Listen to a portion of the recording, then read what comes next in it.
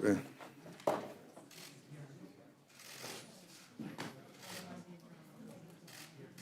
just waiting for our other witness here. All right. Okay. Yep. I haven't, no. I guess I hope. I don't know. I think it's happening on Friday. Okay. I know. Okay. Ready? Ready? Don, ready? We ready, Don? The Rules Committee will come to order. The Rules Committee will come to order. It's unfortunate that we have to be here today, but the actions of the President of the United States make that necessary. President Trump withheld congressionally approved aid to Ukraine, a partner under siege, not to fight corruption, but to extract a personal political favor. President Trump refused to meet with Ukraine's president in the White House until he completed this scheme. All the while, leaders in Russia, the very nation holding a large part of Ukraine hostage, the very nation that interfered with our elections in 2016, had yet another meeting in the Oval Office just last week. These are not my opinions. These are uncontested facts. We've listened to the hearings. We've read the transcripts. And it's clear that this president acted in a way that not only violates the public trust, he jeopardized our national security, and he undermined our democracy. He acted in a way that rises to the level of impeachment. That is why we are considering H.Res 755 today, a resolution impeaching Donald John Trump, President of the United States, for high crimes and misdemeanors. Congress has no other choice but to act with urgency. You know, when I think back to the founders of this nation, they were particularly concerned about foreign interference in our elections. They understood that allowing outside forces to decide American campaigns would cause the fundamentals of our democracy to crumble. But the evidence shows that is exactly what President Trump did. Not only allowed, but solicited foreign interference, all to help him win his re-election campaign. What shocks me, quite frankly, about so many of my Republican friends is their inability to acknowledge that President Trump acted improperly. It seems the only Republican members willing to admit the president did something wrong have either already retired or announced plans they intend to retire at the end of this Congress. I get it. It's hard to criticize the president of your own party. But that shouldn't, that shouldn't matter here. I admired President Clinton when he was president of the United States, and I still do today. But when this House impeached him, which I didn't agree with, I went to the House floor and I said I thought what President Clinton did was wrong. Because moments like this call for more than just reflexive partisanship. They require honesty, and they require courage. Are any Republicans today willing to muster the strength to say that what this president did was wrong? Now let me say again what happened here. The president withheld congressionally approved military aid to a country under siege to abstract a personal political favor. He did not do this as a matter of U.S. policy. He did this for his own benefit. That is wrong. And if that is not impeachable conduct, I don't know what is. Now, I've heard some on the other side suggest that this process is about overturning an election. That is absurd. This is about President Trump using his office to try and rig the next election. Now think about that. We like to say that every vote matters, that every vote counts. We learned in grade school about all the people who fought and died for that right. It is a sacred thing. You know, I remember as a middle schooler in 1972, leaving leaflets at the homes of potential voters, urging them to support George McGovern for president. No relation, by the way. I thought he had a great last name. And he was dedicated to ending the war in Vietnam and feeding the hungry and helping the poor. I remember, even to this day, what an honor it was to ask people to support him, even though I was too young to vote myself. And what a privilege it was later in life to ask voters for their support in my own campaigns. Now, I've been part of winning campaigns, and I've been part of losing ones too. People I thought would be great presidents, like Senator McGovern, were never given that chance. Make no mistake, I was disappointed, but I accepted it. I would take losing an election any day of the week when the American people render that verdict. But I will never, and I mean I will never be okay if other nations decide our leaders for us. And the President of the United States is rolling out the welcome mat for that kind of foreign interference. To not act would set a dangerous precedent, not just for this president, but for every future president. The evidence is as clear as it is overwhelming. And this administration hasn't handed over a single subpoenaed document to refute it, not one. Now it's up to us to decide whether the United States is still a nation where no one is above the law, or whether America is allowed to become a land run by those who act more like kings or queens, as if the law doesn't apply to them. You know, it's no secret that President Trump has a penchant for cozying up to notorious dictators. He's complimented Vladimir Putin, congratulated Rodrigo Duterte, lauded President Erdogan, fell in love with Kim Jong-un. I can go on and on and on. And maybe the president is jealous that they can do whatever they want. These dictators are the antithesis of what America stands for. And every day we let President Trump act like the law doesn't apply to him, we move a little closer to them. You know, Benjamin Franklin left the Constitutional Convention and said, the founders have created a republic if you can keep it. There are no guarantees. Our system of government will persist only if we fight for it. And the simple question for us is this: are we willing to fight for this democracy? I expect we'll have a lot of debate here today. I hope everyone searches their conscience. To my Republican friends, imagine any Democratic president sitting in the Oval Office, President Obama, President Clinton, any of them. Would your answer here still be the same? No one should be allowed to use the powers of the presidency to undermine our elections or cheat in a campaign, no matter who it is and no matter what their party. We all took an oath not to defend a political party, but to uphold the Constitution of the United States. History is testing us. We can't control what the Senate will do, but each of us can decide whether we pass that test, whether we defend our democracy, and whether we uphold our oath. Today, we'll put a process in place to consider these articles on the House floor. And when I cast my vote in favor, my conscience will be clear. Before I turn to our ranking member, I want to first recognize his leadership on this committee. We take up a lot of contentious matters up here in the Rules Committee, and often we are on different sides of many issues. But he leads with integrity and he cares deeply about this House. There will be passionate disagreement here today, but I have no doubt we will continue working together in the future and side by side on this committee to better this institution. And let me also state for the record that Chairman Nadler is unable to be here today because of a family medical emergency. And we are all keeping him and his family in our thoughts and prayers.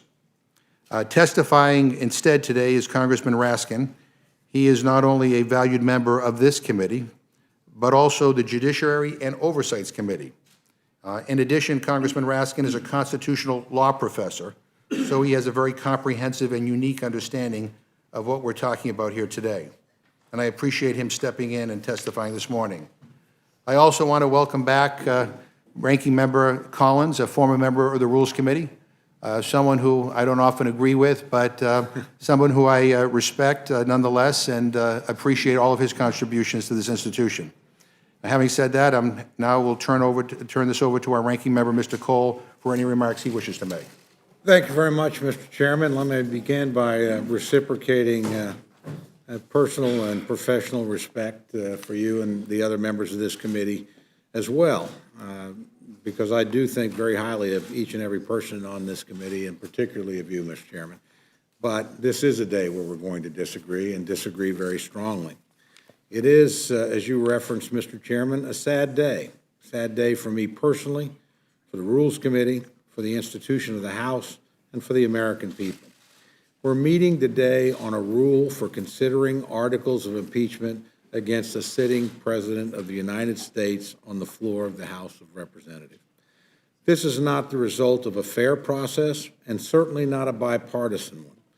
Sadly, the Democrats' impeachment inquiry has been flawed and partisan from day one. So I guess it should come as no surprise that Democrats' preordained outcome is also flawed and partisan. 7 weeks ago, when this committee met to consider a resolution to guide the process for the Democrats' unprecedented impeachment inquiry, I warned that they were treading on shaky ground with their unfair and closed process.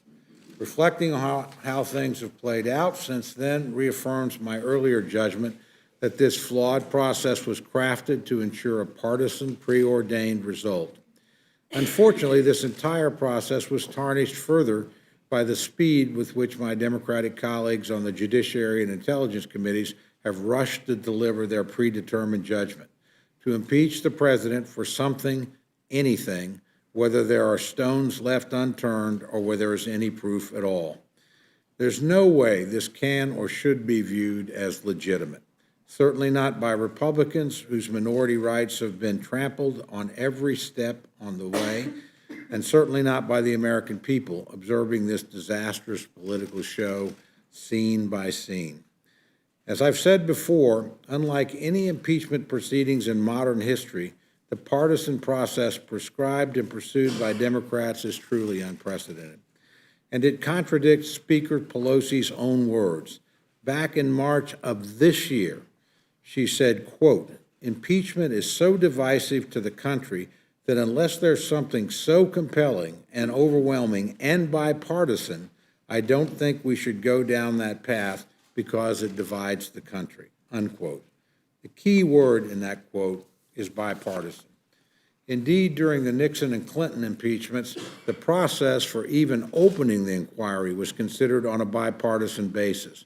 Back then, both sides treated the process with the seriousness it deserved, negotiating and finding agreement across the aisle to ensure fairness and due process for all involved in the inquiries. But that's not the case today. Instead, Democrats have pushed forward using a partisan process that limited the president's right to due process, prevented the minority from exercising their rights, and charged ahead toward a vote to impeach the president, whether the evidence is there or not. I suppose I shouldn't be surprised by any of this. Democrats in the House have been pushing to impeach President Trump since before he was even sworn in.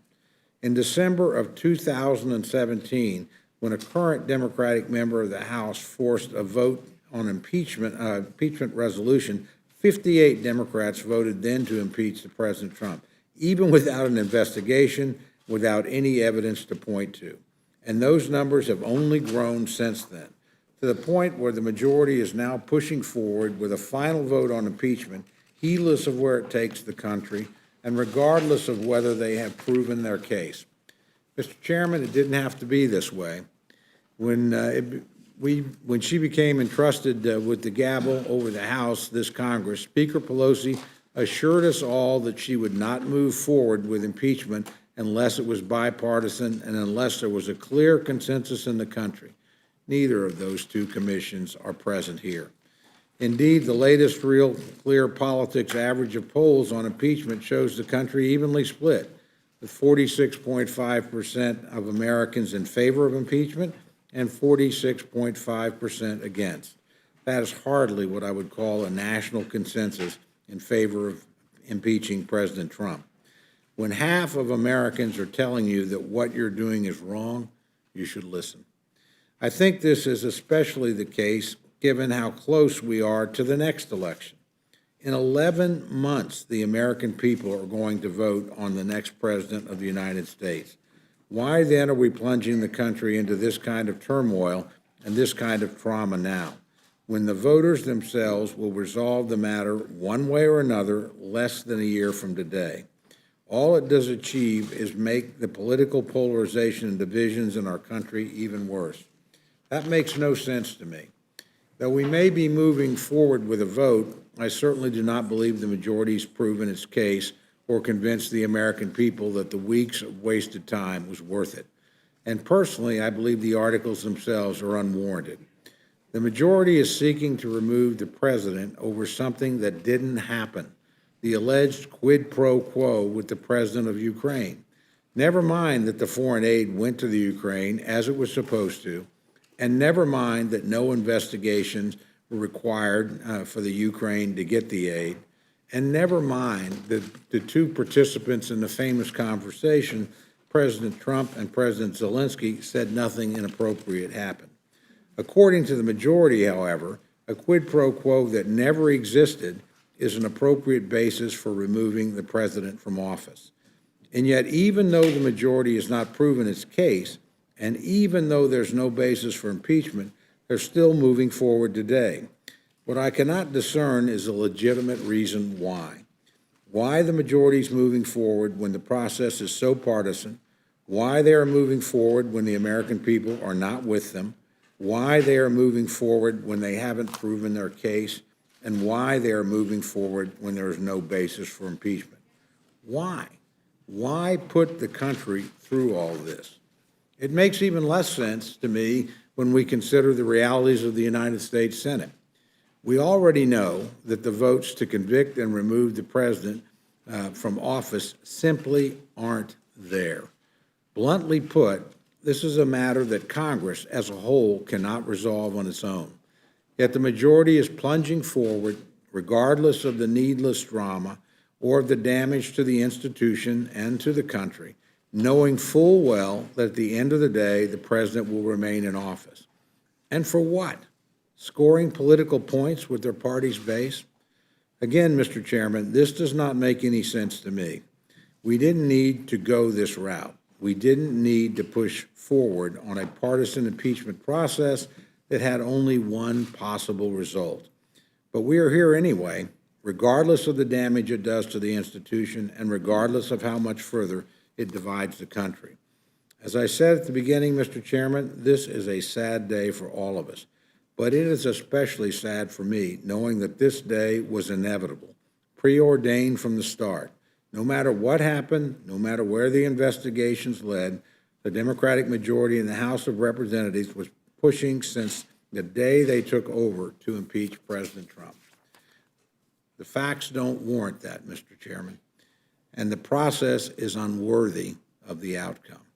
The president should not be impeached, and I urge all members, both here in the Rules Committee and tomorrow on the House floor, to vote no. Thank you, Mr. Chairman. Thank you very much. And I appreciate your comments. Obviously, we have strong disagreements. And just one technical point I'd like to make. None of us in this House have had an opportunity to vote on impeachment. The resolution that the gentleman refers to was some of us opposed tabling it because we thought it should go to committee where it could be appropriately evaluated. And that's what this process has achieved. The relevant committees have done their work, investigated the claims of wrongdoings by the president, and now the Judiciary Committee has recommended articles of impeachment. So the first time anybody in this House will get an opportunity to vote on impeachment will be tomorrow. Having said that, I want to welcome both of our witnesses. And Mr. Raskin, we will begin with you.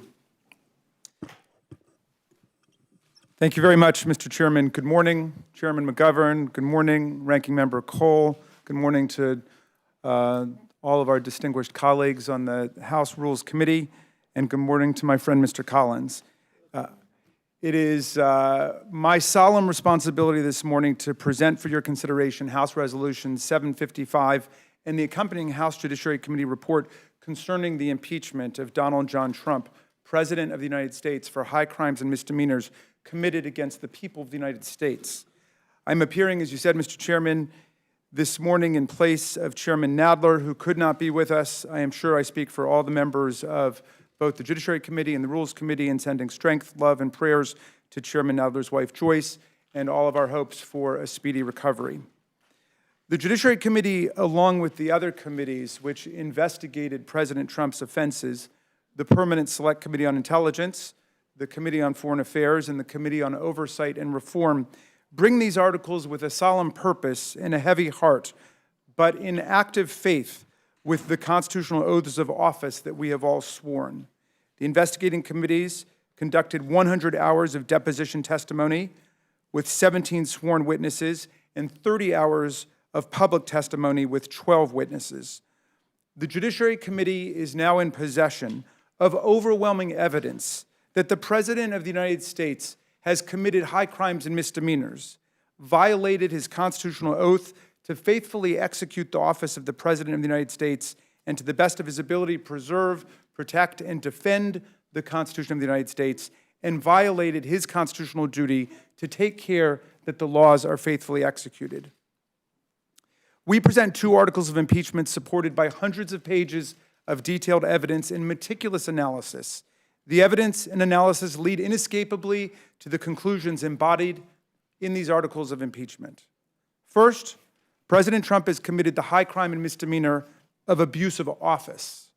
He abused the awesome powers of the presidency by using his office to corruptly demand that a foreign government interfere in our American presidential election in order to promote his own political campaign in 2020.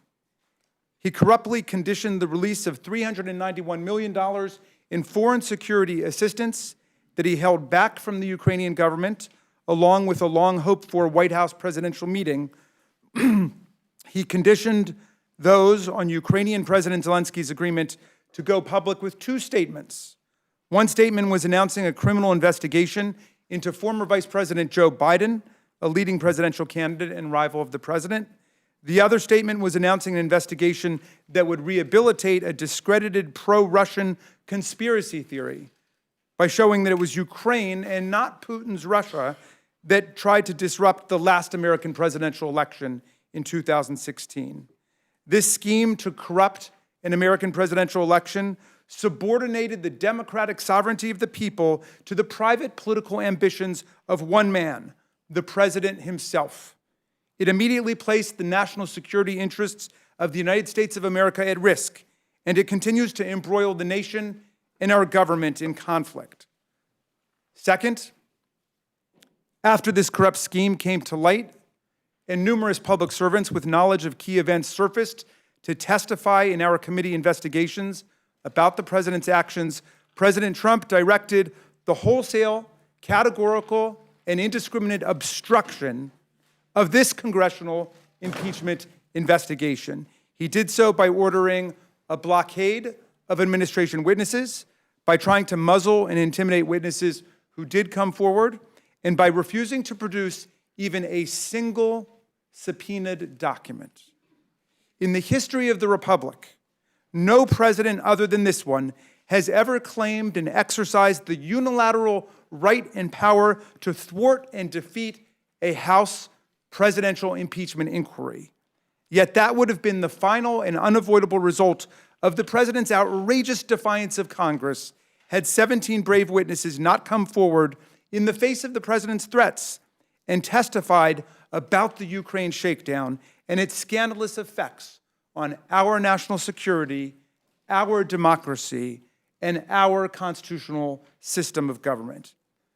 But make no mistake, while this investigation was saved by the courage and old-fashioned patriotism of witnesses like Ambassador William Taylor, Ambassador Maria Yovanovitch, Lieutenant Colonel Alexander Vindman, and Dr. Fiona Hill, the president's aggressive and unprecedented resistance to congressional subpoenas for witnesses and documents is blatantly and dangerously unconstitutional. If accepted and normalized now, it will undermine, perhaps for all time, the congressional impeachment power itself, which is the people's last instrument of constitutional self-defense against a sitting president who behaves like a king and tramples the rule of law. By obstructing an impeachment inquiry with impunity, the president will have the power to actively destroy the people's final check on his own corrupt misconduct and abuse of power. The framers insisted that we have impeachment in the Constitution precisely to protect ourselves from a president becoming a tyrant and a despot. And we cannot and we will not allow the impeachment power itself to be destroyed.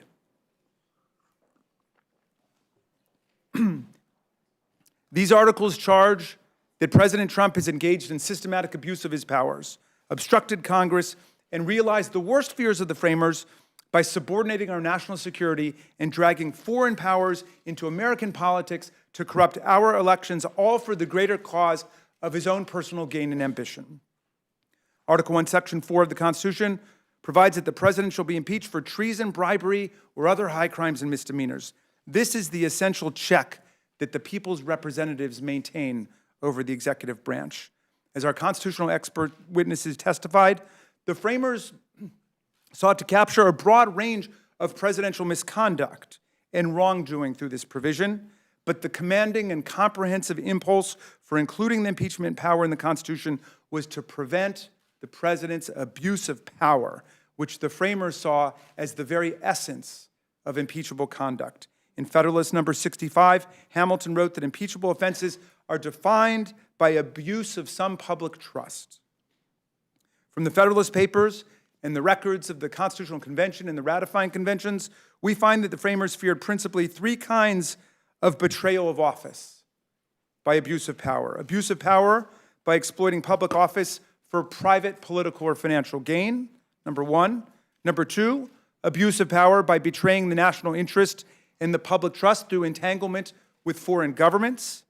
And number three, abuse of power by corrupting democratic elections and denying the people proper agency through self-government. According to the framers, any one of these violations of the public trust would be enough to justify presidential impeachment for abuse of power. However, President Trump's conduct has realized all three of the framers' worst fears of presidential abuse of power.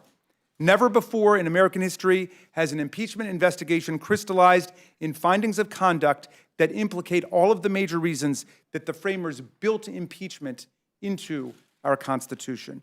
Mr. Chairman, the conduct we set before you today is not some kind of surprising aberration or deviation in the president's behavior for which he is remorseful. On the contrary, the president is completely unrepentant and defiantly declares his behavior here perfect, indeed absolutely perfect. He says that Article 2 of the Constitution gives him the power to do whatever he wants, conveniently forgetting Article 2, Section 4, which gives us the power to check his misconduct with the instrument of impeachment. We believe this conduct is impeachable and should never take place again under our constitutional system. He believes his conduct is perfect, and we know, therefore, that it will take place again and again. Indeed, our report points out that this pattern of showing spectacular disrespect for the rule of law by inviting and welcoming foreign powers into our elections was in plain view in the 2016 presidential election. America remembers when then-candidate Donald Trump uttered the imperishably infamous words, "Russia, if you're listening, I hope you're able to find the 30,000 emails that are missing." And just 5 hours later, Russian agents moved to hack his political opponents' computers as part of their continuing effort to upend the 2016 presidential campaign. As identified by the Justice Department, the Trump campaign had more than 100 contacts with Russian operatives over the course of that campaign, and none of them were reported by the Trump campaign to law enforcement or national security agencies. Moreover, during the special counsel investigation into the sweeping and systematic Russian campaign to subvert our election, President Trump engaged in another systematic campaign of obstruction of the investigative process to obscure his own involvement. Mr. Chairman, we present you not just with high crimes and misdemeanors, but a constitutional crime in progress up to this very minute. Mayor Giuliani, the president's private lawyer, fresh from his overseas travel, looking to rehabilitate once again the discredited conspiracy theories at the heart of the president's defense, admitted that he participated directly in the smear campaign to oust Ambassador Yovanovitch from her job. According to the New Yorker magazine, Giuliani said, "I believed that I needed Yovanovitch out of the way. She was going to make the investigations difficult for everybody." And here, of course, Mr. Giuliani refers to the president's sought-after investigations into Joe Biden and the remnants of the discredited conspiracy theory pushed by Russia as propaganda that it was Ukraine and not Russia that interfered in the 2016 American presidential election. Given that an unrepentant president considers his behavior perfect, given that he thinks the Constitution empowers him to do whatever he wants, given that he and his team are still awaiting President Zelensky's statement about investigating Joe Biden, given that he has already invited China to perform an investigation of its own. We can only ask what the 2020 election will be like, or indeed, what any future election in America will be like if we just let this misconduct go and authorize and license presidents to coerce, cajole, pressure, and entice foreign powers to enter our election campaigns on behalf of the president. Who will be invited in next? The president's continuing course of conduct constitutes a clear and present danger to democracy in America. We cannot allow this misconduct to pass. It would be a sellout of our Constitution, our foreign policy, our national security, and our democracy. Thank you, Mr. Chairman. I yield back. Thank you very much. Mr. Collins, welcome back to the Rules Committee. Thank you, Mr. Chairman. It's good to see you. And Mr. Cole as well, and members who I've spent many hours in this room with. You know, the chairman made a statement about my friend here, Mr. Raskin, and he is a fine attorney, and it's been amazing to me throughout this year how the Judiciary Committee has sidelined fine attorneys like himself into not asking questions and to not being a part of the process. It's been really interesting to watch because he's actually a good one. And as you said, he's a good constitutional attorney. I'm not a constitutional attorney. I'm a pastor and an attorney from North Georgia. But I believe that you take another look at this and you can apply constitutional lenses. We all sat through those classes, but it's a common sense lens. It's a common sense lens. Mr. Cole made a comment when he, in his opening statements, he says, you said, Mr. Cole, it said it doesn't make sense. Yeah, it does. It makes perfect sense. Look at the pattern. You know, the only thing that is a clear and present danger right now in this room is the pattern of attack and abuse of rules and decisions to get at this president that started over 3 years ago, really the night he was elected. And I said the other day in the committee hearing, I talked about, you know, having the means and the motive and the opportunity. The opportunity for this day occurred last November when we lost the majority. It occurred. Because they'd already talked about it for years in prior, and so now we just bring it forward, and we've tried a lot of different things to get there. And we'll talk about that, I'm sure, as the time goes on today. And look, we can have plenty of time to talk about the articles and the very vague articles that we did. It's pretty interesting if you read the report from the majority. There's a lot of discussion about crimes, but they couldn't find it in themselves to charge one. Again, common sense. Articles. And when you think about impeachment, you're thinking about impeaching a president in particular for crimes. You're thinking about it, you're sitting it down. It was, and this majority has tried so hard to be like Clinton and Nixon and failed so miserably. But every time we try once again, except the one thing, when it came down to the very end, the one thing they couldn't do is actually find a crime. They talk about it a bunch.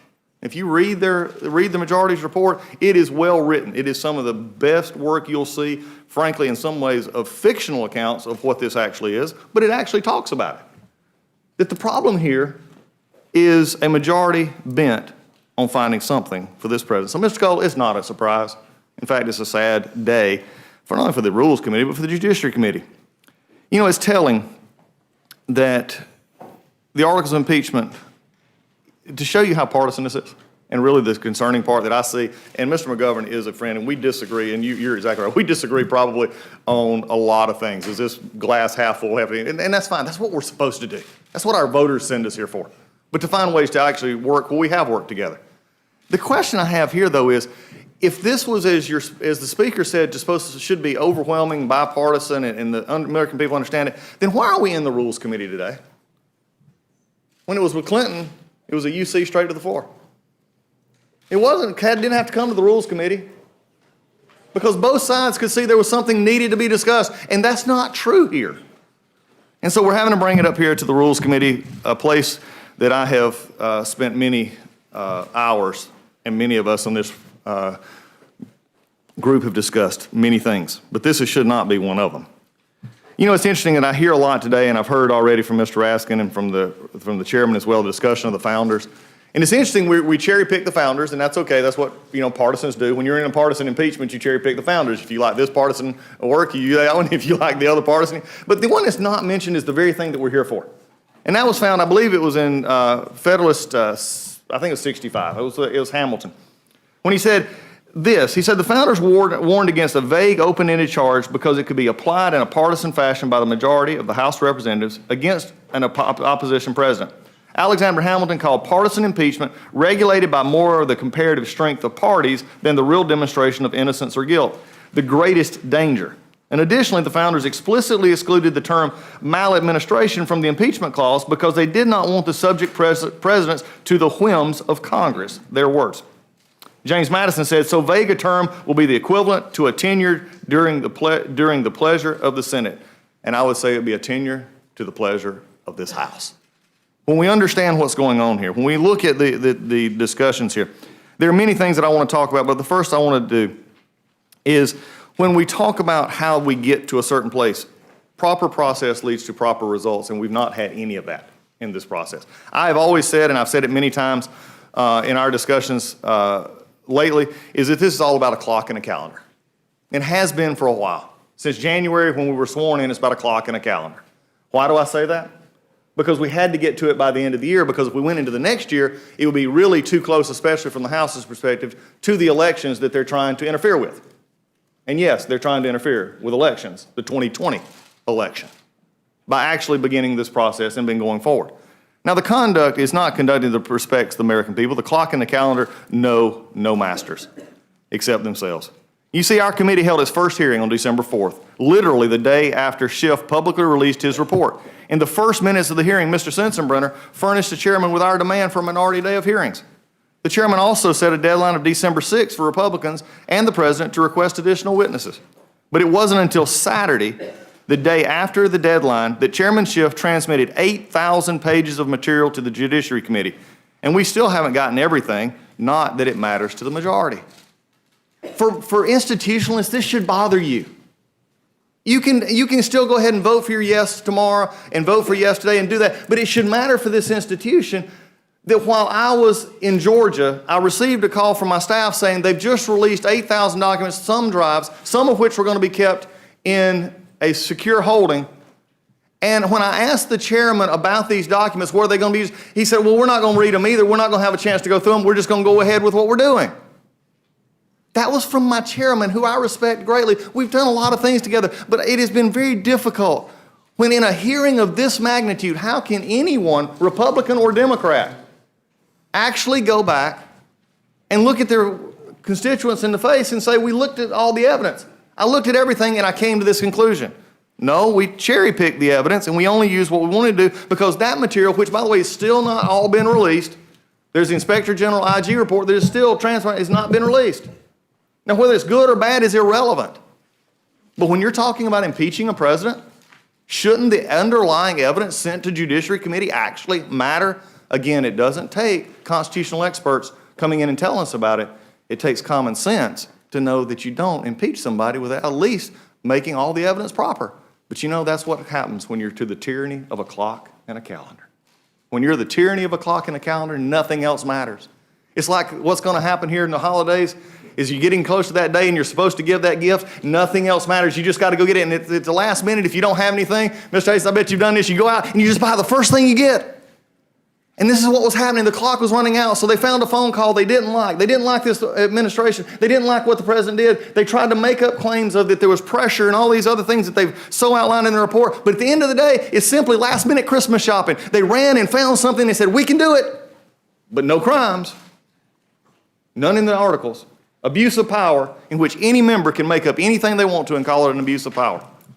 But in the report, they document bribery and extortion and all these other things, which they can't put into the articles. And then the obstruction of justice. Again, it's sort of interesting when I just read Chairman Schiff transferred on a Saturday 8,000 pages of what we were supposed to be working at for the next hearing. We submitted our list of witnesses to Nadler the day before, Mr. Nadler, before the Schiff sent us, we submitted it before Schiff had sent us any more evidence. Last Monday, we had a hearing so Schiff's staff and Nadler's consultants could tell us that the president needs to be impeached.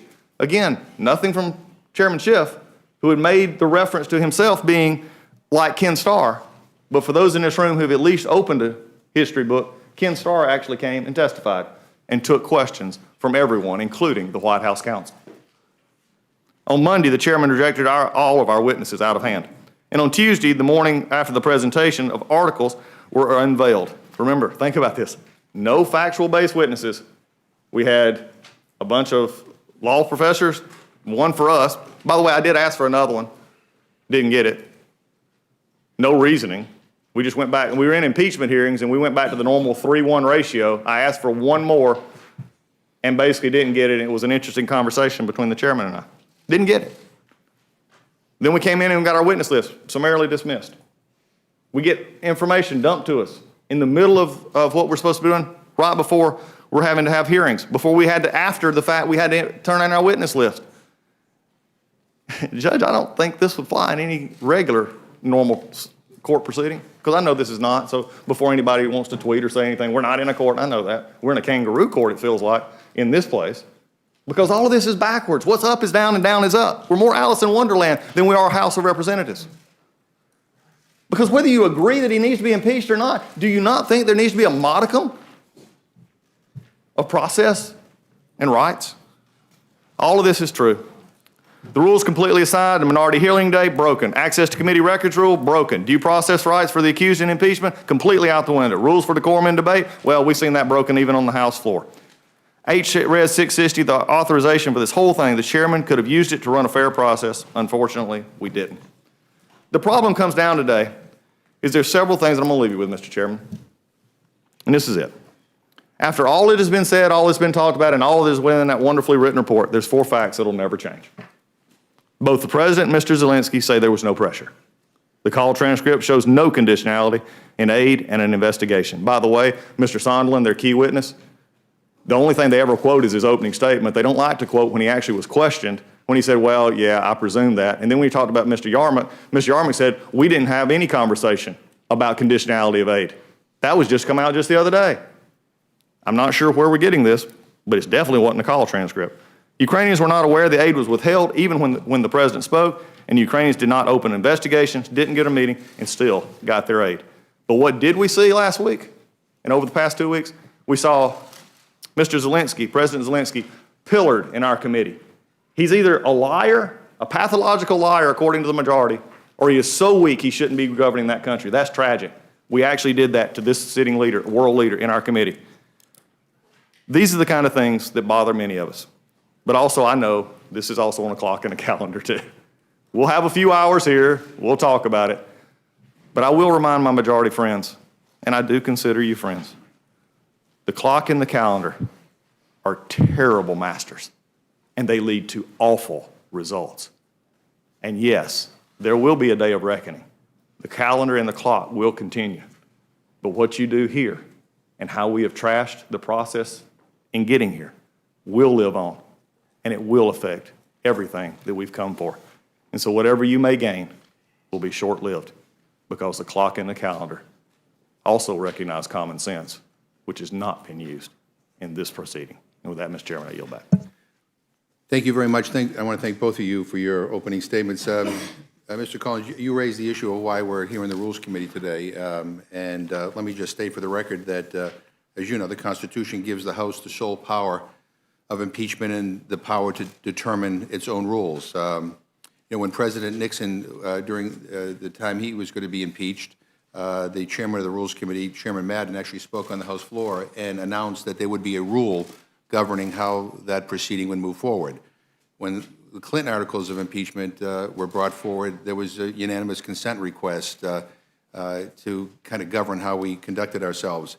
And I'm not sure how likely it would be that we would get a unanimous consent request. I'd like to ask unanimous consent without objection to enter into a record a letter that was sent to the chairman of the Judiciary Committee, signed by, I think, 70 Republican members, including Kevin McCarthy, the Republican leader. And basically, and let me read the key line here, is we will avail ourselves of every parliamentary tool available to us in committee and on the House floor to highlight your inaction. Translated means to try to delay and to make this process as impossible as it can be made. I'm not sure, in light of this letter, that we could get a unanimous consent request with regard to these proceedings to break for a cup of coffee, never mind, determine the rules of engagement. So I point that out.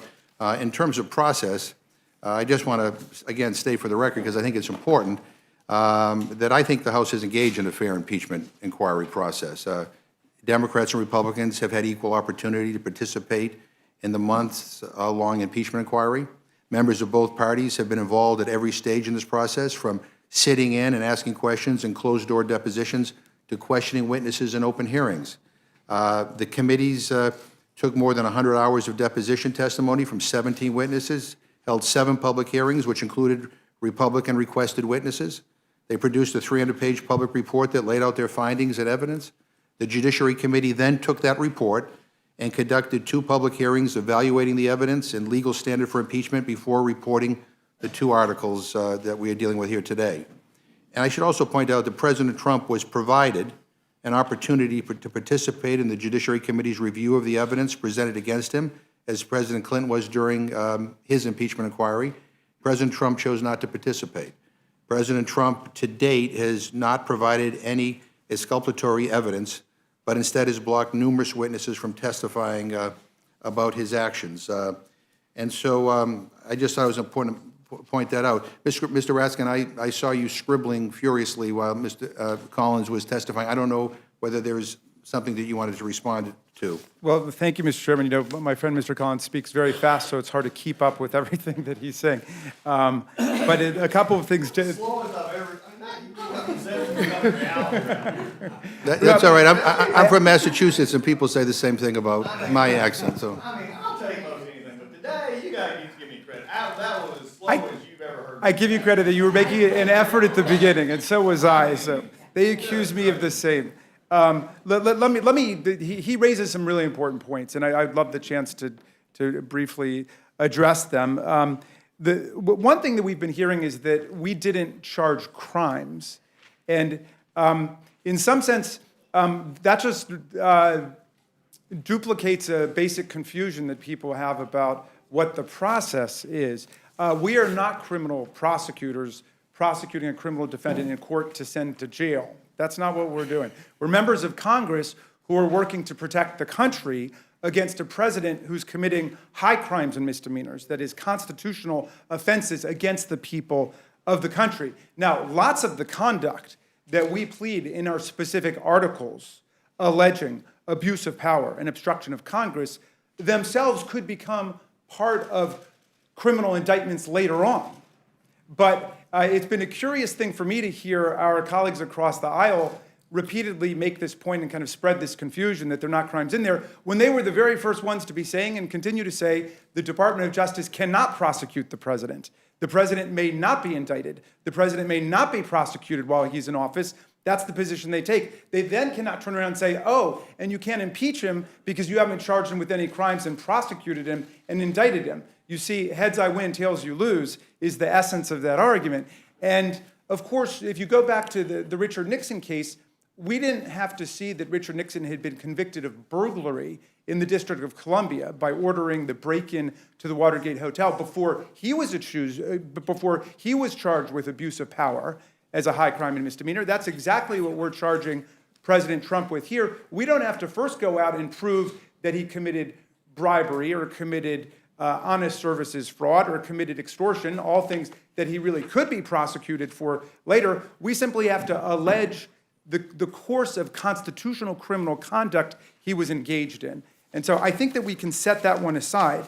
A second thing that my friend said was that there were no fact witnesses, that this was based on the report that was delivered to us by the House Committee on Intelligence. And of course, that's a play on words too. There were 17 fact witnesses who appeared before the House Committee on Intelligence, the House Oversight Committee, and the House Foreign Affairs Committee. The way that we structured this impeachment process, which is completely our prerogative under Article 1, Section 2, Clause 5, as you said, Mr. Chairman, is to have the fact investigation into this affair, which involved foreign governments and ambassadors and so on, in the Intelligence Committee, then to have them bring the facts in a comprehensive report to the House Judiciary Committee, which would then make the decision about the law.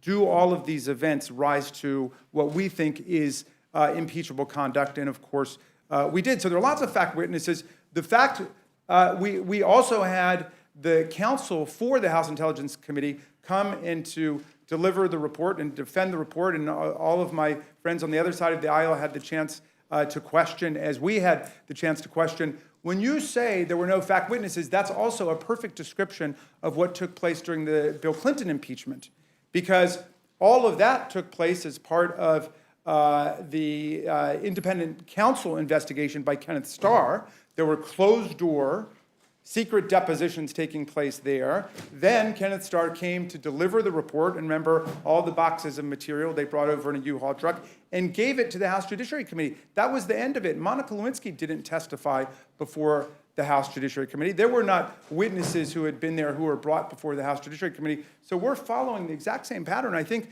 that took place there, except that it was the House of Representatives here which did its own fact investigation through this assortment of committees. Finally, let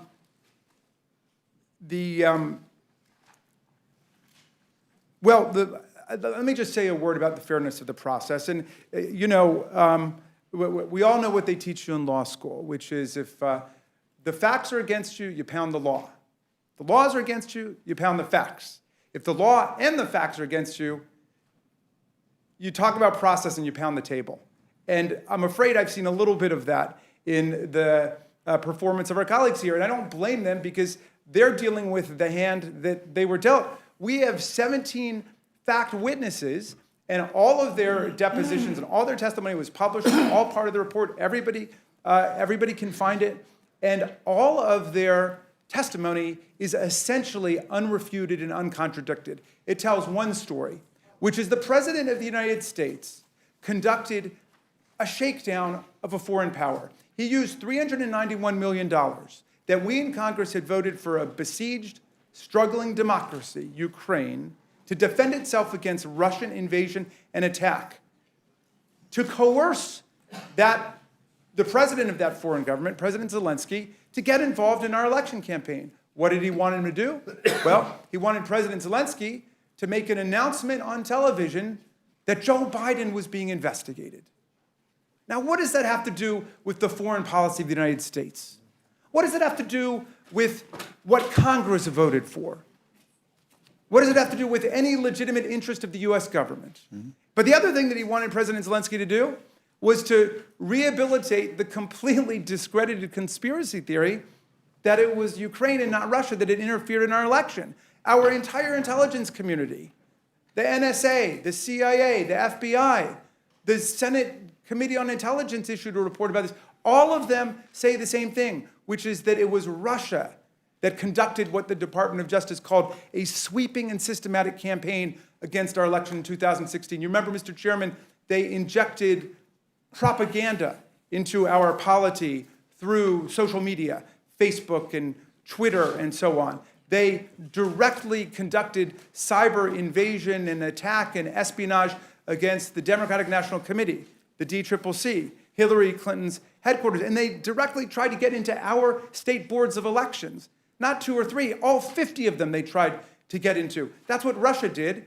And now suddenly we have the President of the United States telling President Zelensky that if he wants the $391 million that we voted for him, and that he's been certified for by the Department of Defense and the Department of State, clearing every anti-corruption screen that had been put in place and called for by Congress. If he wants the money, and if he wants the White House meeting that he desperately wanted to show that America was on Ukraine's side and not Russia's side, if he wanted to get that stuff, he had to come and get involved in our presidential campaign, and he had to rehabilitate this discredited story about 2016. Yield back. Well, thank you. I think I've been listening to some of the commentary on the news from some of the pundits, and sometimes I think people need a lesson in constitutional law. That's why it's great that you're here. Let me ask you a basic question, because I think sometimes people don't understand this. Why is impeachment in the Constitution? Oh, that's a great question. And Mr. Collins invoked indirectly my favorite American revolutionary, Tom Paine, who, of course, wrote Common Sense and The Age of Reason. And he said you can't have one without the other. In other words, you need the common sense of the people, and you need people to be conducting things according to reason, rationality, facts, empiricism, science. But Why did Paine come all the way over here to participate in the American Revolution, which was not foreordained to win in any way? Because America was the first nation in history born out of a revolutionary struggle against monarchy, against the idea that you could have hereditary rule.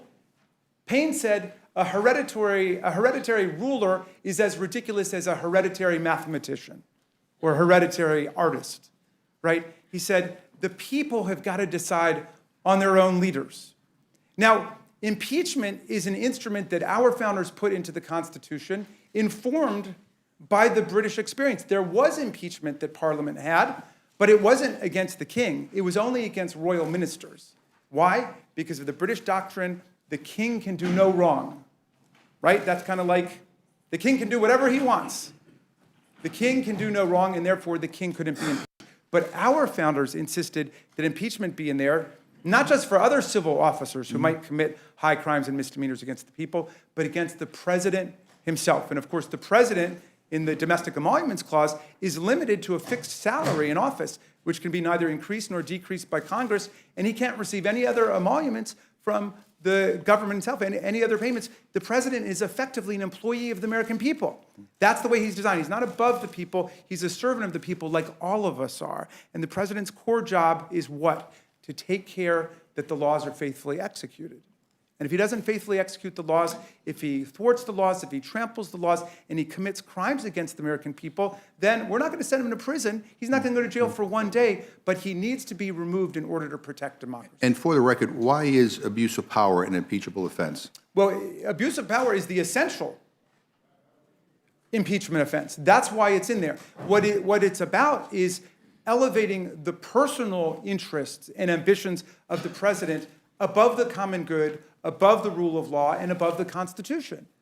And so the founders didn't want a president who was going to behave like a king. We'd seen enough of that. We wanted a president who was going to implement the laws, go out and implement the Affordable Care Act and implement the environmental laws. So that's your job. That's what you're supposed to be doing. And so we've seen evidence that the president decided to withhold from Ukraine important official acts, the White House visit, military aid, in order to pressure Ukraine to announce investigations of Vice President Biden and the 2016 elections.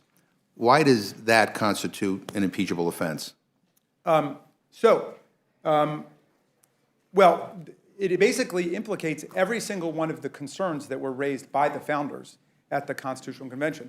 One, it places the personal political agenda and ambitions of the president over enforcing the laws and enforcing the rule of law. Two, it drags foreign powers into our election. That was something that the framers were terrified about. There was a great exchange between Adams and Jefferson about just this issue, that there would be constant foreign intrigue and influence, attempts to come and influence, because we would be an open democracy, and so people would try to exploit our openness by getting involved in our elections with their foreign government concerns, which is why the president had to have complete undivided loyalty to the American people and to the American Constitution and not get involved with foreign governments, not drag foreign governments into our affairs. So basically, you have everything the framers were concerned about tied up into one bundle here, which is involving foreign governments in our elections, placing the president's interests over everything else, and then essentially threatening the rule of the people in democracy. And where do you draw the line between a legitimate use of presidential power and an abuse of power? I mean, and why is it significant that President Trump acted for his personal political advantage and not for the furtherance of any valid national policy objective? Well, that's a great question, because our colleagues have shrewdly zeroed in on the fact that some of the witnesses, including Ambassador Sondland, said, well, of course there was a quid pro quo. The president was not going to release the aid. He was not going to have the meeting until he got what he wanted in terms of political interference. And then even the president's White House chief of staff said, yes, of course there was a quid pro quo. I'm not quoting directly, so I don't have the exact words, but he was saying, yes, this is the way we proceed. Get used to it, okay? And our colleagues have said, well, there's always quid pro quos tied up in foreign policy. In other words, it's legit to say to a foreign government, we will give you this aid if you comply that the aid is all being used in the proper way. We will give you this assistance if you attend these conferences and meetings with us to make sure that the assistance is being used properly and so on. There's nothing wrong with that. But look at what happened here. This was an arrangement where the president conditioned all of this foreign assistance that we had sent, $200 million to the Department of Defense, $191 million to the Department of State to help Ukraine defend itself against Russia. And the president said, but what he was holding out for was the interference of the Ukrainian president in our election to harm his political opponent. And I think everyone can recognize that is not the normal kind of push and pull and arrangements that nations make for each other. Why? Because the president privileged his own political interests, and that's why it was all done secretly. Luckily, there were witnesses who were willing to come forward and to explain what happened. And Mr. Collins, I'll ask you and Mr. Raskin the same question. I mean, was the president's call with President Zelensky perfect, as the president has said, and was it appropriate for him to ask another country to investigate an American citizen? There was nothing, I've said this before, there's nothing wrong with the call. And then when you look at it, and again, frankly, the problem we're having right now is exactly the last 15 minutes of this. Great oratory on a lot of things that mean nothing to this actual impeachment.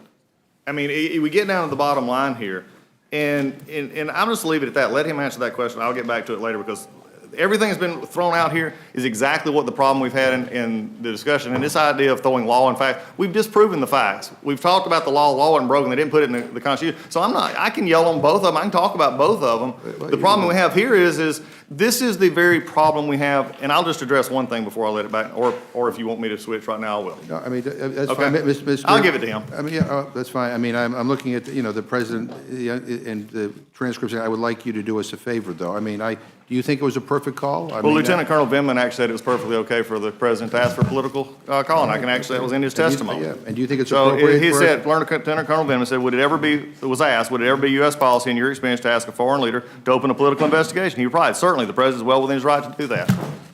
I mean, do you think it's right for the president to ask a foreign government to investigate a U.S. citizen like that? No, I think it's absolutely wrong. And one of the interesting things about the hearings, of course, was that every single member of Congress who has at least endorsed the impeachment inquiry has said that it's completely wrong for the U.S. president to use any of the means at his disposal to drag foreign governments into our election. And we were unable to get our colleagues on the Judiciary Committee to weigh in on that, saying, let's assume that let's stipulate you think that the president did nothing wrong here. Do you think it's wrong for the president of the United States to get foreign powers involved in an election? And we couldn't get an answer. I reissued the invitation to Mr. Collins because I believe that in his heart he thinks that's wrong. And I certainly would not want that to become the pattern for all future presidencies. I think the interesting thing here, Mr. Chairman, if I could, I don't want this to become the pattern for future impeachments. I think this is the problem I have. And the understanding here is, I guess it's okay, though, to get involved in a 2016 election when you pay a third party to go pay for a dossier. I mean, these are the kind of things that we can talk about, but the interesting issue that is just discussed here is exactly where we are right now in a question and a comment, because what Mr. Raskin just brought up is an interesting point. So is it okay if you're running for president that you can't be investigated, even if you did something overseas? So if you were running for president and you did something overseas, it would be off limits, according to Mr. Raskin's argument, for the United States government to investigate that. That's the argument he just set up. And I think you need to be very careful with that argument. I appreciate, I guess, again, I mentioned this in my opening statement, the frustrating thing is that it's hard, I mean, it would seem so obvious to so many of us about inappropriate behavior, we can't even get, I mean, I look at, our former colleague Charlie Dent, says he's spoken with Republicans who are absolutely disgusted and exhausted by the president's behavior. Another former Republican colleague of ours, David Jolly, said we've witnessed, quote, an impeachable moment. Former Republican Congressman Reed Ribble of Wisconsin said clearly there was some type of quid pro quo. When asked if he believes the testimony presented warrants impeachment, he said, I do. Former South Carolina Republican Bob Inglis, who served on the Judiciary Committee during the Clinton impeachment, said last month in a tweet, without a doubt, if Barack Obama had done the things revealed in the testimony in the current inquiry, we Republicans would have impeached him. Joe Scarborough, a former Republican congressman from Florida, said every Republican knows that Donald Trump was asking for dirt on Joe Biden in exchange for releasing military funds. I mean, I get, well, let's go on to, I don't know, do you want to respond, Mr. Raskin? Sure, I'd be delighted to. But one thing, I've just passed a note saying I may have gotten the numbers wrong. The Department of Defense had a $250 million appropriation for the purposes of aiding Ukraine, and the state had 141 million. I may have misspoken and said 200 million. But you know, as to that point, I feel for my friends because I think they're put into a situation, put into a box, so to speak, which was what President Trump was quoted as saying about what he wanted to do with President Zelensky. He wanted him in a box about these statements. But I think they're put into something of a corner here because the president has declared his conduct perfect, absolutely perfect, and he can do whatever he wants. And so they are unable to say, to make the case that I would make is if I were trying to defend the president, I would say, okay, that was totally wrong and off limits, but it's not impeachable for X, Y, and Z reasons. But they're not allowing anybody that space to say it. They must go with the president's assertion that this was categorically correct. There was nothing wrong with it. It was perfectly right. And, you know, he quoted legal scholars. He didn't name them, but he invoked legal scholars who told him that the call was perfect as well. And I kind of want to move my questioning along here a little bit. So let me ask you on the issue of obstruction of Congress. Why is obstruction of Congress an impeachable offense? Well, look, and this is something, Mr. Collins made a really important point, which is that we've got to think about this in institutional terms, okay? And he rightly calls us to redouble our commitment to fairness in the process. I've seen lots of fairness in this process. I've seen in the closed-door depositions, I saw the Democratic counsel get an hour. I saw the Republican counsel get an hour. I saw the Democratic members get to question. I saw the Republican members get to question. I have seen this committee bend over backwards to get all of the depositions out as quickly as possible, while the President of the United States is stopping at least 7 witnesses from coming forward. It may be more than that, but he has blockaded witnesses. The President, who says the process is unfair, is the one who's stopping everybody from coming to testify and is essentially trying to blockade the whole investigation. Look, why is this essential, Mr. Chairman? It's essential because for institutional reasons. It's essential for institutional reasons because in the future, it might be a majority Democratic Congress, it might be a majority Republican Congress, but in any event, it's Congress. And one of our jobs is, as members of Congress, is to make sure that the president does not violate the laws. We're supposed to stand sentinel to make sure that the president will only enforce the laws, take care that the laws are faithfully executed. Well, what happens if you get a president who totally trashes the law? Okay? Some of us think we may be there now. I know some of our colleagues don't believe that, but certainly they can imagine a situation where a president advertises spectacular disrespect and contempt for the law and trashes the law. What is our ultimate check against that? It's going to be impeachment. That's why it's in the Constitution. But now we have a president who, for the first time in American history, says, I am going to try to block the ability of Congress to impeach me by not turning over one single document, by trying to hold back people from testifying, like Secretary Pompeo, like Chief of Staff Mick Mulvaney, like multiple other members of the administration. I don't want them to come forward to testify. And so we're going to have to use our common sense to derive conclusions about what that means. What does our common sense tell us when you have all these other people who are coming forward and testifying about the misconduct of the president, and then the president trying to block everybody else from coming forward to testify in his administration? And let me just point out for the record, we've requested several documents and testimony from members of this administration. And what has the president and his administration done in response? Nothing. I think it's important for people to understand, just for the record, requests for documents from the State Department, ignored. Requests for documents from the Department of Defense, ignored.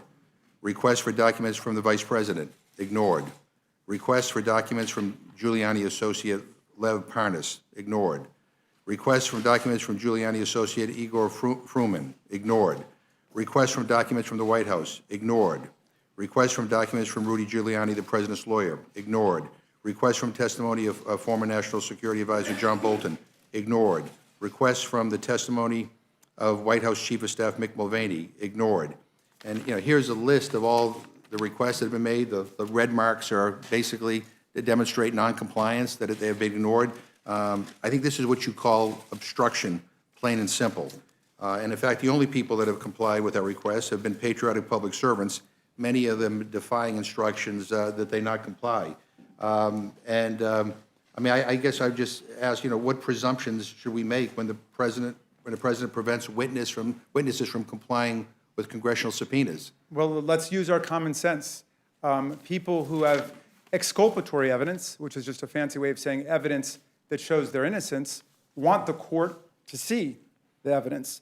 People who have evidence that demonstrates their innocence would bring that to Congress. People who have evidence which they think may be inculpatory, people who have evidence which may lead people to believe in their guilt, will try to keep it away. But you just make a really profoundly important point, Mr. Chairman, which link Articles 1 and Article 2 of the impeachment articles. Do we want to set a precedent that U.S. citizens can become president of the United States by inviting foreign powers to get involved in our election? Then once they're in, if Congress decides that their conduct is impeachable and involves high crimes and misdemeanors, they can then pull a curtain down over the executive branch and not allow any investigation, not allow subpoenas to be honored, and so on. That is a very dangerous prospect that would have terrified and horrified and shocked the framers of our Constitution. Thank you. And you want to? You have these? Okay. I'm about to yield to my ranking member, who I'm sure has lots and lots of questions. But I do want to take a moment. I think it's important that we remember this. I want to remind everybody why we're here today. The president abused the power of his office for his own personal gain and obstructed a congressional investigation to look into that conduct. How did he do that? He withheld aid for a country that was under siege by Russia to leverage help for his political campaign. President Trump's abuse of power has endangered our free elections and national security and remains an ongoing threat to them both. He showed us a pattern of inviting foreign interference in our elections and trying to cover it up twice, and he's threatened to do it again. With the 2020 elections fast approaching, we must act with a sense of urgency to protect our democracy and defend our Constitution. On our first day as members of Congress, we took an oath to support and defend the Constitution of the United States against all enemies, foreign and domestic. I did not swear allegiance to a political party. I swore allegiance to the Constitution, and I hope all my colleagues will do the same. With that, I would yield to the ranking member, Mr. Cole, for any questions he may have. Thank you very much, Mr. Chairman, and you're right, I do have a lot of questions, and I appreciate your forbearance because it's a... I'm very liberal. Yes, you are, and in this sense, in the finest sense of the word. So I express my appreciation for that ahead of time, as we've discussed. And to my friend, Mr. Raskin, a number of my questions have been crafted or were originally crafted for Chairman Nadler. You may or may not be able to answer those directly. We certainly understand why he's not here, and we, as the chairman said, we sympathize with him in the difficult time, but we think they're still important for the record. I appreciate that. I just wanted to sort of highlight that for you. Mr. Chairman, I asked unanimous consent to enter into the record a document entitled, quote, "How We Resist Trump," unquote, authored by Congressman Jerry Nadler and posted on www.jerrynadler.com on November 16th of 2016. Without objection. Thank you, Mr. Chairman. In this document, Chairman Nadler wrote, quote, "We cannot wait 4 years to vote Mr. Trump out of office, so we must do everything we can to stop Trump and his extreme agenda now," unquote. Mr. Raskin, on August 8th, Chairman Nadler stated with respect to the Judiciary Committee's hearing regarding the Mueller report that, quote, "This is a formal impeachment proceedings," but the House, unquote, but the House did not actually authorize impeachment proceedings until the adoption of H.Res. 660 on October 31st. So I believe it's important to clarify for the record when formal impeachment proceedings actually started. Is Chairman Nadler correct when he said they started on August 8th, or did they begin when the House authorized them on October 31st?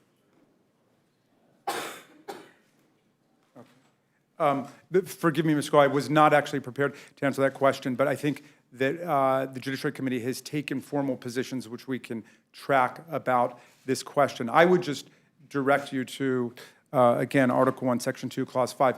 The House of Representatives has the sole power of impeachment and can design and structure impeachment as it sees fit. Well, it's, Mr. Cole, could I just say, certainly- not outside of House rules, they can't. Not without passing a resolution that then gives them power and authority that goes outside of House rules. That's the problem we had with this early on, is they were going outside of House rules. And again, when councils are not, been here forever, they're trying to make this happen. This is what happened this year. They went outside of House rules. So that's the problem I've had with this, and we can discuss that more in depth. well, I think the spirit behind this suggests that this has been going on for quite some time, longer than the formal proceedings. Mr. Graston, on December 10th, 1998, during the Clinton impeachment proceedings, Chairman Nadler stated in the House Judiciary Committee that, quote, "There must never be a narrowly voted impeachment or an impeachment supported by one of our major political parties and opposed by another. Such an impeachment will produce divisiveness and bitterness in politics for years to come and will call into question the very legitimacy of our political institutions." Do you believe that this impeachment, which is supported by only one political party, has produced bitterness in the current political climate? So, well, again, I'm going to have to allow the Chairman Nadler to speak for his own words. I certainly understand. Yeah, look, there's been a lot of bitterness and division in our country for several years now preceding any impeachment proceedings, and it's a sad thing, and I hope that everybody rallies around the Constitution, because it's the Constitution that will get us through this difficult time in our history. And let me just say about the Clinton impeachment. So the conduct that President Clinton was charged with, which was he hadn't been convicted or prosecuted for perjury, but he was essentially charged with perjuring himself in describing private conduct, a sexual affair. And the conduct that we're looking at today goes right to the heart of why impeachment is in the Constitution. Impeachment is in the Constitution because of public offenses by political leaders against democracy itself. So I think you cannot compare what President Clinton was impeached for by the House of Representatives, and I hold no brief for his conduct in any way, but I don't think you can compare that to the massive, overwhelming, and unrefuted evidence we have that the President of the United States today has tried to drag a foreign power into our elections to his own political advantage. It wasn't exactly the question I asked, but let me turn to Mr. Collins and see if you agree with Mr. Raskin, if there's anything you would disagree with there, and what's been the impact of this process on the domestic politics of the country, since it has been essentially partisan in nature. Look, not trying to, and again, I'll cut some slack that he was trying to answer for a chairman's own words, and I get that. But I think there's several things. Let's just talk here for just a minute. Let's unpack what has happened here, because the only thing I appreciate really out of the whole last few minutes was the chairman trying to bring it into about impeachment. I agree with him on to that point, that this is about impeachment. What I disagree is it's not about abuse of power. It's not everything else. And it would come a lot better from the majority if they have not had a long history, a written record. This is something that you love to see in the law, because it's a written record of motive. You've seen it since the day that he was elected. You've seen it in this whole process working out. You saw it last year when my chairman ran for the job because he would be the best for impeachment. What was hanging out last year for impeachment? What became a Mueller report that didn't give them everything they wanted. And then we came into a call. This is a pattern. And look, I've said this to my chairman, who I respect. You've got the votes. You can just vote it. You got the votes. You can go explain it to the American people. Talk about afflicting an election. This is what we're looking at. But there are also a few things here, though, that is interesting. As I said earlier on, time and clock are terrible masters. And I've heard it so many times from the chairman of this committee, the chairman of my committee, and others. We've got to do this because of the 2020 election. Well, put a candidate up that's worth voting for. How about that? Instead of going after a president who you're having trouble beating because of the things that have happened in our country, with unemployment, with the economy going good, and everything else. That's what political primaries are for, not this. When you look back, and I still never got an answer to my question I had just a few minutes ago about, have we now set a standard that if you run for president, you can do anything you want to overseas and not get investigated for it? Not got that question answered. But in response to also the chairman's question about requesting stuff, as the chairman knows, and also my chairman knows because my chairman likes subpoenas, or he likes to threaten them anyway. But the Secretary of Defense responded. He said it was open to negotiation for you. The Secretary of State, part of the document dump was part of that. And the House Judiciary Committee, the dump that we did get from the Intelligence Committee had OMB records from the Budget Committee in it. I mean, there are issues here that I have had problems with all year in this. And, you know, if you didn't receive a letter, as we have done in the past when we were in the majority under President Obama, I know President Obama in Fast and Furious and other times, the thing that amazes me is that it seems like the majority this year all of a sudden discovered that the executive branch and the legislative branch don't play well together in the sandbox. This is not a shock for any of us who've been here under the Obama administration. We saw this happen over and over. I was on oversight my first 2 years here. My former legislative director is here. She's in the room. We pulled our hair out of this. This was at IRS. We had everything else, and we was constantly being stonewalled and stopped, had to actually issue subpoenas, in which finally the courts did rule, and I think this is your problem. The courts ruled many years later that Attorney General Holder did violate, you know, not giving the information out, and that was actually done. But it was many years later. And again, your timing clock calendar is a terrible master, and you're having to do this because you promised it. You promised it. We're carrying through on a promise here. You know, the other thing is we talk about fairness here, that my friend said that, oh, this has been completely fair. Nobody's questioned the fact that our folks got to question the witness. Nobody's questioning that fact. They call. But what about the fact of the majority preventing witnesses under rules from using agency counsel, even under the auspices of an impeachment investigation? How about cutting off Republican questions and refusing to allow the third branch to even rule on claims of privilege when one was actually done? You actually withdrew from the lawsuit. So again, it's not a matter of time here. It's not a matter of facts. Again, when we go back to it, I can't not repeat this over and over again because it comes up with Mr. Raskin, it's come up with the chairman, it'll come up again many other times. Put pressure on a world leader. Folks, this pressure is amazing to me because the guy who is supposed to be being pressured denied it ever happened. On multiple occasions, one of his own members of cabinet said, we never talked about conditionality. Yarmick said, we never talked about conditionality of aid. The only times that they talk about this outside of presumption and hearsay, their main witness, Sunderland, said it was presumption. Oh, that's what I presume. Because when he actually asked the president straight up, what do you want? He said, I want nothing. I just want him to do what he promised and he ran on. That's all he did. So it's presumption and hearsay. And granted, this is not a court of law because believe me, this would have been over a long time ago. We wouldn't have gotten to this place. The rules have allowed it to get to this place because majority rules in this place. But here's the problem. The pressure issue is sad because, again, to continue this line of thought after the president of the Ukraine has came out and denied it and denied it and denied it and denied it, you're either calling him a pathological liar, a world leader, or you're calling him, he was actually called in our committee last week, a battered wife. He was actually called that, compared to a battered wife. How low have we sunk? This is the problem because at the end of the day, and we can go into process files, we can go into everything else, but you know something, I don't say it's a mistake, but I took my own chairman at his word when I read about his comments from 20 years ago, when he said the Judiciary Committee should never take a report from a third party and actually not try to investigate it itself. Otherwise, we become a rubber stamp. Congratulations.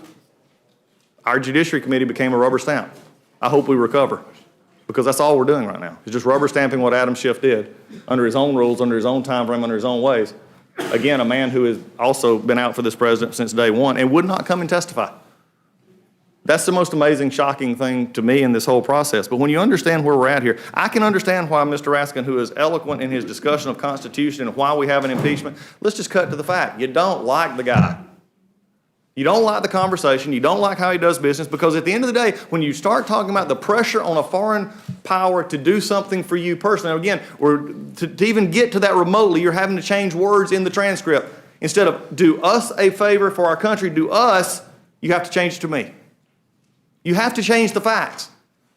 And the last time I checked, this country is not real kind to those who are accused, having those who are in power change the rules to fit their game. That's not due process. But I'm going to go back over it because the chairman actually said, here's why we're here. There are 4 facts that never change. 4 facts that will never change. And it goes straight to the heart of anything he said outside of abuse of power or anything else. There's no pressure. President Trump, President Zelensky, The transcript shows no conditionality of aid and an investigation, and the only one relied upon over 600 times in the Intelligence Committee report was Mr. Sondland, who, after he got past his perfect opening statement, when questioned, said, well, that's what I presumed it to be. And then when actually talked to the President of the United States, he was told, no, all I want him is to do his job, nothing else. And then when he actually said, I had a conversation with Mr. Yarmick said there was nothing discussed of conditionality. So how do you put this much faith in Mr. Sondland when he has conditionally told stories that change? And all of the rest were hearsay. All of the rest were actually going off of other things. And even Colonel Vindman, who I respect as a soldier, actually said when the question was asked, is it okay to have this call, said, yes, it's okay for a president can do that, to ask for a political investigation because it happens. And he even said that. So the question comes back, the Ukrainians were not even aware their aid was withheld. And the Ukrainians didn't open an investigation to get the money. Let me ask you, is this the first partisan impeachment inquiry in the nation's history? Yes. Has the president ever been impeached without votes from a minority party before? I think there's some discussion about that with the Johnson impeachment from many years ago, but that was also when the Congress itself set him up with a law. So I think you have to say that was an impeachment. This is in a modern day era, this is a partisan impeachment. In March of this year, Speaker Pelosi said impeachment must be, quote, compelling and overwhelmingly bipartisan. Only Democrats voted to authorize the impeachment inquiry. There's bipartisan opposition to the inquiry, and it appears there'll be bipartisan opposition to the articles. Ranking Member Collins, given all of that, do you believe the upcoming vote on H.Res 755 comports with the standards set by the Speaker herself? No, it comes nowhere close. Is your belief that the meeting an arbitrary deadlines more important to the Democratic majority than building a viable case if, in fact, there is cause for impeachment? Their own words convict them of that. The premise of these articles of impeachment rests on a pause placed on Ukrainian security assistance. A pause, by the way, of less than 2 months, 55 days, I believe. Democrats have spun creative narratives as to the meaning and the motive of this pause, but offered no factual evidence. Did Ukraine ever initiate investigations into the Bidens? No. Was the aid ultimately released? Yes. Do you believe the taxpayer dollars of the American people were well served by the pause? They were. In fact, the president himself, not policymakers, not administrative officials in different offices, are not the ones who have final authority to decide if that is going to be. That's the president's call. It's the president's decision. And he made the call. Is it unusual for aid to be paused on by a chief executive? No. Did the Democratic majority subpoena all core witnesses with firsthand evidence on any potential quid pro quo with the Ukrainian controversy? No. Has anyone in the Trump administration been charged with or convicted of a crime under the current allegations related to the Ukraine? No. Let me continue. It's my understanding that the minority properly exercised its right under Clause 2J1 of Rule 11 to demand a minority hearing. Is that the case? That is correct. What day did you ask for that hearing? We asked for it on the first day of when we convened in the Judiciary Committee. I believe that was Mr. December 4th. I don't remember the dates in front of me. It's December 4th. I have it right in front of me, Good. so I'll be happy to provide that. Has that hearing been scheduled? No, it was summarily dismissed with a long letter which was told that, in essence, that it was dilatory. I've never seen a minority hearing called dilatory. On the very first day, the request could have been made. Mr. Raskin, are you familiar with the following statement? The minority is entitled to one additional day of related hearings at which to call their own witnesses if a majority of the minority members make their demand before the committee's hearing is gaveled closed. I think Mr. Collins invoked that at our hearing. Yeah. So you are familiar with that? Yeah, I'm just familiar from that. I wasn't aware of it before that. A statement's posted on the Rules Majority website in a document entitled, quote, House Rules Which Govern the Committee Hearing Process, unquote. Based on review of the hearing video, the minority properly presented their request to Chairman Nadler before the original hearing concluded. Are you familiar with the memo written by former, Mr. Raskin, I'm sorry, I should make that clear, by former Rules Committee Chairman David Dreyer regarding the application of the House rule governing minority hearing days? No. Okay. Chairman McGovern, I asked unanimous consent that this memo be made part of the record, and will note that the memo states in part that a point of order may lie against the reported measure in which the minority's demand for a hearing was improperly rejected. Without objection, and I'll ask unanimous consent if I can, to also insert in the record our response to your letter, and we could talk about that after your question. It's certainly appropriate. Thank you, Mr. Chairman.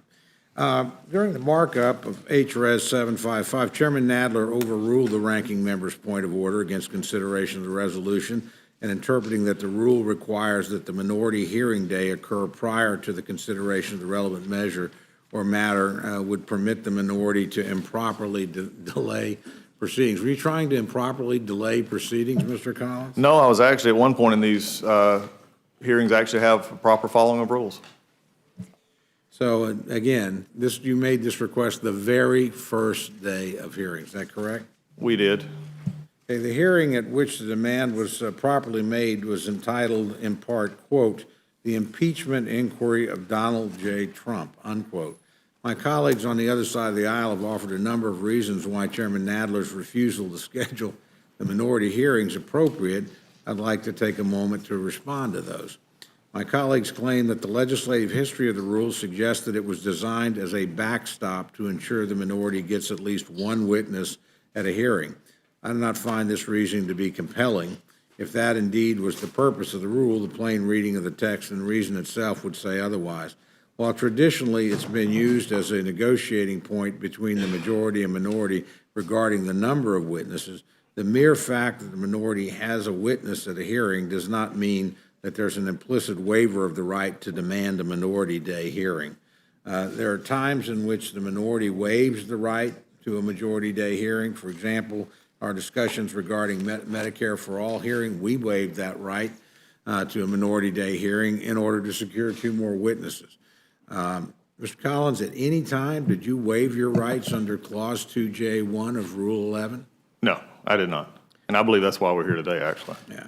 Did you request a second witness day, and did they provide that second witness, second witness, excuse me, and did they provide that second witness in exchange for waiving your rights for a minority day hearing? No, it was not even discussed. Okay. My colleagues on the other side of the aisle have previously quoted Joint Committee on Organization of Congress 1966 recommendations, which stated that a minimum safeguard be established for, quote, those infrequent incidents when a witness representing the minority position are not allotted time.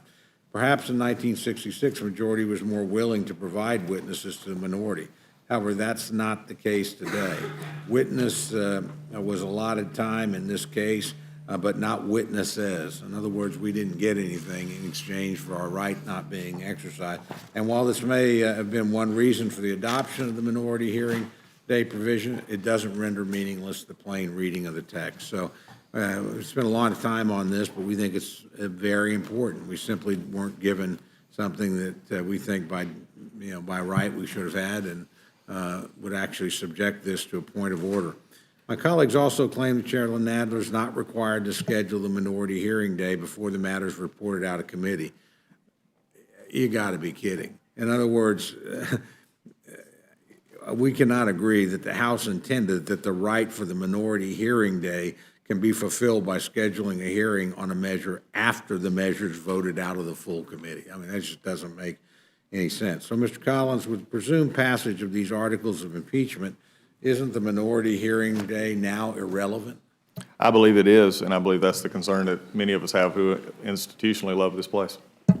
Okay, Mr. Raskin, even if Chairman Nadler didn't believe the House rules required him to schedule the minority hearing a day prior to marking up the articles of impeachment, as a member of both Judiciary Committee and Rules Committee, wouldn't you agree that it would have been better for the institution and the American people to prevent all this disagreement, partisan rancor, just to schedule the hearing? It's just one day.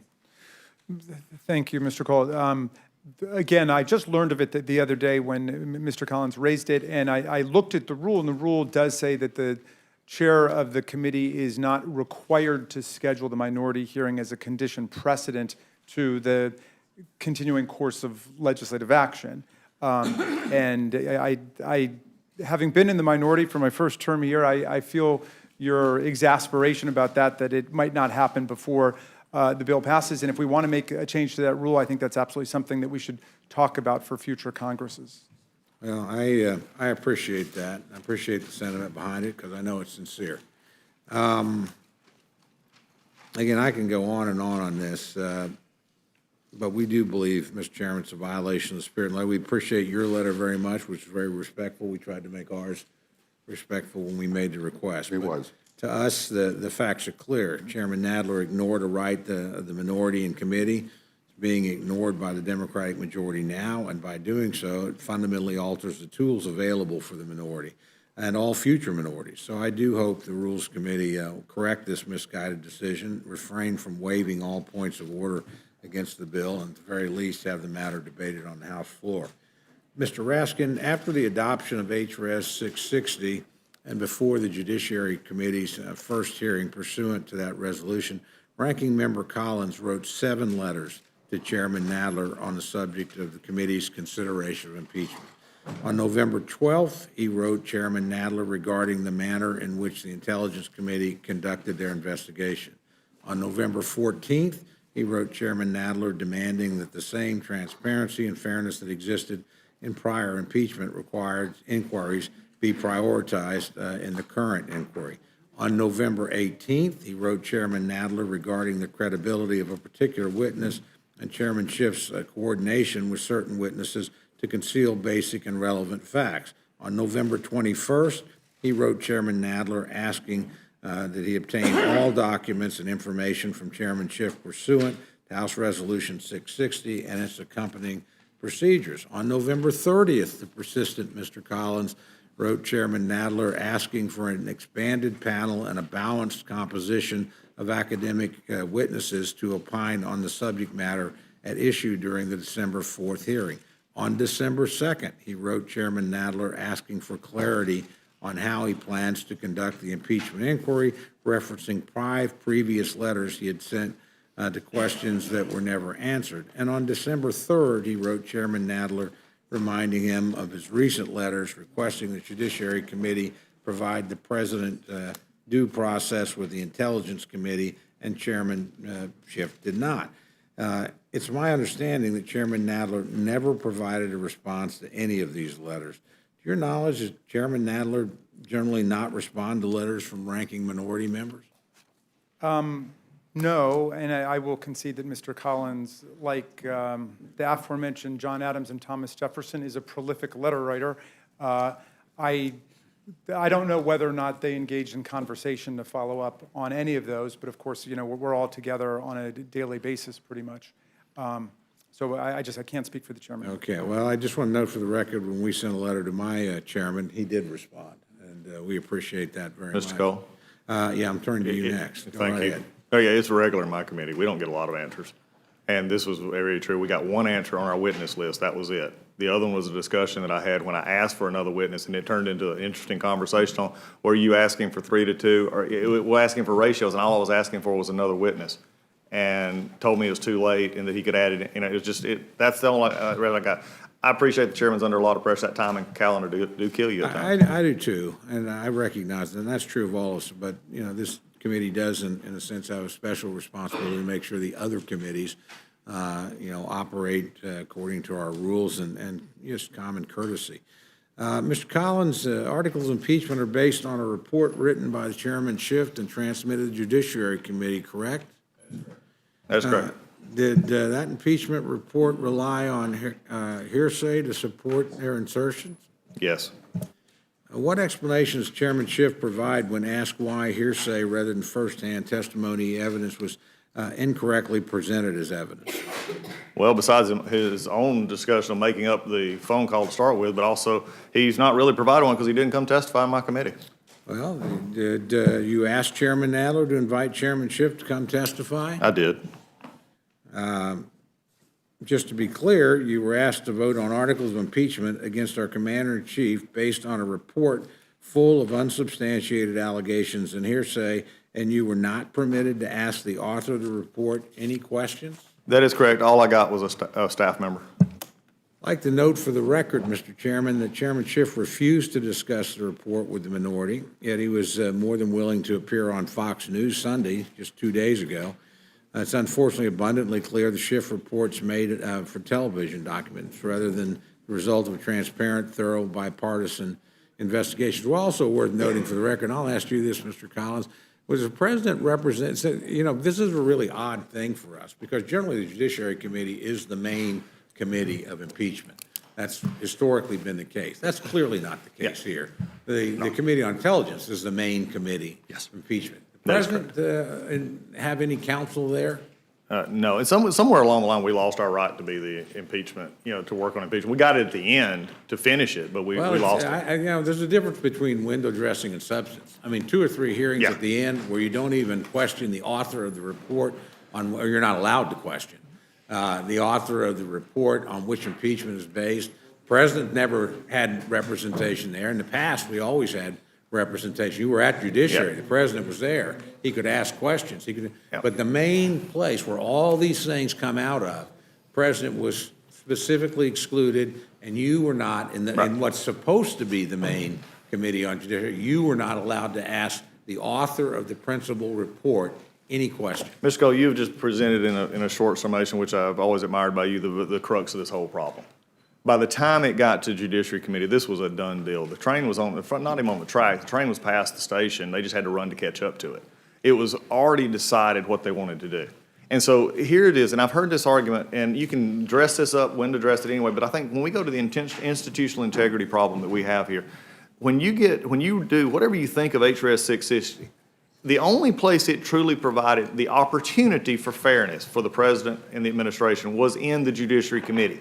Because at that point in time, they would have been able to ask for witnesses, by the way, which they were turned down. They were, all these things that they were, but they were never opportunity.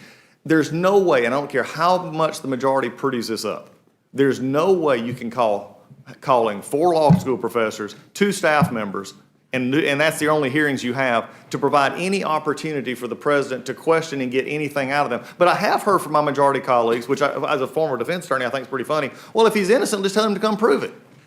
When is that ever part of what we should be doing here? Really? I don't think any of my civil libertarians in the Democratic aisle, they ought to be just laying awake at night saying, how can I be associated with this? Because no matter what you think, there's a way to do this fairly, and they can still get their results. Because, by the way, they still outnumber us, and they've been trying to do this for 3 years. Mr. Raskins, did you have any conversations with Chairman Schiff about the contents of the report? I'm certain I have along the way, yes. Really? Because nobody on our side evidently had any conversations. To your knowledge, did Chairman Nadler have any conversations with Chairman Schiff about the contents of the report? Oh, I'm sorry. When you say the contents of the report, you mean the substance of what's in the report? Yeah. Well, I think this is... None of our people have had that opportunity. Well, I think as a committee, we've been talking about the substance of it for a long time now. But no, I had not, I mean... Well, we've been talking about the substance of the report. We didn't have any opportunity to question the person who actually authored the report. Oh, I see what you mean. Okay. And either formally or informally, to my knowledge. Well, the again, the counsel for the Intelligence Committee came over to discuss all of the factual findings that were in the Intelligence Committee's report of its work. He's not the principal author of the report. He's the counsel for the committee. The chairman's principal author. Okay. And by the way, a fact witness as well in many Yes. ways. And so, well, if I could respond to this general line of attack, the House Resolution 660 had a number of significant procedural protections for the president, even on the House side. And as you know, the role of the House is to act as the grand jury and the prosecutor, and the actual trial takes place over in the Senate. But still, we had very significant procedural protections, including we invited the president and his counsel to attend all hearings. We provided the president's counsel the opportunity to cross-examine witnesses and object to the admissibility of testimony.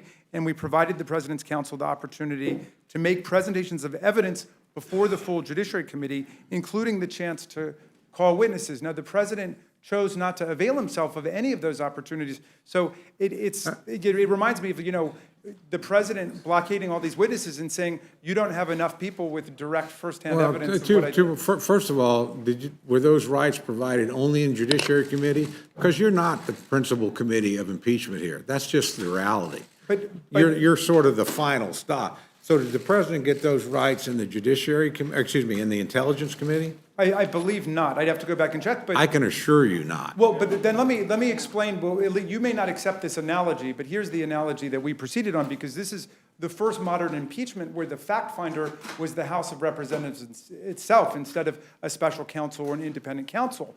When the special counsel and independent counsel did their work in the Nixon and Clinton impeachments, all of that was closed-door depositions, because you don't want the witnesses to be coordinating their testimony and so on. That's how prosecutorial investigations take place.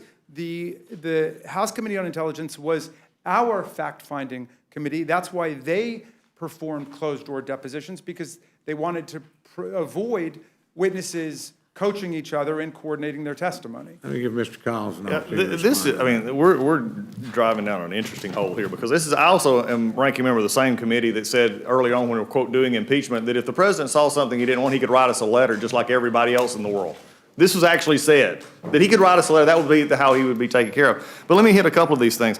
The White House still has not received all the documents it's supposed to have. I mean, we're here doing impeachment right now, and they still haven't received all the documents. I still have not received all the documents from the Intelligence Committee. That's in direct violation of H.660. I don't know how we get around that. But we can pretend, we can paint pretty faces and say it doesn't happen. It does. But also, here's another thing. The staff member that they sent, Mr. Goldman, would not testify or answer questions on the methodology on how they actually did their investigation. And even in an egregious violation, in their own report where they named members of Congress in their phone records, he would not actually say who ordered that. Was it Chairman Schiff or him? Now, I've always defaulted, as I think you would, Mr. Cole, to the member with the pen, which would be Mr. Schiff. But Mr. Goldman actually sat there and said we would not discuss the methodology of their investigation. This has got to be just the most amazing thought when you come to an impeachment, when you're trying to give due process to the President of the United States, and these are all ignored. And we can pretty it up any way we want to, but it's just not buying. This is not right. And look, you will impeach him. You have the votes. But at the end of the day, is it worth the integrity of the House? I don't think so. Well, during the staff presentation of the evidence, Ranking Member Collins asked how the investigation, you just made this point, was conducted, resulted in the Schiff report, never got an answer. Mr. Raskin, the House Intelligence Committee Democrats released phone records, including 4 phone calls by Intelligence Committee Ranking Member Nunes. How did the committee Democrats get those phone records? I'm going to have to ask staff counsel to pass me a note on that. I will say. But the House counsel didn't answer that. Is that correct, Mr. Collins? No, he wouldn't answer the question. Just, so telling us to go ask somebody who didn't answer the question. I understand that we forcefully represented that no member of the House of Representatives and no member of the press was targeted with any investigative resources. Oh, that's, Mr. Cole. Go ahead. Really? I mean, I respect Mr. Raskin, but I'm not even sure he got that statement out without stumbling over everything. You cannot say that you take, I mean, this is, we need to talk about metadata, talk about numbers. At some point, somebody with the ranking member's phone number had to go down through there and look for the ranking member's phone number. They had to go down and look for Mr. Solomon's phone number. This is what they don't want to deal with. This is how bad it is screwed up. And I know they want to gloss over process. I know they want to gloss over how they did their investigation, because the time and the calendar are terrible masters. I've repeated it over and over, but this is what we're talking about, and they wouldn't even talk about it. So to say that there's, that nobody was doing this intentionally is just not being factually accurate. It doesn't happen on its own. I'd ask both of you this question. Who specifically matched the phone numbers of the ranking member Nunes, and what method did they use? But I have no idea. I just want, if I could say, Mr. Cole, in Certainly, response to the certainly. whole line of questions, the President of the United States was given the opportunity to call any witnesses he wanted. Any of the 17 witnesses who appeared before the House Intelligence Committee and Oversight and Foreign Affairs could have been called by the President. He would have had the opportunity to cross-examine any of them. But of course, he didn't want to, because all of them essentially told different pieces of the exact same story, which is the President executed this shakedown of President Zelensky to come and get involved in our campaign at the expense of former Vice President Biden. That just doesn't hold water when you look at again, I can't say this enough. It goes back to our calendar and our clock. How is it possible when I talked to the chairman himself, sent him letters asking, when we were going to get witnesses, when he didn't even build the witness day in for ourselves? He didn't even build in the calendar a time to accept one of our witnesses, much less the White House witnesses. So don't tell me that you could have accepted, he'd have sent witnesses and we'd have accepted it. It was never on the calendar. Let me ask you this, because these numbers didn't particularly need, who specifically ordered the inclusion of these phone records in the Schiff report? Mr. Ranking Member, I'm afraid I can't answer these questions. I just don't know. Let's see. Mr. Collins? Well, undoubtedly, it was the Intelligence Committee carrying out what seemed to be a political vendetta against another member of Congress. Either of you think it's proper to have the names of individuals swept up in call logs who are not the target of criminal investigation, have their names and numbers? No, it is released? nothing but a political drive-by, and I brought that out. They could have done it several different ways. They could have said member one, it could have been in person one, they could have done it any other way, but they chose to actually use the names. This was a political hit job. Give you an opportunity to respond, Mr. Askin. Do you think it was appropriate for those numbers and names to have been released? And they were not the targets of the investigations, they were just swept up? Yeah, I was not involved in that part of it, and so forgive me again speaking. No, as a member of the again, I committee rather than- understand, and, Will the gentleman yield for a minute? We did have testimony on this. no, I'm not going to yield my time. Okay, I mean, there was You'll have your testimony. time shortly, Yeah. Ms. Cole, the testimony was, I'm not going to tell you. okay? How many times, Mr. Collins, the Schiff report or hearsay statements used as evidence? Hundreds. Well, actually, only 54. It may seem. When you take off one person talking off another person, it goes up. How many times in the Schiff report are news reports the only evidence supporting factual assertions? I'm sorry, repeat the question. I had Okay, something how there. many times in the Schiff report are news reports the only evidence supporting factual assertions? It would have been, the main factual assertion was Mr. Sondland, one. About 16 different times. Mr. Raskins, my understanding, Chairman Schiff did not transmit the evidence collected during his committee's investigation to the Judiciary Committee until Friday, December 6th. Does that comport with your memory? That is correct. Okay. So Judiciary Committee majority, did it have access to any evidence beyond the actual report from the Intelligence Committee until the weekend before the Judiciary Committee actually considered articles of impeachment? Well, I don't remember exactly when all of the deposition statements were released publicly. I think some of them had been released publicly before that time. But we could go back and check the exact chronology. Sure. Yeah. And there are certain members of the Judiciary Committee who are also members of other Certainly investigative understand. committees. Certainly, it's my understanding that Chairman Schiff did not transmit all the material collected by the Intelligence Committee to the Judiciary Committee. Is that the case? It is still true to this day. So would you not agree, and I'd ask this to both of you, that the House Judiciary Committee should have had the time and opportunity to review all that material collected by the Intelligence Committee? Did you both have that time and opportunity? We did not. It's a direct violation of House Resolution 660.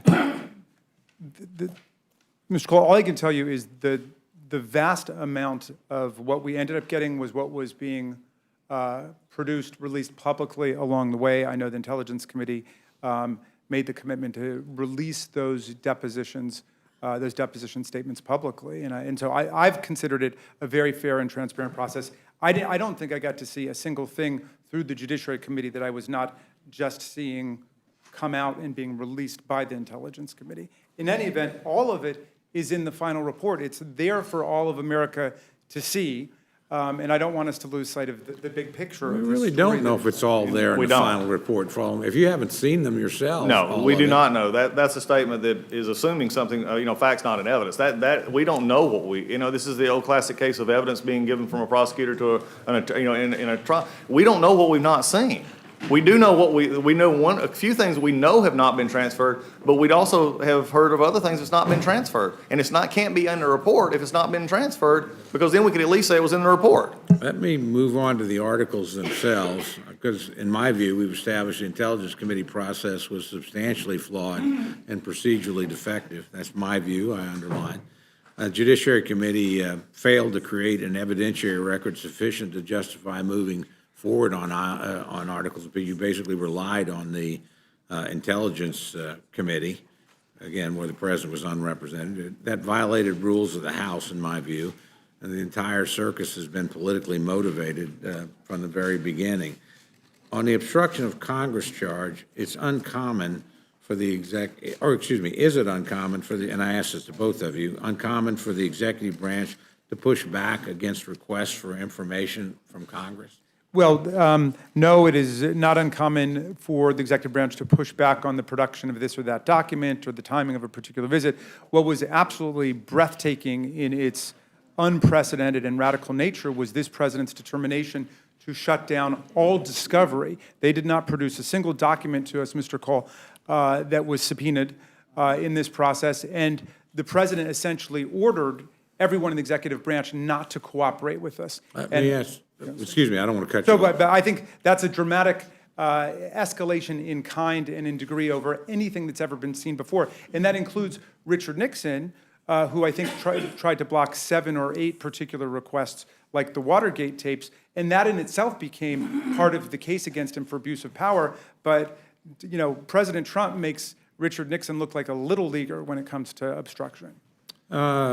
Mr. Collins, same thing. Do you think it's unusual for an administration to push back against congressional subpoenas? And No, it's common. if it's pretty common, do you believe it's a high crime or misdemeanor to assert privileges in response to congressional requests for subpoenas? Not, it is. And again, I want to go back and just give a little bit of history since we've had history lessons here from Ms. Rather. And even in our own committee this year, what's been really interesting is it's been a total, just walk toward impeachment the whole time. But what was interesting in our committee is we would send subpoenas or we would, again, we sent out letters and stuff and we never followed up on. But also one of the interesting things about our committee was we never engaged for the most part with the agencies for documents. But what I thought was really interesting was Mr. Schiff in the Intelligence Committee, while we were still struggling during Mueller and some other times, Mr. Schiff actually negotiated with the Department of Justice and actually got documents released that our committee couldn't. The House Foreign Affairs Committee, Elliot Engel, who is one of the quieter chairmen, but one of the more effective in my personal opinion from across the aisle, had engaged all year with the administration on ways to get documents. It's a matter of how you go about it, and to say that this is just unheard of is just not right. Well, and again, I'd ask this to both of you, and I think this gets to the point you're making. There's a normal accommodations process for resolving inter-branch disputes between the House and the executive branch. Is that not correct? Yes. Okay, and that process really hasn't occurred here, I think, Mr. Collins. That's what you're telling me. I presume it doesn't fit neatly into the Speaker's impeachment and Christmas timeline, to borrow your way of looking at it. I mean, we've not gone to court. No, they for haven't. these things. We're not really engaged. This is a normal give and take where actually both sides tend to avoid, quote, an exchange where they might go to court and lose something, but all that's been set aside. We haven't had any process like that, have we? No. And Ms. Cole, I even point out something that I disagree with, Mr. McGahn. There's been a court case in which we've lost, in which Mr. McGahn, and it's still being appealed, but it does show you the process is working. It just don't work as fast as they want it to work. And I think that's where we have to go back to in this whole process. So, no, and in fact, even the one that they had that was actually one of the members of the administration contested, they just withdrew their subpoena and withdrew from the lawsuit because they just didn't want to deal with it. I know Mr. Raskin would have a different view, and if he wants to respond, I would, but I'm going to ask you specifically, Mr. Collins. Is there any actual evidence that the pause on the Ukrainian assistance was for the president's improper personal political benefit, or could he have had other objectives? That's directed to you, Mr. Collins. I'm sorry. I apologize. And it's all right. I'm throwing a lot of questions at you. Is there any actual evidence that the pause on the Ukrainian assistance was for the president's improper personal political benefit, or might he have had other reasons for withholding aid? He had plenty of other reasons. And I think that the part of it is the law itself, which says that, even though it was certified, it was the president's call to make sure that there was no corruption in where aid is given. There was other countries during that time in which aid was held. I think from an appropriator standpoint, Mr. Cole, you'll also understand this aid was not even scheduled to go out. It had to be done by September 30th. It actually went out early, if you look at it from that time frame. So there were other reasons. There was a recent poll, just to show you, and again, we talked about this a little bit from our side. The corruption in the Ukraine was so prevalent. A recent poll said 68% of normal, just everyday Ukrainians had said that they had bribed a public official in the past year. There was reasons for this to be discussed and reasons to go at it. But also I want to point out one last thing on this other issue. Fast and Furious, the infamous issue with the Obama administration. It was 7 months from first subpoena to first documents. 7 months. That doesn't fit the timeline here. That doesn't fit the timeline here. Go ahead, Mr. So this is an essential point that you raise right now. And I think that there is not any credible evidence from any of the witnesses or anything in the record to suggest that the president was actually trying to ferret out corruption as opposed to impose a corrupt scheme on the president of Ukraine. Let's start with this. In 2017 and 2018, the president could have raised corruption in withholding military and security assistance to Ukraine and never did. Then in 2019, he did. What changed? Well, Joe Biden was running for president, and the presidential campaign was much on his mind. The president removed Ambassador Yovanovitch, and we learned today from Mr. Giuliani that he was involved with the campaign by Parnas and Fruman to smear Ambassador Yovanovitch, to say there was something wrong with her. In fact, when she was, according to all the testimony we had and all the public information we have, she was one of the leading anti-corruption ambassadors that the United States has on earth. And they sabotaged her, they undercut her, they subjected her to an unprecedented smear campaign that led several of the other witnesses to protest that the State Department was not standing by its own ambassador. And they got rid of her, as Mr. Giuliani said in today's paper, because she was getting in the way of the investigations they wanted. And what investigations were those? Those into Biden, those into the 2016 conspiracy theory. So that's pretty clear. It had nothing to do with corruption. Moreover, if you go to the July 25th telephone call, President Trump never raised the word corruption once. But he did talk about Joe Biden 3 times. So we didn't hear corruption, corruption, corruption. We heard Biden, Biden, Biden. That was the favor that we were looking for, right? He wanted the president of Ukraine to come over and say he was investigating the Bidens. Look, that's unrefuted and uncontradicted in the record. I don't think we should be trying to pull the wool over America's eyes about this. Let's not play make-believe. If we want to say it's okay for the president to do this stuff, then let's just go ahead and say it. But let's not claim that he was involved in some kind of anti-corruption crusade at the time. I think America knows that we can't take that seriously. This president cut anti-corruption funding to Ukraine by 50%. The chairman of his campaign, Paul Manafort, was on the take. He was on the dole for millions of dollars to a former corrupt president in Ukraine. President Zelensky, who was getting shaken down, was the reformer. He was the product of the Revolution of Dignity in 2014, which tried to bring some democracy and tried to bring some fairness and anti-corruption efforts to Ukraine. Giuliani and his gang that can't shoot straight, they went over there because they wanted to take advantage of the situation and go back to the corrupt forces in Ukraine. So this president had one thing in mind, his own reelection and how President Zelensky could help him. And you can see that if you look at the phone conversation that Ambassador Sondland had with the president the day after July 25th. On July 26th, he had this phone conversation that was partially overheard by David Holmes in the State Department, and he hears him tell the president that Zelensky will do whatever you want, he's going to do the investigations, he loves your ass, and so on. And then he gets off the phone, and then he tells him what? That what the president is interested in is the big stuff relating to the president's own political ambitions, like the Bidens. He's not interested in the war with Russia, and I would say, obviously, he's not interested in corruption. He was interested in the Bidens, and that was it. Now, either we think that's an appropriate and proper thing for the president of the United States to be doing, or we think it's wrong. And some of us believe it rises to the level of an impeachment. I want to give Mr. Collins a chance to respond. Before I do, President Zelensky, any Ukrainian official ever tell you they felt shaken down? Well, there's lots of evidence in the record. That's not what I asked. I said, have you got any No, statement? I've never spoken to him. Okay, and is there any statement on the record? I don't think so. No, there's statements on the record. The record ours, we wasn't pressured. We wasn't part of anything. I wouldn't be a part of that. Those are the statements from Mr. Zelensky. What, don't let, I'll give at this Mr. point. Collins a chance to respond, Yeah, and I'll certainly come back to you. There are contemporaneous emails where, and somebody will pass me the exact language, but essentially where Mr. Yermak, who is the top right-hand man to the president of Ukraine, says that the president does not want to be treated as a political pawn in domestic American politics. For several weeks, they were doing everything in their power to try to get out from underneath the straitjacket of this scheme that was bearing down on them from every different direction. Mr. Collins? Wow, that's a story right there. This is amazing. Maybe this is a good way we're doing this, because we're having to expand the story to fit our narrative here. And because, if you don't, let's don't play make-believe. There's nothing, if they had something in the phone call, it would have been in the articles of impeachment. They don't. Because at the end of the day, there's no direct evidence of what they're trying to spin here, and that was that there was a pressuring or a quid pro quo, or however you want to put it, to Mr. Zelensky. The problem here is that Mark Sandy testified under oath that there was a wholesale investigation going into foreign aid this year. So you can go back and quote 2017, 2018, all you want, but this year, because of the problems, he testified that there's a wholesale investigation on the foreign aid everywhere. Trump, but if you know, the President Trump actually raised this with Mr. Poroshenko in 2017, and that was testified to by Mr. Volker and the former ambassador.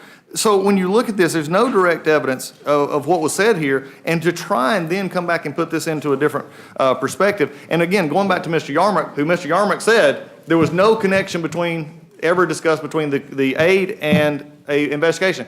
And also, if they were trying to get out from under it so hard, I guess if we're looking at that, because they never did anything to get the aid. They never did anything to get the aid. If they were that scared, something was wrong. I'll try to bring this to conclusion, because I know there'll be a difference of opinion here, so you certainly both can respond. Contrary to my claims, or to my friend's claims across the aisle, Mr. Collins, you think the Democratic majority effectively denied the administration a meaningful opportunity to participate in this proceeding? They didn't effectively, they did. Okay, on October 30th, the Rules Committee held our original jurisdiction markup on H.Res. 660. There were many serious concerns from our side of the dais about the damage this unprecedented process could have the institution. Republican members of the committee were repeatedly assured that, quote, the president has been afforded all kinds of rights before the Judiciary Committee. We've heard that assertion again today, and that this would be an open and transparent process. Despite the fact that we received the text of the resolution a mere 24 hours earlier, did not have a single amendment made in order. Mr. Collins, was the administration provided the opportunity to participate in the Intelligence Committee proceedings? Because in my mind, No. they've basically supplanted the judiciary as the principal committee of impeachment. They were, and they definitely weren't in judiciary, and it was put into the record that they should have been. But the problem is the actual way it played out in the scheduling in Judiciary Committee made it nowhere possible that they could, even if all of a sudden they wanted it, there was no time in the calendar for it. Yeah, so I'll just end with this. I mean, I certainly, I'll let my friend respond if you wanted to. Thank you. You're very kind, Mr. Cole.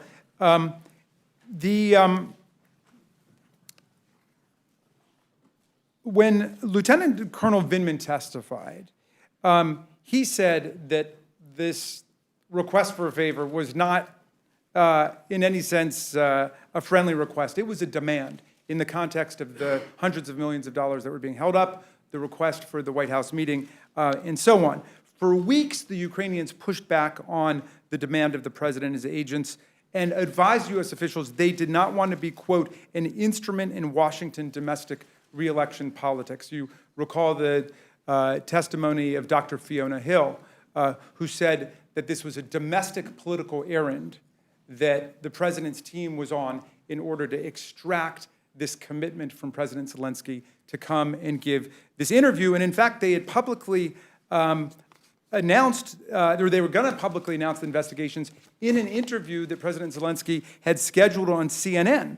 But then Ukraine canceled the interview a few days after the president's scheme was publicly exposed and the military aid got released. In other words, when the whole scheme blew up, then President Zelensky felt that he could be free from this obligation to come forward and say he was investigating the With bomb. all due respect, the president was telling United States senators in August that the aid was probably going to be released long before, there was any notion about a whistleblower or anything else. Senator Johnson from Wisconsin has testified to that effect. Well, and again, with all due respect, I mean, the last administration for 4 years didn't provide any military assistance to Ukraine. The idea that 55 days was somehow life and death in this situation, particularly during the period of transition from one government to another, it's just pretty thin gruel to impeach a president of the United States on. Mr. Chairman, with all due respect to my friends here, who I admire both and who I think have been very helpful in their testimony and, as always, straight and forthright. My view, Chairman Schiff ought to be the person answering questions in front of the Rules Committee. It's his report. I don't blame the president for passing on the opportunity not to go before the judiciary for what was clearly going to be perfunctory and provide a sort of window dressing of legitimacy to this process. So to claim that he was given meaningful or consistent opportunities treated anywhere like previous administration, I just don't think holds up when you're denied an opportunity to participate where the principal action's at, and then given a last-minute thing. And so, again, I'm going to yield back my time, Mr. Chairman. I want to thank both of our distinguished members, former and current, of the Rules Committee, for coming up here and providing us their insight and their testimony. It's great to work with both of you, and I appreciate your service to your districts, to the Congress, and to the country. Yield back. So I want to thank the gentleman for his questioning. I said I'd be liberal with the time. You were. You're going to make me into a conservative by the end of this hearing. But let me just do a couple of things here. One is I want to ask unanimous consent without objection to insert into the record an October 23rd New York Times article entitled Ukraine knew of aid freeze by early August, undermining Trump defense. I also want to make a couple of comments about the Minority Day witness issue. I did send a letter to my colleagues on the Rules Committee. We made it part of the record.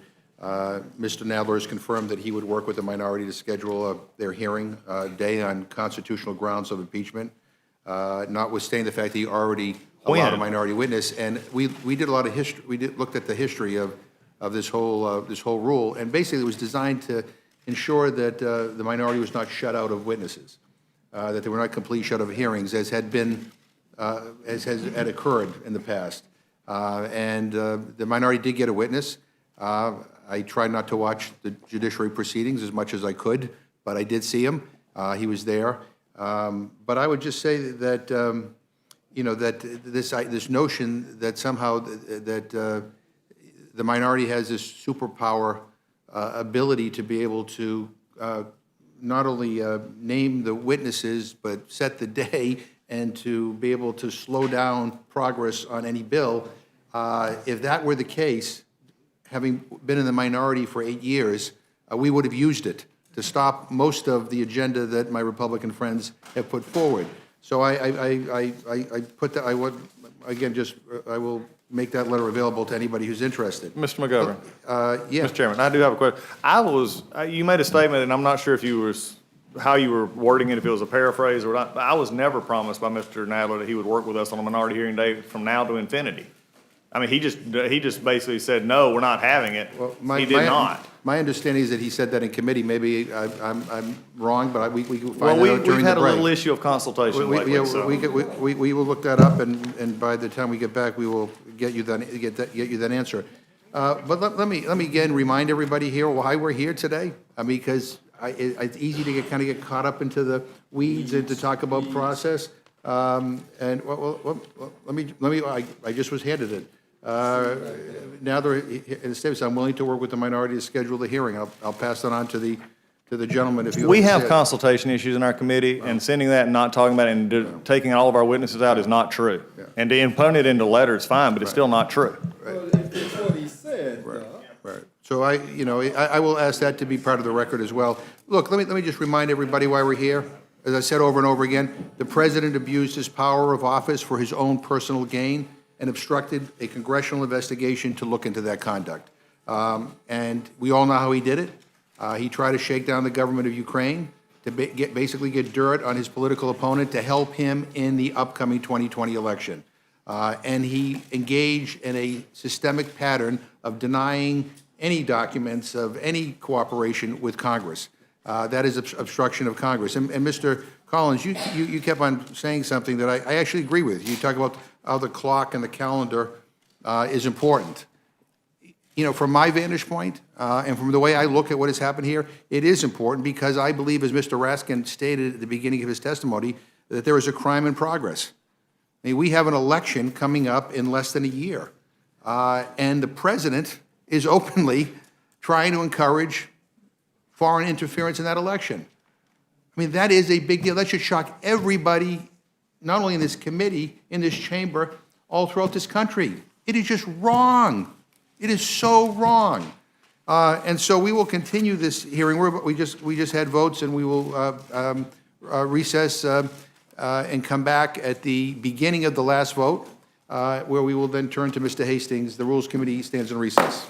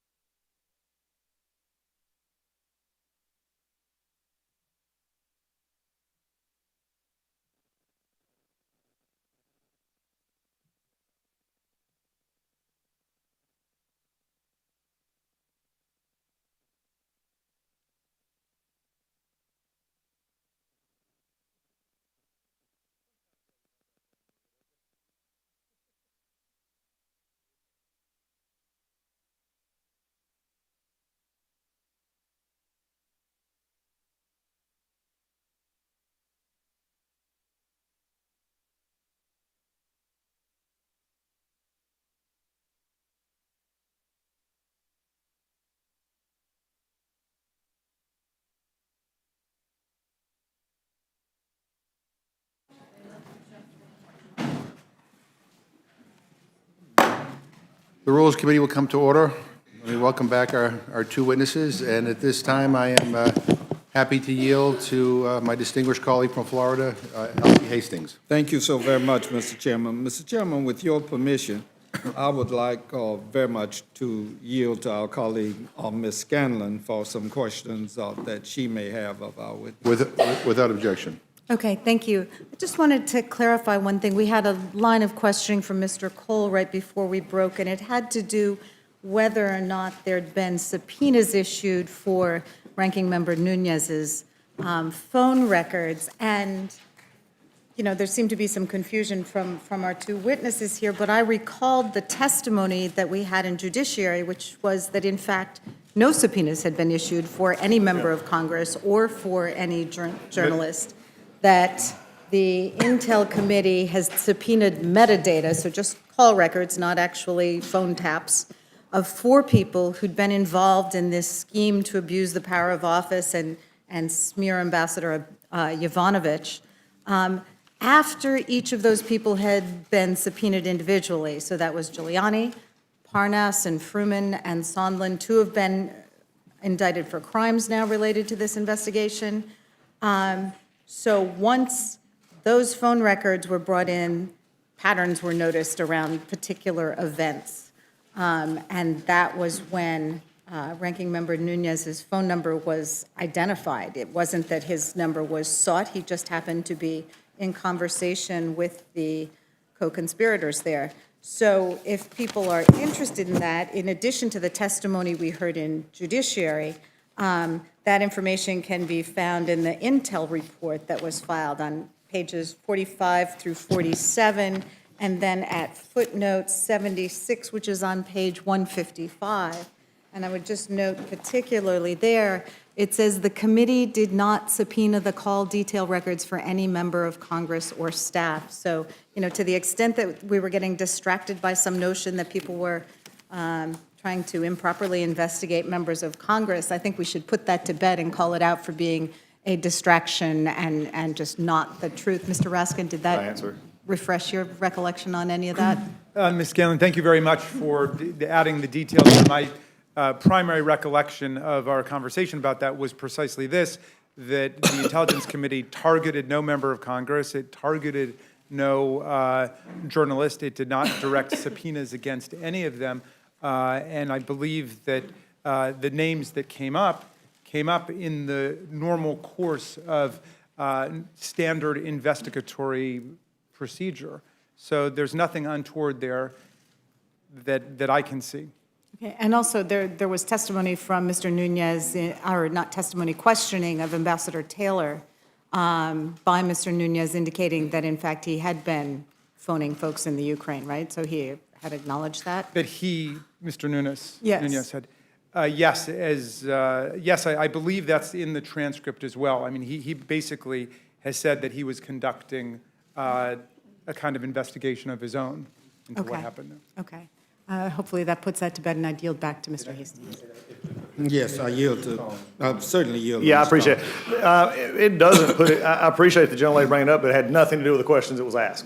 And it doesn't put it to bed at all. I've always acknowledged that they were properly done for subpoenas. I'm still an institutionalist. I believe that subpoena power of the committees actually work. And I've never denied that the committees didn't. In fact, I said it in the Judiciary Committee that day to Mr. Goldman. Never questioned the committee process, never questioned the subpoena, and also acknowledged there was never a direct subpoena on any members of Congress. What I did say, and what I'll continue to say was, even in the gentlelady just acknowledged it, was that when they started going through the phone records, they looked at the people they called, and then someone somehow had the ranking member's phone number. And they collaborated that with that phone call that was working. Now, even to that point, I could say, okay. But my problem is the way it was actually put in is what I would consider a political hit job in the report itself, when it could have been done many different ways, because it was not applicable notice to this article of impeachment. It was not anything that was furthering a narrative, except to, frankly, look at getting back at the ranking member and others. They could have put that in as we've seen in other reports, Congress member 1, Congress member 2. So nothing that was supposed that was said and I appreciate the gentlelady bringing this up, but I never questioned the subpoenas, never questioned that. My question was who was said to actually start putting these together and then put them in the report. If I could just say, bristle a little bit at the suggestion that Chairman Schiff and the Intelligence Committee did anything wrong there. I was a state assistant attorney general for a couple of years, and my recollection is that if you get a table of telephone records and other numbers come up, you do your due diligence on all of the other numbers to see who's involved. I mean, what we're talking about is possibly conspiratorial activity. And so that was the way in which those numbers surfaced, and I think they did their regular due diligence on it, and that's how those callers were identified. Could I ask my friend to yield for just a moment? I have the time, and I'll yield to Mr. Woodall. Thank you so much, Mr. Hastings. I appreciate that. I did not know that I understood what you just said. I thought you said your experience in the state prosecutor's office led you to release the kinds of names of co-conspirators as those things were discovered. Certainly, you're not suggesting that Mr. Nunes was a co-conspirator in any way, shape, or No, form. not at Okay. all. No, not at all. Thank you. I thank my friend for All right. You finished, Ms. Scanlon? All right, thank you. Mr. Chairman, when we took our recess to vote, you had just made what I consider to be a very profound statement that's short. And it is that the president's actions, in your words, were so wrong. And it's hard for me to believe that all of us here and in the previous committee, and as this matter proceeds, do not all understand that.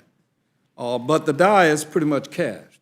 In this institution, we're fond of saying, after everybody is exhausted and talking about whatever the issue is, that everybody has said everything that needs to be said, but I haven't said it yet. And that's what's going to happen with every one of the members that come after me. But what is disturbing to me is that we're like we're in alternative universes. Not just here in the Rules Committee, but in the Judiciary Committee, in the Intelligence Committee, where I served for 8 years, and really in America. And it's regrettable that my friends, the Republicans, are not addressing or defending the president's actions.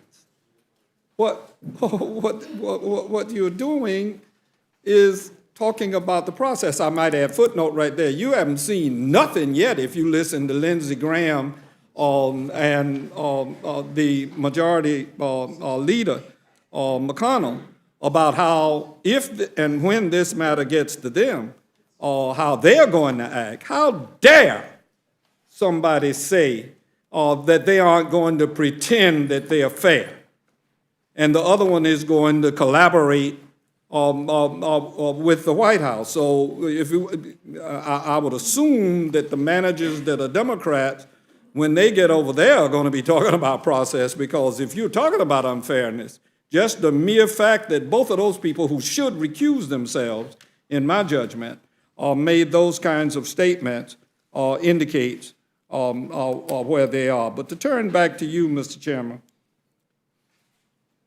about something being wrong with what the president did. When I was a boy, and that's 83 years ago,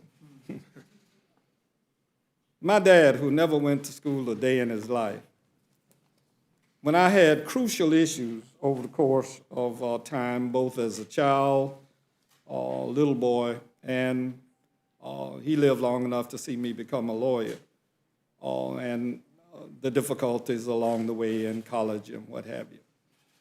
He would always say to me that right don't wrong nobody. And the fact of the matter is that what we are doing here is right. Let me just excise one thing. so-called corruption, and Mr. Chairman, with your permission, just to make sure that this record is complete, not that this transcript has not been released, but I ask unanimous consent that the unclassified version of the telephone conversation of the President with President Zelensky of Ukraine be made a part of the record. Without objection. I'm going to come back to that. We find ourselves here today discussing 2 articles of impeachment against President Donald John Trump because of his disregard of and disrespect for the United States Constitution. President Trump withheld American taxpayer money that was appropriated by their duly elected members of Congress, all of us, to help our ally fight a hot war. It would be one thing if we, as we do help around the world, if this was not an enemy of the United States, a corrupt enemy of the United States. Russia, I don't have to ask anybody about it. I've been there. I saw the changes that took place. I monitored elections there. So I know that corruption is rife in that country. And yet we witnessed last week Sergei Lavrov, who I know, coming here in the Oval Office with the president smiling. And you all aren't prepared to defend that kind of action with reference to corruption. I find it strange that you're in that position. But Trump withheld this taxpayer money to help our ally fight a hot war against Russia. So he, President Trump, could obtain a personal political benefit.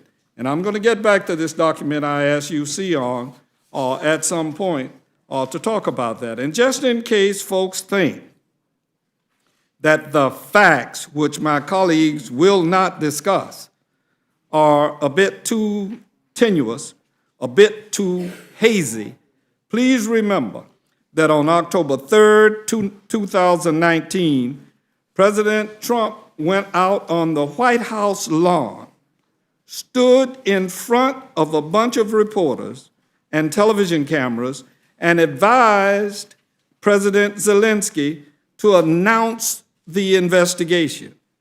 For good measure, he then encouraged China to also start an investigation into the Biden family. Not long afterwards, on October 17, 2019, President Trump allowed his chief of staff, Mick Mulvaney, to hold a press conference in which Mr. Mulvaney not only admitted that a quid pro quo existed, but that we should get over it, because that is just the way things are, he said, when it comes to foreign affairs and apparently foreign countries being lobbied to meddle in our elections. Mick is dead wrong. That is not how we exercise our policy in this country. I'm no world expert, but I began my career here 27 years ago on the Foreign Affairs Committee.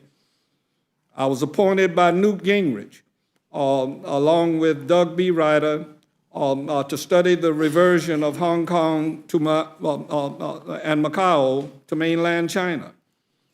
I went with Donald Payne often to 26 countries in Africa. And over the course of time, I became the president of the Parliamentary Assembly of the Organization for Security and Cooperation in Europe. And if you can say that, you ought to be the president of that organization. But there are 57 countries in that organization, including Russia, and Canada and the United States make it a transatlantic organization. I went to Europe 36 times during a 2-year period. To most of those countries, I made it to 47 of those 57 countries, and I swore in Montenegro as the 57th country in the Organization for Security and Cooperation in Europe. I think I know a little bit more about the world than Mick Mulvaney, and that is not the way President Bush, President Clinton, President Obama. That is not the way they conducted policy at all. Well, he says, get over it. I, for one, will not accept that vision of this great country, let alone get over it. Mr. Chairman, also consider an article of obstruction of Congress today, and I believe the record shows the administration's obstruction to be beyond debate. And you have demonstrably shown lots of that obstruction. And while many of our members don't want to bring it up, I cannot, when I was ill at home for a protracted period of time, I read every line of the Mueller report.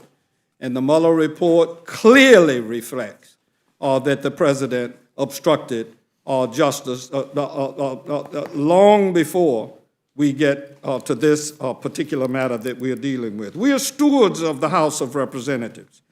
And to not have all members of this body object in the most strenuous terms to this administration's complete obstruction of our clear constitutional prerogative to conduct an impeachment inquiry is, to me, truly disappointing. To not object, to not draw the line here, is to do a great disservice not only to those who came before us, but those who will come after us.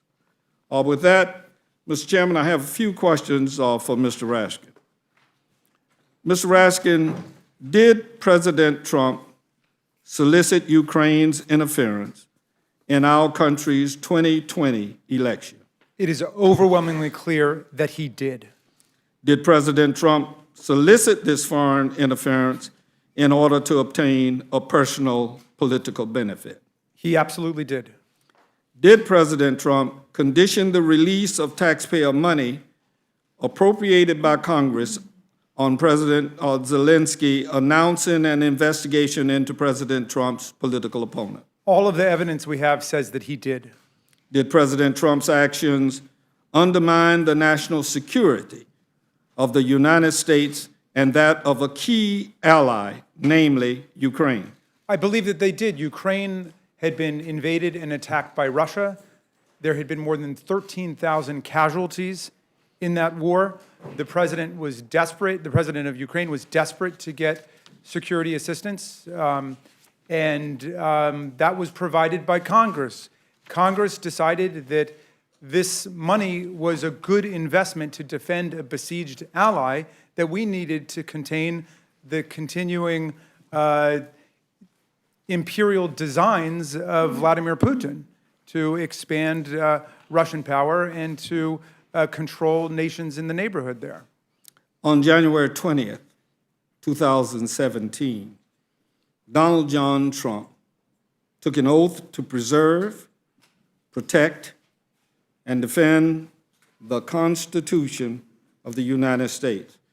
Has, in your opinion, the president violated that oath? I think this was an essential betrayal of his oath of office when he decided to try and coerce a foreign government to get involved in our presidential election, this presidential election, in order to steer the result in a particular direction. And then, as the pattern shows, to cover it all up by stonewalling Congress and by issuing an unprecedented, categorical, and indiscriminate ban on participation in a congressional impeachment investigation. You know, we got a letter from Mr. Cipollone where he didn't even bother to invoke a privilege. He didn't even bother to invoke the phony absolute immunity pretext they've been using. He just said, no, we're not going to participate. They really think that unlike every other American citizen, they are not subject to congressional subpoena. And like you, Mr. Hastings, I would wish that even if our colleagues across the aisle differ with us on Article 1, they have some difference which has yet to be expressed, certainly under oath by anyone. But if they believe there's a different story or the president has an alibi, okay, fine. But in terms of Article 2, the president cannot have the power to destroy our oversight investigative power if we're going to be able to impeach a corrupt president. And that's the next question I wanted to ask you. Does the United States Constitution place the power of impeachment solely in the Congress? Solely in the House of Representatives. In the House of Representatives. And the reason why it's stated that way, Mr. Hastings, is because the framers didn't want the Senate thinking that they could initiate an impeachment. They can't. It's got to come from the House of Representatives, and because they wanted to demarcate it from the discussion which had taken place at the time, which is that, well, the Supreme Court should impeach, or the state legislature should impeach. There were lots of ideas out there. But look, they said that the House of Representatives was the organ that represents the people. We are the people's body. Now, the Senate has some claim after the enactment of the 17th Amendment. They're elected by the people now, too. They used to be chosen by the state legislatures, but they really still do represent on the kind of disproportionate basis of each state getting two, despite the size of the state. But we are as close as you get in our Constitution to the pure representatives of the people. And the Senate acts on oath and affirmation as well, am I correct? They are the constitutional jurors, and in some sense, the judges too. They will decide on matters of law, but they will make the final application of the law to the facts in this case. And that's why I think you're correct to point out that all of them have to think very carefully about what the constitutional oath of a juror entails. And Thank certainly you. some of them have been saying things that seem to be apart from what we would expect of jurors in any other context. It is my understanding that, and the chairman, McGovern, has pointed out some of this, but I want to highlight the number. It's my understanding that the executive branch has received over 70 specific individualized requests for documents during Congress's impeachment inquiry. How many documents have been produced? Zero have been produced. We have not gotten anything. We've not gotten anything from the Office of Management and Budget. We've not gotten anything from the Department of State. I mean, we have witnesses who complained to us in this process that their own documents had essentially been embargoed and controlled by the president and by the executive branch when they wanted to turn it over so we could find out what was going on. We're in a search for the truth here. This is not a game. We want to know what happened. I hear you. In response to duly authorized subpoenas, how many top aides has President Trump made available to the committees conducting the impeachment inquiry? Well, he's tried to block all of the witnesses. We ended up having 17 witnesses, but there's still a number of key fact witnesses who have not come forward because the president has succeeded in blocking and restraining their testimony, like the Secretary of Energy, like the Director of the Office of Management and Budget, and so on. My recollection during the judiciary proceedings is that you put this question in a different form that I'm about to put to my colleagues now.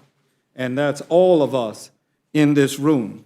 I asked the question, how many of my friends here on this dais think it is okay for an American president to solicit foreign interference in our elections? Raise your hands if you think that that's okay. Anybody? I see none. And in that light, clearly, we have these differences. Mr. Collins? Yes, sir. Would you consider Ukraine a strategic partner to the United States? Yes, sir. Do you want us to believe that withholding the aid for the reasons our investigation identifies did not harm United States national security? Which ones are you talking about? I will, on that facts pattern, Mr. Hastings. I'm talking The ones that the majority stipulate to, or the ones the minorities stipulate to? the majority. No, I do not agree with the majority's interpretation of the call. I seem to think that that's going to be your role. You don't think that asking a president of a foreign country that is in a hot war, that we withhold aid from him, you don't think that affects our national security if you think Ukraine is our ally, as I believe you do and I do? Yeah, Mr. Case, I just don't accept the premise of your facts. All right. What value for Ukraine do you see in the Oval Office visit that was being sought? You'd have to ask the Ukraine. Do you recognize that such a visit would send a strong message to Russia, sort of like Lavrov's being in the Oval Office last week, and the rest of the world, that the United States supported Ukraine and was ready to defend it against Russian aggression? I think a better statement was when Mr. Trump sent actually offensive weapons to shoot down Russian assets. And that ignores the fact that the aid was withheld and a hot war was ongoing? Again, we're going, in all due respect, we're going in circles here. I do not believe there's anything wrong with the aid being held for the reasons it was said, and I've stated this before. And actually, Mr. Trump did more for the Ukrainians in a hot war than was previously done. So I think we're... You know, I've heard that before, and I'm not going to elaborate, but I can assure you, if they point, as you do, and many do, to President Obama not providing lethal weapons, what the minority fails to note is during the early stages of the Trump administration, the aforementioned lethal weapons were provided to Ukraine. And it wasn't until 2019, during the lead up to the 2020 presidential election and after former Vice President Biden announced his candidacy, did President Trump exert his official duties and place a hold on lethal aid. Let me turn to corruption.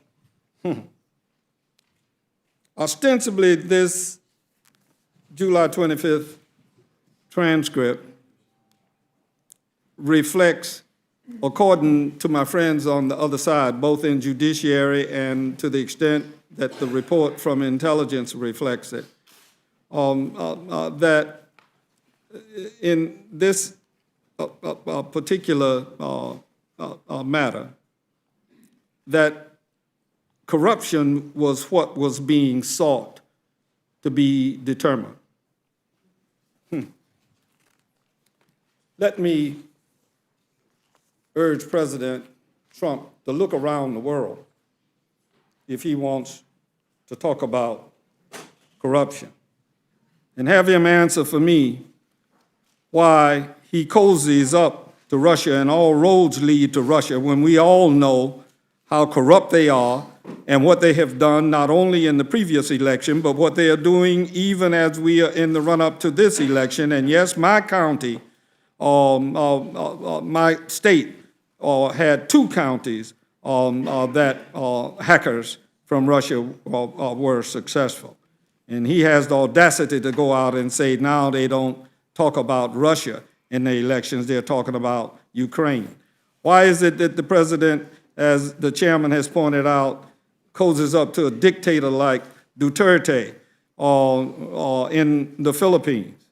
Why is he not looking right here in this hemisphere where we have not paid as much attention as we should? And I believe my colleague is going to address it, but I do need to raise Venezuela, and I haven't heard very much lately from him with reference to Venezuela. I haven't heard very much from him about El Salvador. Haven't heard, other than China dealing with trade. Anybody in here that doesn't believe China is corrupt, then you should just visit any one of the places where people are in gulags and being held, and how intellectuals and religious leaders are being tortured in that country. And not to mention, the chairman pointed to it as what the president said, that he fell in love with Kim Jong-un. And Kim Jong-un is preparing missiles, and if successful, may one day be able to reach this country, and there's no reason to believe that he wouldn't. Is the president aware of what's going on in Italy? Is he aware of what's going on in India?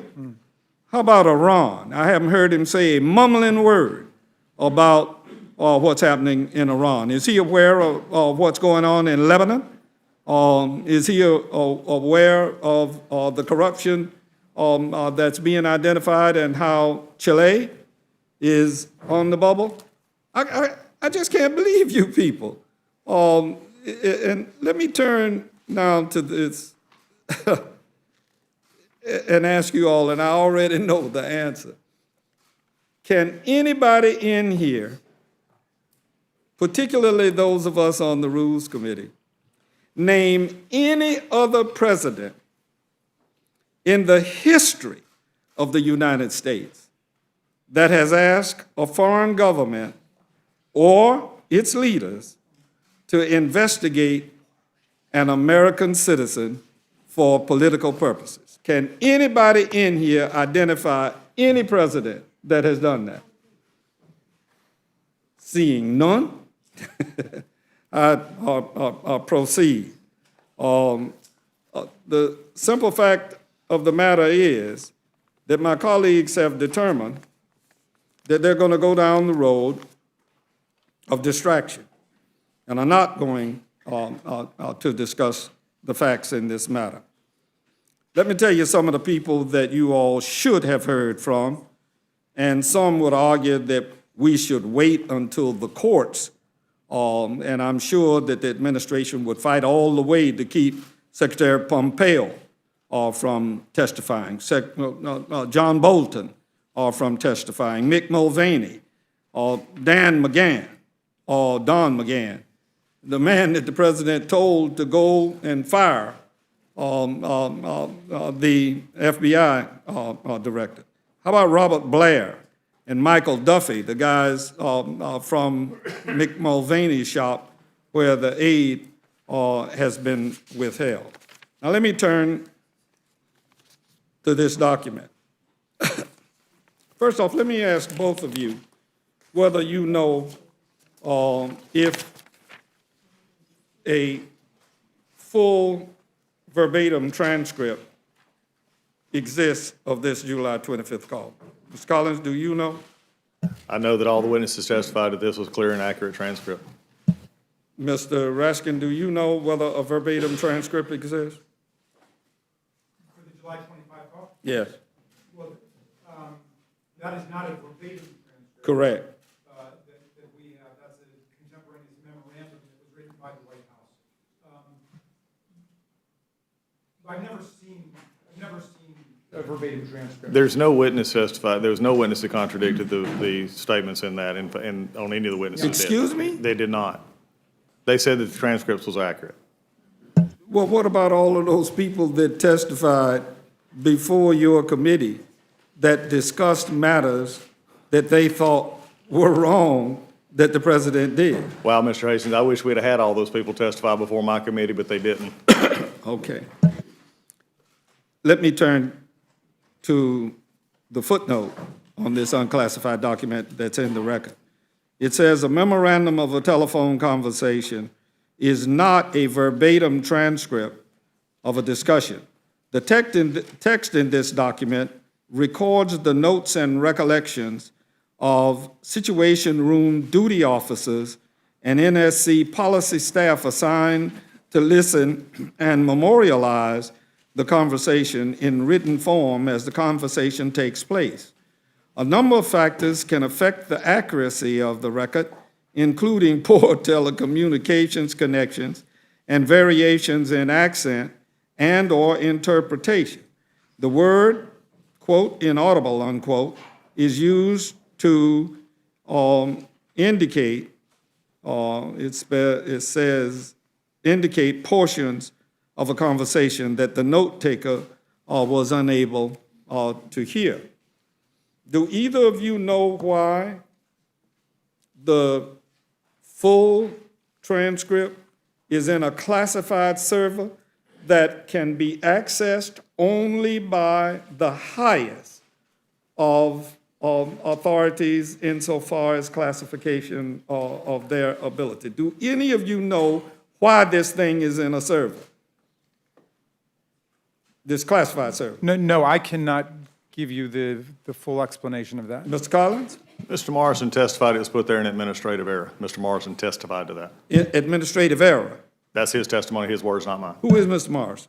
The gentleman who testified at committee, Mr. Tim, works at NSS. No. See, I'm sorry. Is he the person that put it in the server? or- He's the one that into- testified to it. You'd have to ask him. Again, I would love to do all this. We would have loved to have had these witnesses actually in Would judicial. you have committee. loved to have the server? I would love to have, I'd love to have the witnesses. We got people running around Ukraine looking for a server under some CrowdStrike notion. You know, we also have 68% of the people bribing their public officials too, and that's a Ukrainian issue as well. But on this one, There are a there's whole lot no, of there's no issues. credible witness who said there was anything in the transcript that was not there. I find None of your it- witnesses, I none of your find it witnesses. that the president goes out, issues this unclassified statement, and there's a statement out there somewhere in a classified server that may have gotten there mistakenly, according to Mr. Morrison, as you're testifying. But my question ultimately would be, why is it there? Why hasn't it been retrieved? And why have you all not received it? But I digress. Let me go on and finish up with this Mr. Hastings, unclassified Can I ask statement. this question? 'Cause there's an implication, and I would just like a clarification. Are you implying there's another transcript out there? I'm implying that there's more than what we have here Okay, which that's no in the witness, server. okay, which no witness testified to. No Understood. witness of your witnesses testified to. Understood. And I was just But making sure that you didn't believe that there was another transcript out there. I don't know what's out there. I know that's something about is like- in this server. Well, that's about like us with the Intelligence Committee's findings as well, that they haven't transferred over to judiciary. I'd like to see what's in the server. I'd love to see what's from the Intelligence Committee that's supposed to have been turned over on H.660 as You well. and I So could I go- think you and I are in agreement there. Yeah, Thank in you. that regard, we are. I would also, let me tell you what even the media, in dealing with this statement, have not gone into certain of its particulars. Here is what was said by Mr. Zelensky, and I'm truncating this so that I can get off and let other members go about their business. He said, I would also like to thank you for your great support. This is Mr. Zelensky talking to President Trump on July 25th, in the area of defense. We're ready to continue to cooperate for the next steps. Specifically, we're almost ready to buy javelins from the United States for defense purposes. President Trump replies, I'd like you to do us a favor, though. This is from the man talking about buying javelins. He goes immediately to, I'd like for you to do us a favor, though. And a lot of emphasis has not been placed on that language, and I'm not a linguistic person, but the last time I recall somebody asking me to do a favor, though, it was for something that they wanted, and I can't believe that policy is what he was talking about. He goes on to say, because our country has been through a lot, and Ukraine knows a lot about it. I'd like you to find out what happened with this whole situation with Ukraine. They say, CrowdStrike, I guess you have one of your wealthy people, the server, they say Ukraine has it. There are a lot of things that went on, the whole situation. I think you're surrounding yourself with some of the same people. I'd like to have the Attorney General, meaning our Attorney General. And my question is, why would you like the Attorney General to call you or your people? And I'd like you to get to the bottom of it. As you saw yesterday, that whole nonsense ended with a very poor performance by a man named Robert Mueller, an incompetent performance. But they say a lot of it started with Ukraine. And my question is, who said that? The only people I know that said that are the Russians. Yes, Mr. Mr. Hastings, Raskin. thank you very much for raising this important point. Dr. Fiona Hill, leading Russia expert, who figures importantly in this whole matter, has testified before this committee, and it's completely uncontradicted and unrefuted, that this CrowdStrike story about Ukraine being the one that attacked our election in 2016 is Russian disinformation. The president there was essentially just repeating Russian disinformation and propaganda, either wittingly or unwittingly. It seemed innocent enough. He really thought he had something there, but that's what he was repeating. There's nothing behind it. It has been completely debunked and discredited. But what makes me suspicious, Mr. Hastings, is that he decided to tie that in with his other plan, which is to get President Zelensky to come and to point the finger at Joe Biden and say, this is a guy we're investigating. And you talk about national security and how national security was compromised. And obviously, America's a country that nations all over the world look to. And we're interested in the security of our land and our people, but also that of our allies and our strategic partners around the world. And we should have some interest in what happens to Ukraine and whether Russia is going to get to trample Ukraine or not. But here's another way that national security is implicated. If we say that forever hereafter, we're going to allow the President of the United States to use the awesome powers of his office to shake down particular governments, whether they are tyrants and despots, like Duterte in the Philippines and Orban in Hungary and Putin in Russia and Sisi in Egypt, or they're Democrats, struggling democracies that need our help, like the reformer Zelensky in Ukraine. But the president is now allowed to shake them down, to get them involved on a covert basis in our campaign. Guess what? The president might think he's slick by getting away with that, but now there's a foreign government that's got something on us. They have leverage on us at that point. It turns out. Mr. Hastings, would you allow me? Of course. Thank you. I know you're always great at this. Look, I think the process is wrong. I think we're looking the wrong direction here. And I think it is interesting that we can talk about all the other corruption around the world and the dislike of the way this president has dealt with them. But we also have to remember, even in the transcript that you just read, it is a backwards look, not a forwards look. It is a 2016 look at what happened then. And you rightly read the transcript, and he was talking about Robert Mueller, which was coming out of the 2016 election, all that problems that was coming in. Did you read the Mueller report? I read every bit of it, sir. That's my committee. And you disagree with the findings? I agree with his findings. No collusion from Russia, and that he disagreed even with every member of the Judiciary Committee. And the part that says that there were 10 obstructions of justice by the president, do you agree with that? No, they not, because he didn't. Because he didn't. Because obviously you didn't listen to the Judiciary Committee when several members of the Judiciary Committee outlined in pretty PowerPoints on the screen, here's this, and then we look at him and say, but I disagree with your conclusion. I say, so you have to take the whole transcript. And this is what I'm talking about here. When you look at it here, he's looking backwards. The Mueller report had just been done. But Ms. Fiona Hill. I'm going to reclaim my time and look. Okay, because Fiona Hill is interesting, and I would like, because he brought up Fiona Hill, and I just want to say this one thing. Ukrainians, not Ukraine, but Ukrainians, even Fiona Hill said the Ukrainians bet on the wrong horse, and after being reminded by Ken Vogel that the various Ukrainian officials, Leshchenko, I can't pronounce, the then powerful Ukrainian parliament, Leshchenko was spinning tails and providing false information to Nellie Orr, information that we all know was made its way into the Steele dossier. This was aligning themselves with Clinton. Mr. So Collins, it was backwards. Look, Mr. that's Collins, all I'm saying. were you there when Ms. Hill testified?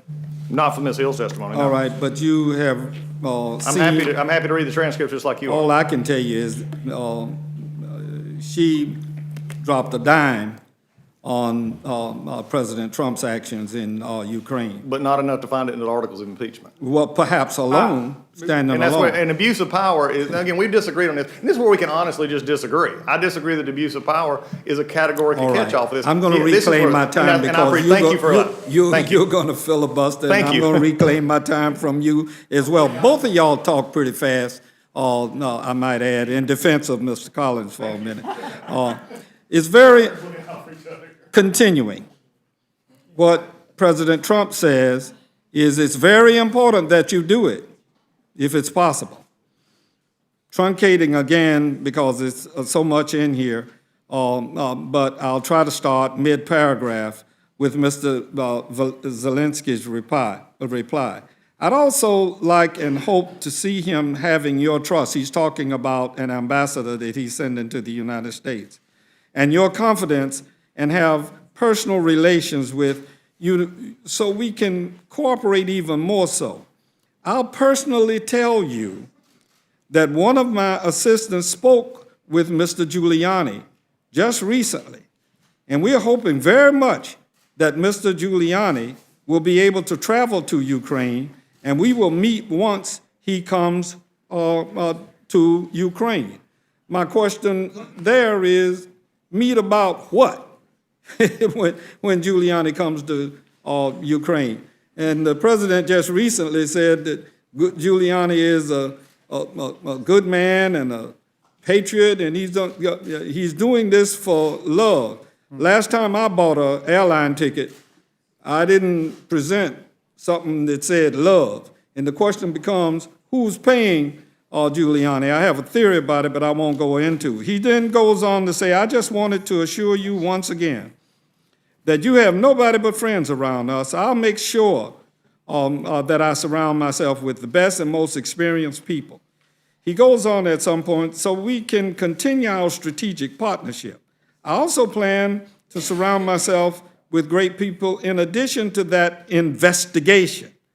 I guarantee as the president of Ukraine that all the investigations will be done openly and candidly. That I can assure you.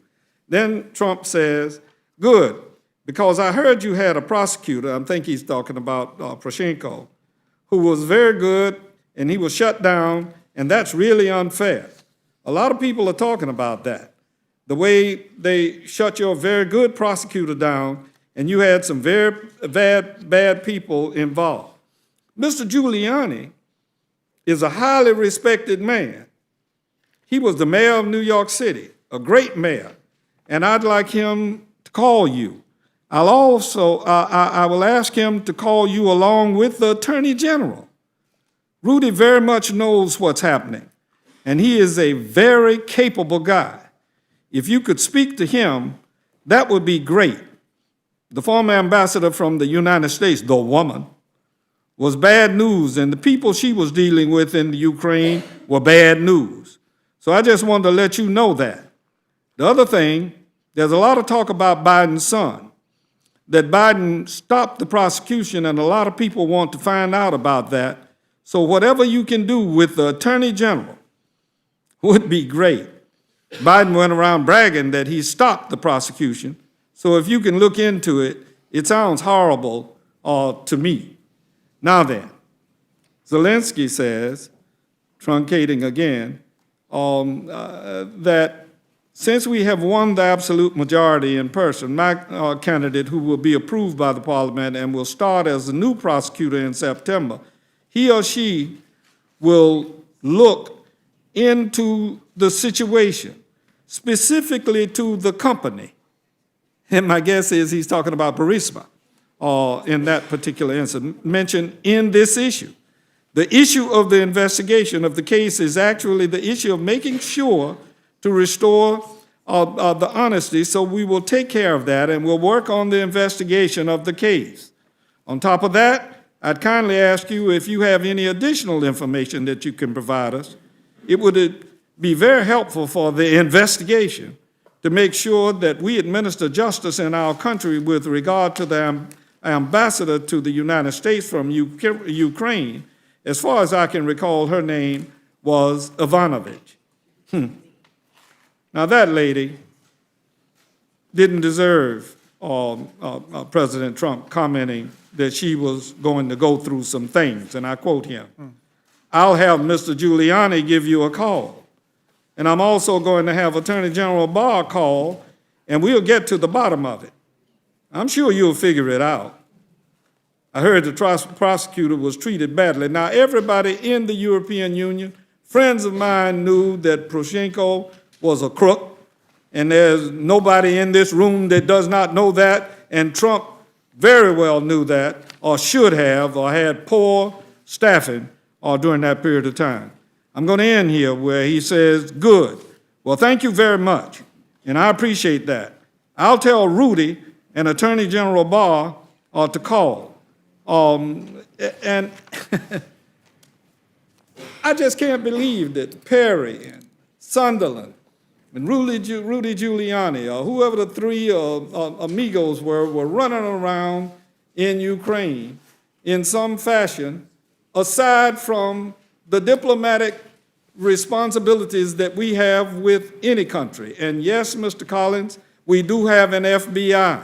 We do have people that do investigations in foreign countries when there are commissions of crimes, and we don't use people running around. Otherwise, they could have used me. I was on the Intel Committee, and people could have asked me. I went to Ukraine. I did, after the Orange Revolution, the monitoring that led to them being able to stand up their government. And thanks to the Lithuanians and the Polish, along with Zbigniew Brzezinski at that time, that we were able to do that. And then I went back a second time to Ukraine to monitor their election. So I'm no rookie in this stuff.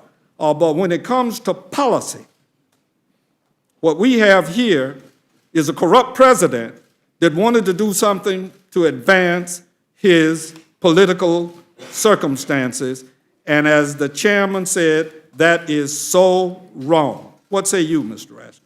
Well, first of all, I'm moved by your statements and also by your work for democracy and for freedom and anti-corruption in Europe. And I know that that's something that has been very important to you. The president essentially empowered and outsourced an alternative channel to the regular Department of State and National Security Council officials. And Rudy Giuliani, as you say, was at the heart of it. We have lots of testimony from witnesses who said whenever the president got some kind of report on Ukraine, he would say, talk to Rudy, talk to Rudy. In other words, Rudy's got the franchise on Ukraine. And we know what Rudy wanted to do. Is recently today we had an update on it. Rudy now puts himself front and center in the campaign to smear. On Fox News this morning. He put himself front and center in the campaign to smear our ambassador, the U.S. ambassador to Ukraine, who was fighting corruption, who was one of the world's leading anti-corruption fighters, and she understood that Ukraine had a chance here with the election of President Zelensky. And instead of bolstering Ukraine, helping them, getting the aid that we voted for them, aid that had been approved by the Department of Defense, having cleared all of the anti-corruption criteria that we had legislated, and the Department of State, which had done that, all the T's are crossed, all the I's are dotted, the money's set to go. The president holds it up, and then he puts this other team into action to engineer the shakedown against President Zelensky in order to get the political favor or the domestic political errand, as Dr. Fiona Hill said, that he wanted. It is, in my judgment, a shame of what happened. And my colleagues on the other side of the aisle, I can't believe that they won't address the facts as you have just outlined them and as I have attempted to and as the chairman has. All they want to talk about is process. This ain't about process. This is about the president abusing his power. And you all will pardon me for not using my inside voice, but y'all don't either. I'll yield back, Mr. Chairman.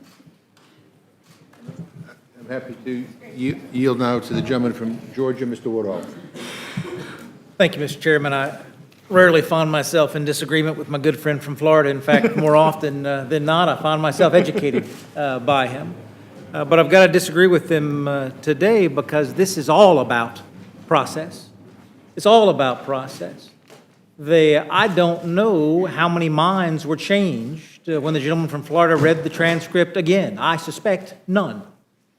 Probably the single most read transcript in American history. Folks know what they think that they know. But to my friend from Florida's point, is there a verbatim transcript somewhere? I don't know. You asked the question to the two witnesses that we had called to testify, two of the brightest members of Congress, in my estimation. They don't know. And if I understood my friend from Georgia correctly, there were no witnesses who are working on that transcript that you had an opportunity to talk to directly? No, we had no witnesses in judiciary. So my friend from Florida is rightly outraged by his perception of wrongdoing. I hope that he's equally outraged by the inability to get information, not just our inability, sitting here on the Rules Committee today, but your inability. If we had an Intelligence Committee member here, they could have answered Mr. Hastings' question. And I don't know. Well, I'll ask my friends, as Mr. Hastings did, is there somebody in this room, on this committee, that believes that the American people and our support of the Constitution that we've all sworn to uphold is threatened by having a member of the Committee of Jurisdiction be here to share with us? How are the American people advantaged by the absence of by the inability of our witnesses to answer Mr. Hastings' questions? How is America advantaged by that? My friend from Georgia, leading the Judiciary Committee, said that he was told, and I hope I'm misquoting you, Mr. Collins, and I've misquoted you before, so I won't take any offense with your correcting me. I believe you said you asked the chairman about having a minority witness day, and he dismissed it as dilatory.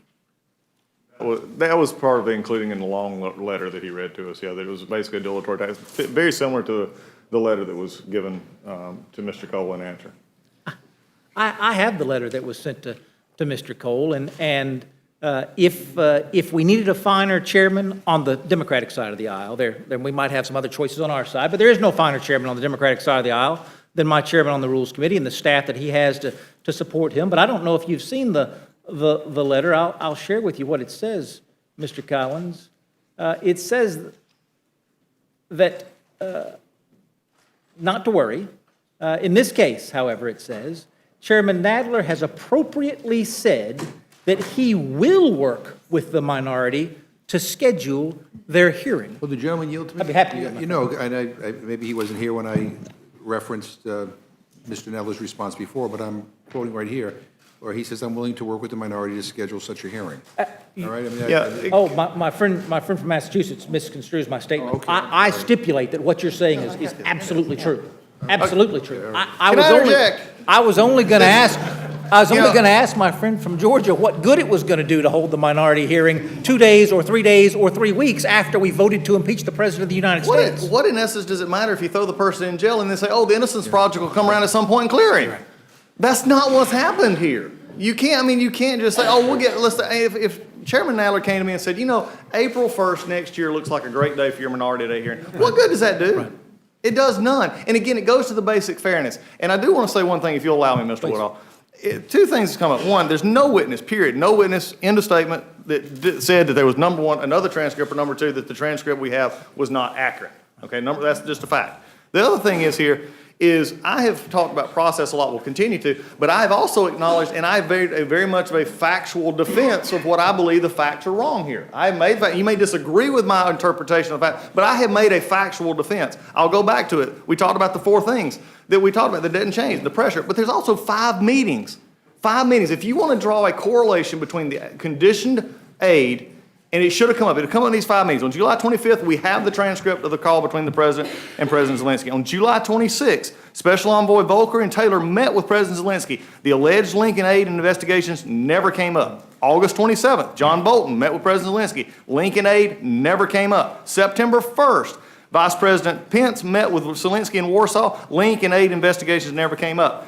On September 5th, Senators Johnson and Murphy met with Zelensky again. The supposed link in aid never came up. I point out the last 2 because they're important, because the last 2 were after it became public knowledge through Politico that the aid was being held. Nothing came up. Facts matter. And when you don't have the right facts, then you have to go to the more amorphous topics. That's something I have fought on the facts. We may disagree about them, but I have fought back on facts.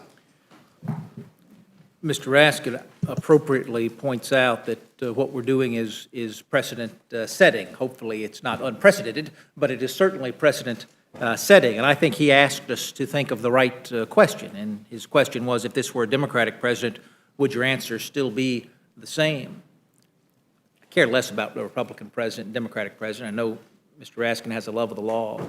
My question, Mr. Raskin, is how are the American people advantaged by Mr. Collins having no opportunity to put together a list of fact witnesses of his choosing, have them share their story, and then the very able majority on the Judiciary Committee, the Democrats, cross-examine those witnesses? How are the American people advantaged by that absence?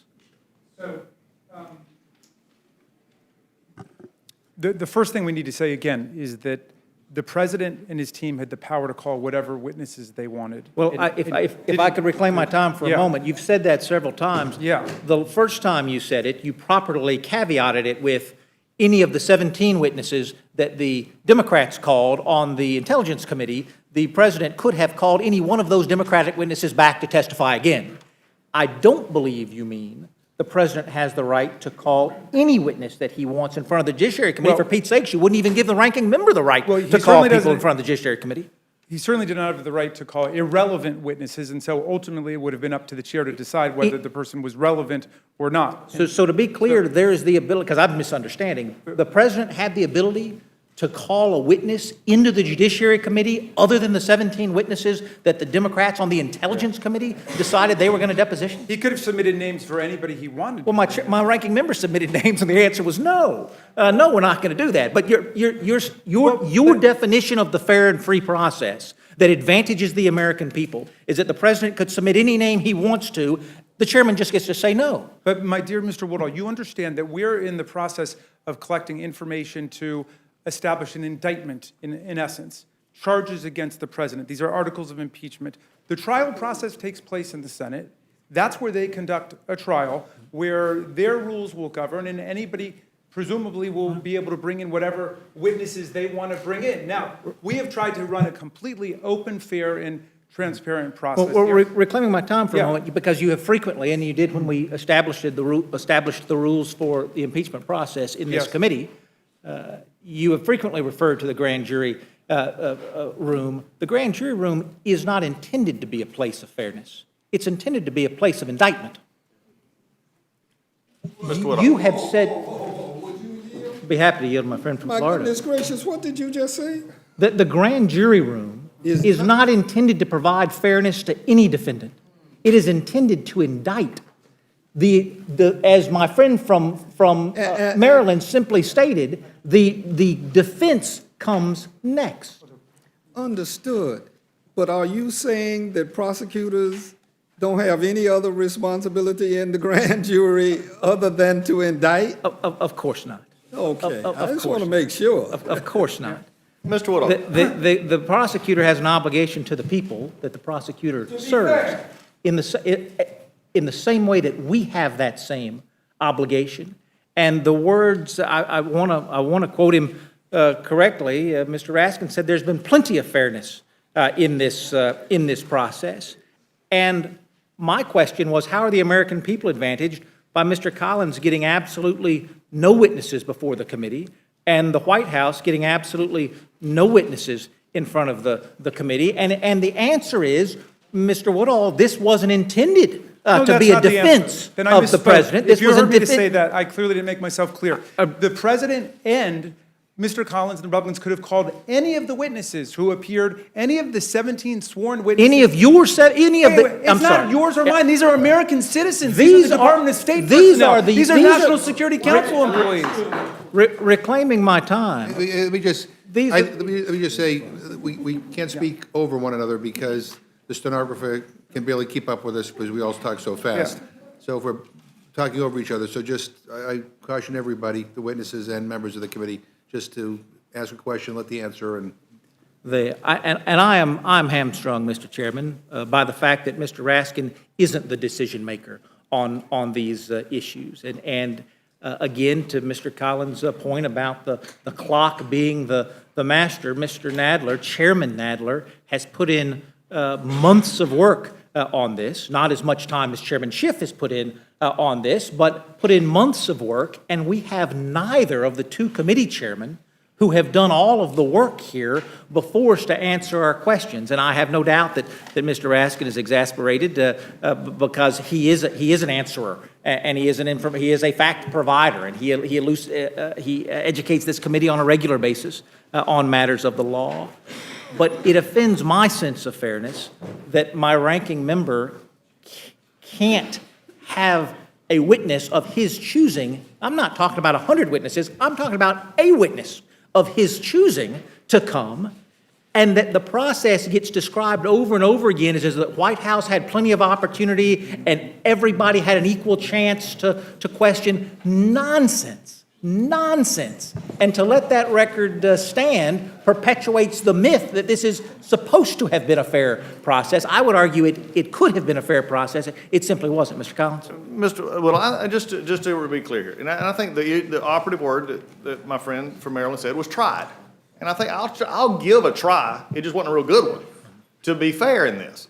For me, and again, you can't have it both ways. You can't call it a grand jury in which only the prosecution calls witnesses. There's no exculpatory. They have to depend on the prosecutor to be, to live up to prosecutor integrity and all that kind of stuff. You can't have it and say we're a grand jury, and then on the other side say we want to make it fair so that people can call witnesses and give their side of their defense. They don't call that side of the defense in a grand jury. They don't do that. So here's the issue. If I've never been in a court or when I was practicing, I never went to the prosecutor to say, who could I call? And the prosecutor says, well, you can call all of my witnesses.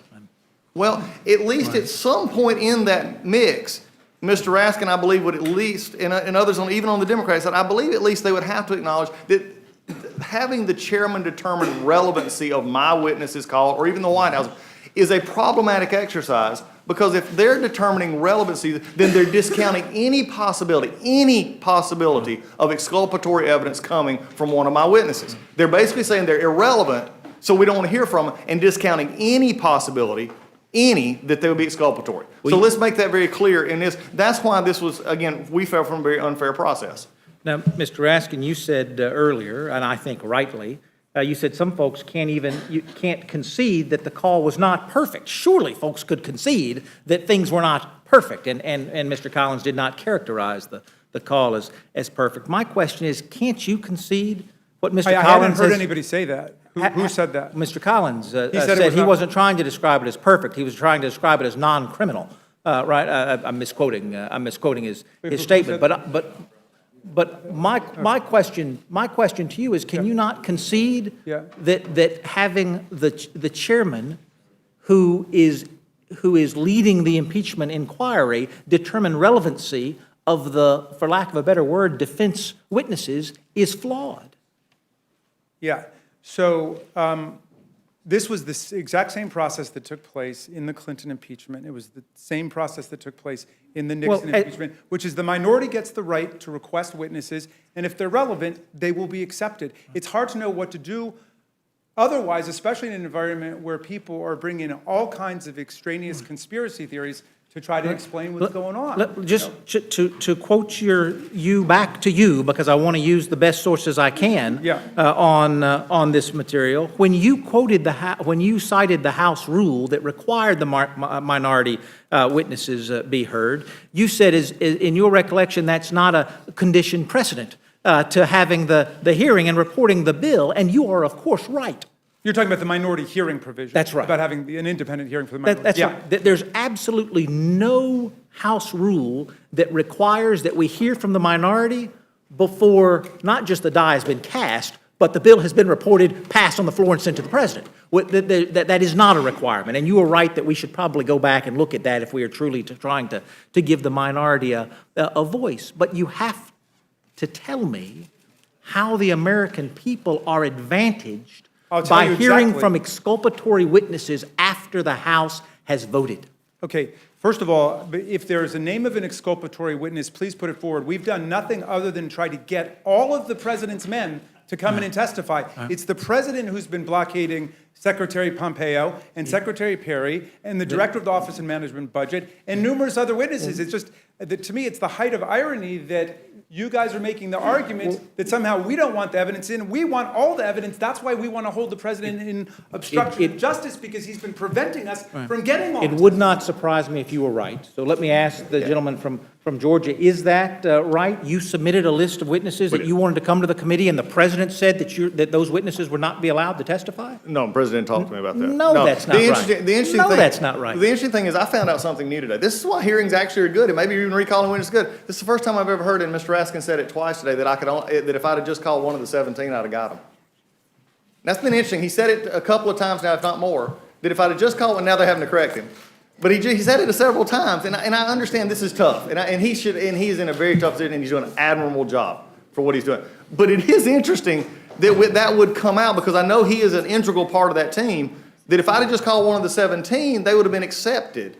Which would have been interesting. Wouldn't it have then been logical for the chairman to call some of those 17 so that we could have at least had the impression we were actually doing our own interviews of these witnesses? Because what happened even in the Intel committee is some of the, after you talked to them, they gave testimony, then they had to come back and some of them actually re-up their testimony. Why wouldn't we have brought them back, say, okay, you've done this a couple of times, but we didn't get that, and the majority whose job it was to prosecute this didn't do that as well. Well, as you recall, we fought that on our side of the aisle when this process was being set up, thought it was odd that the Intelligence Committee was going to be the only one talking to fact finders, tried to require that exculpatory evidence be provided to the Judiciary Committee. I want to touch on one more piece of process because my friend from Florida raised it. And he raised it in the context of Mr. McConnell and Mr. Graham, Senator McConnell and Senator Graham, and that they should recuse themselves because they've already picked a dog in this particular fight. I think we so often say things to one another around here that the American people end up listening to that turned out to be flawed. And again, I think everybody on this committee has great respect for Mr. Raskin. He's not just a valuable member of the Judiciary Committee, he's an even more valuable member of our Rules Committee.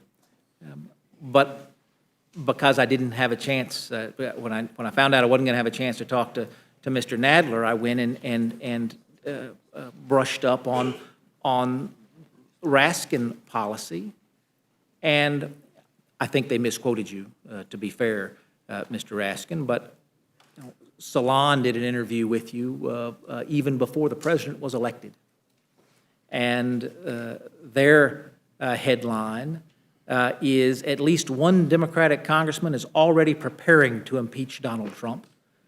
The article is Donald Trump won't be sworn in for another 48 hours, and at least one Democratic congressman has already seen enough. And you go on to talk about the emoluments clause and your I think, legitimate questions as a constitutionalist about those issues. That was 48 hours before the president was sworn in. You're sitting on the grand jury that is impartially considering the evidence. And the emoluments clause that you were quoted as supporting impeachment on behalf of 48 hours before the president was even elected, I can't find anywhere in the articles that we see before us today.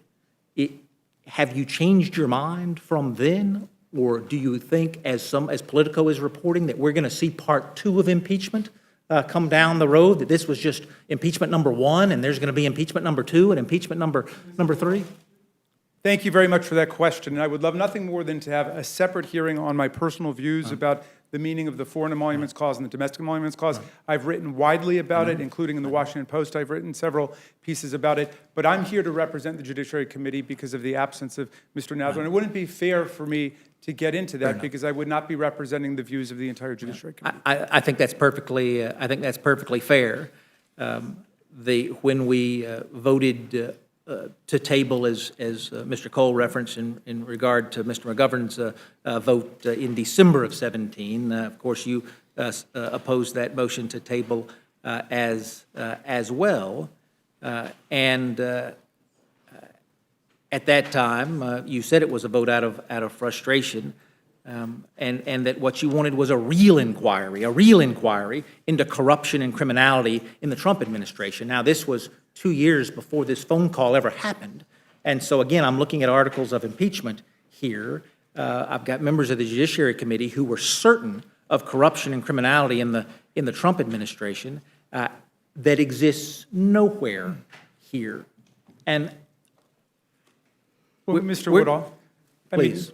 You would concede that there are other episodes of corruption in the business career of Donald Trump and in the political career, no? That are not part of this process. And so, I mean, I don't know if, look, there are patterns of conduct and behavior that have been noticed. One of them is extremely relevant to this investigation. That's what took place in 2016. That's when Donald Trump essentially invited in Russia. The whole world heard him say it, invited Russia to come into our election. He welcomed their interference. The special counsel of the Department of Justice found more than 100 contacts between the Trump campaign and Russian nationals there. And then when it began to happen, the president moved to obstruct the investigation, and that's in the Mueller report, which we talked about today, all of those episodes of corruption. So there is a pattern of evidence, and I don't know, look, when Bill Clinton got impeached for what he did, you could certainly find Republicans who'd been calling for his impeachment for several years for other stuff. There were conspiracy theories about him going on for years. That doesn't necessarily discredit what happened in the impeachment of Bill Clinton. You've got to take it on its own terms. That's why we're trying to get back to the facts of what took place here with the Ukraine shakedown. I think you're mistaking my intent. I was not citing comments that you'd made in the past to put you as a never Trumper whose sole purpose was to reverse a legitimate American election. That was not my intent.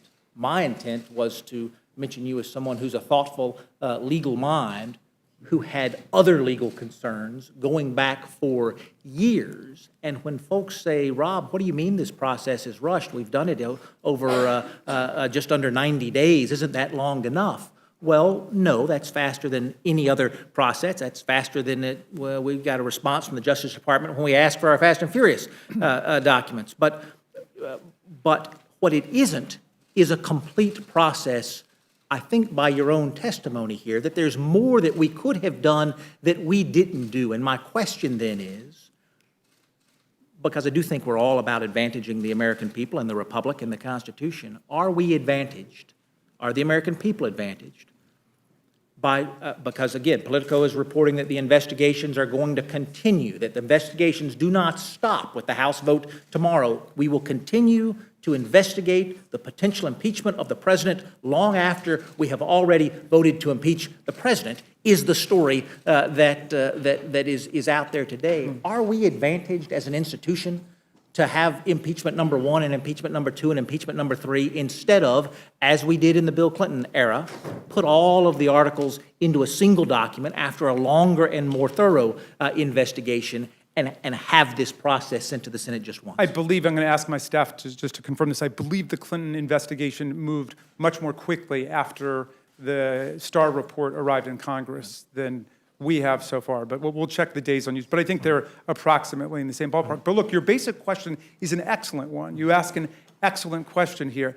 And all I can say is that we have a clear and present danger to our democracy right now because of the electoral corruption. This president invited in a foreign power to come and interfere in our election. And he used all of the resources of his office to coerce President Zelensky to come in to make these announcements he wanted for a totally political purpose. That's this election. It's going on right now. And so we've got to deal with this. And we have a very serious and complicated problem to address as a country right now, which is, do we want to establish that this can be the norm going forward, that any president, whether their last name is Trump or Obama or Woodall or anything else, can go to foreign governments in the middle of a campaign, lure them in, either through coercion or through honey, whatever it might be, and get them to participate in our election. That's a really serious problem. So, look, I agree with you. You ask a trenchant question, Mr. Woodall. There are other things that are not part of this, but that is because of the urgency of this situation. I take that. I take that point, Mr. Collins. I say it again: clock and calendar. That's why we're doing it. That's what it is. That's why we say things like it's an imperative, ongoing, whatever you want to call it. It's a clock and calendar issue.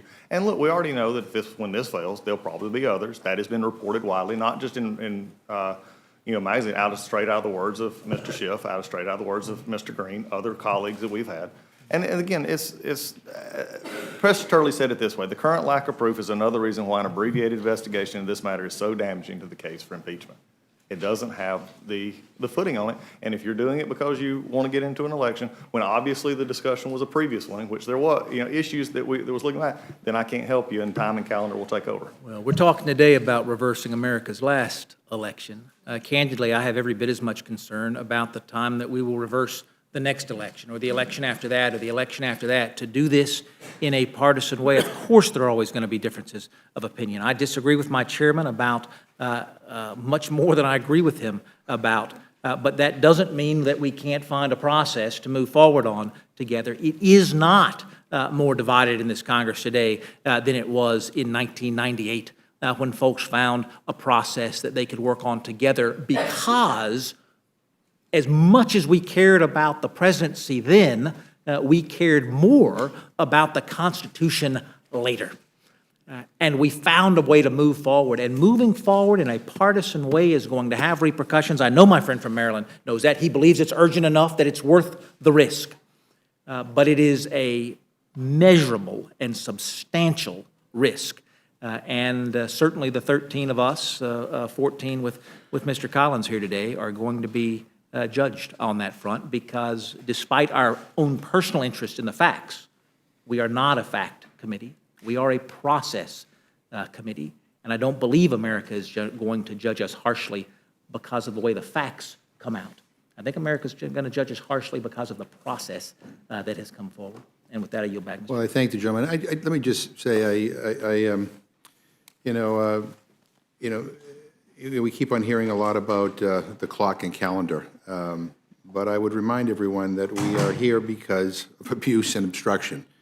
And the president's abuse of power and obstruction of Congress. That's why we're here. I said in my opening, and I'll say this again, I mean, we just have a difference of opinion. My friends try to characterize this as trying to overturn the last election. I look at this, as a crime in progress, and that we're trying to prevent the president from rigging the next election. And again, I've never, ever seen or witnessed a moment like this where a president of either party has publicly invited foreign intervention in our election. He did it when he was running for president. He did it with Ukraine, and the administration has purposely decided not to cooperate, to drag their feet, hoping that we'll get through the next election. I mean, this is, I said it's wrong. I mean, it is beyond the pale. And we just have a difference of opinion on this. I yield to the gentlelady from California, Ms. Torres. Thank you, Mr. Chairman, and thank you to both of you for being here. I also want to thank my colleagues that have spoke before me today for using your indoor voice and for exercising the decorum. We are on the third floor of the U.S. Capitol, and I think it's important for us to be respectful with each other. Today, we regrettably face one of the most solemn duties the Constitution vests in Congress. I, like all of you here, did not come to Congress to impeach a president. As a matter of fact, on January 20th of 2017, I stood in the freezing rain to watch Donald Trump be sworn in as the 45th President of the United States. I was there in good faith. I was there because I believe in the peaceful transfer of power. I was there because I believe in the rule of law. And maybe foolishly, I also believe in second chances, that we would have elected someone who can stand up and represent all Americans. But then in September, approximately 3 months ago, we learned that President Trump had withheld critical military funding to Ukraine, a strategic partner in a war with Russia. And then, October 3rd, President Trump announced that China and Ukraine should investigate his political rivals on national TV. The president's personal attorney also said that Biden should be investigated. Now, President Trump famously said that he could shoot someone dead in the middle of Fifth Avenue in New York City, and he would get away with it. What mindset do you have to be in to say that out loud on national TV and to believe that? Well, anyone who turns a blind eye to behavior like this is providing him that right. 5 GOP primaries have been canceled. Kansas, Alaska, South Carolina, Arizona, Nevada. GOP, the Republicans across the nation are locked in step to defend at any cost the bad actions and illegal actions of this president. The facts are clear. To quote the USA Today editorial board, Trump used your tax dollars to shake down a vulnerable foreign government to interfere in a U.S. election for his personal benefit. Ambassador Gordon Sondland, President Trump's handpicked ambassador to the European Union, testified to President Trump's abuse of power under oath. And he said, I know that members of this committee have frequently framed these complicated issues in a form of a simple question. Was there a quid pro quo? As I testified previously with regard to the request to the requested White House call and White House meeting, the answer is yes. We also have the rough transcript of Trump's July 25th call, released by the president himself. For all the claims that President Trump was withholding military aid over corruption in Ukraine, he never once utters the word corruption in the call. He does ask for a favor, though, a favor that has nothing to do with U.S. national interest and everything to do with his own political interest. Trump's actions were clear abuse of presidential power. He conditioned official acts of office on a political advantage in the next election. Think about that. All of us here, members of Congress, have taken ethics training on the House rules and on federal crimes. I just did the training last week. We've all sworn the same oath of office to protect and defend our Constitution. And imagine if a city in our districts asked for our help with a grant or an appropriations request. Would any of us reply, I would like you to do us a favor, though, and announce an investigation into my political opponent? Of course not. And why would you not do that? Because no one is above the law, not even the president. And you know that asking for that type of favor is illegal. The rule of law is what gives our great country its strength. The rule of law is what separates us from third world countries where dictators reign for decades on. The rule of law is what makes us, our great country, the envy of the world, the place that other countries look for inspiration as they grow their own democracies. And it is the rule of law that brings all of us here today. And as the only member of Congress from Central America, take it from me that we never want to see a day when the rule of law simply fades away. I never want to see a day where American families have to send their children to live outside of the country because of public corruption. Look at Honduras. Their constitution banned presidential re-elections. Their constitution clearly states that if presidents try to get rid of the re-election ban, that they should be removed from office immediately. And despite all of this, President Juan Orlando Hernandez ran again anyway, and the Supreme Court in Honduras, filled with his supporters, got rid of term limits, and he is now serving his second term in violation of his country's founding principles. Honduras is now a narco state. And we have thousands of Honduran families at our southern border seeking asylum. In Guatemala, the people have been waging an uphill battle against corruption for years. Former President Otto Perez Molina took bribes in exchange for lower taxes.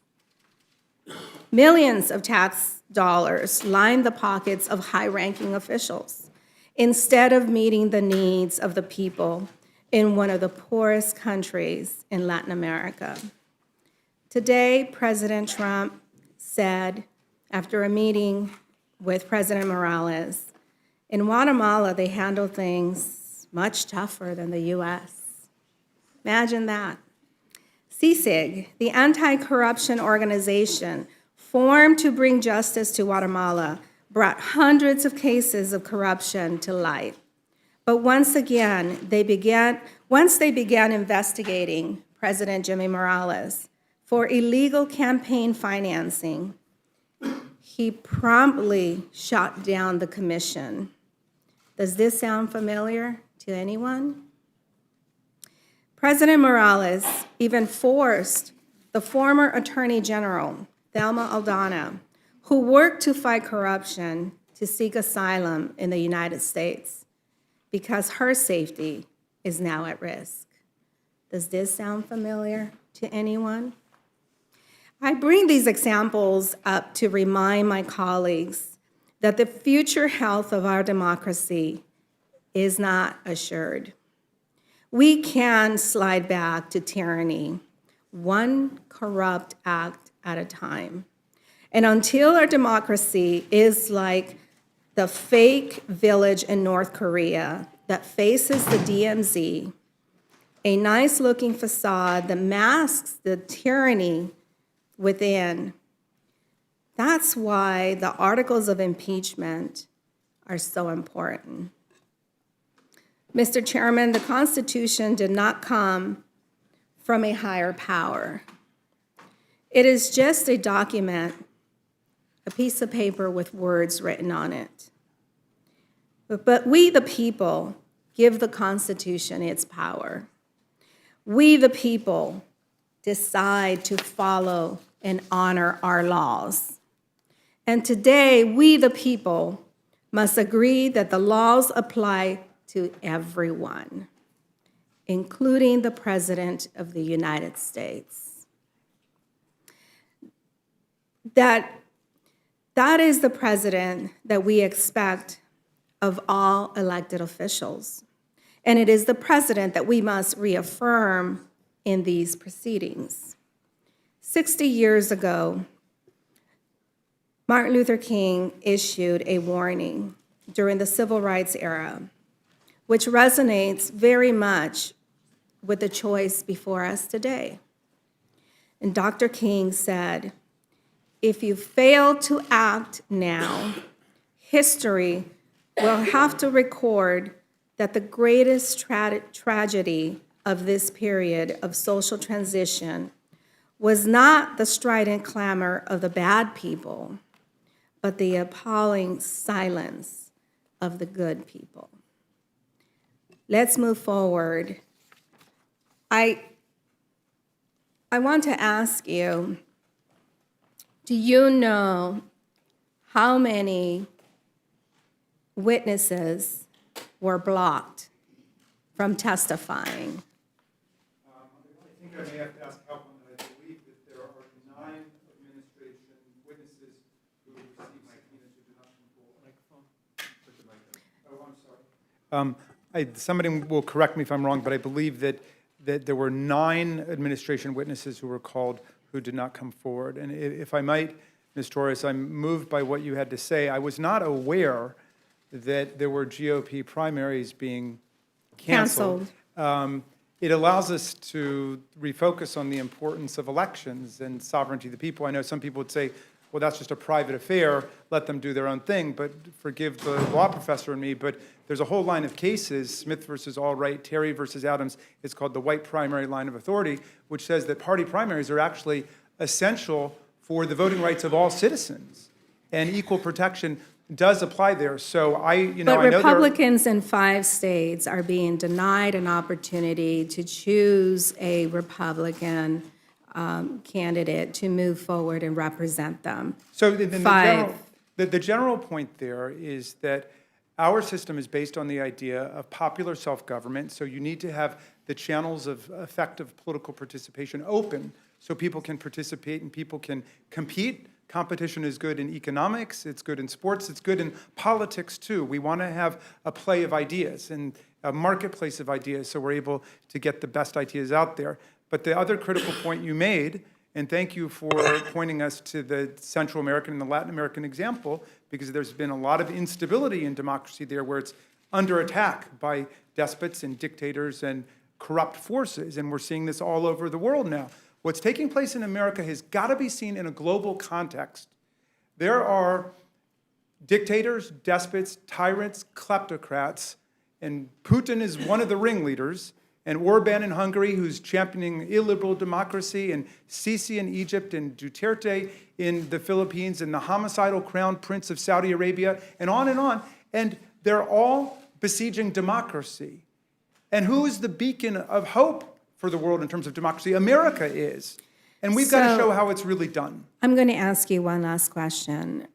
Did witness intimidation occur during your committee hearing? To be clear, there were 9 senior officials who refused congressional subpoenas. On what grounds? There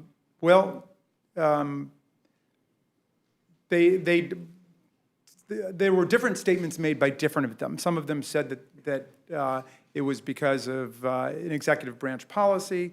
And I'd have to go back and look and see which ones invoked this or that doctrine, perhaps. I'm not sure. But we've never seen anything like this in scale, in scope, in degree in American history. A cover-up. We just have not. And the chairman of the Intelligence Committee and the chair of the Judiciary Committee have praised those people who've come forward. And if you would allow me just one thought about this, I think it's been said a couple of times, your witnesses.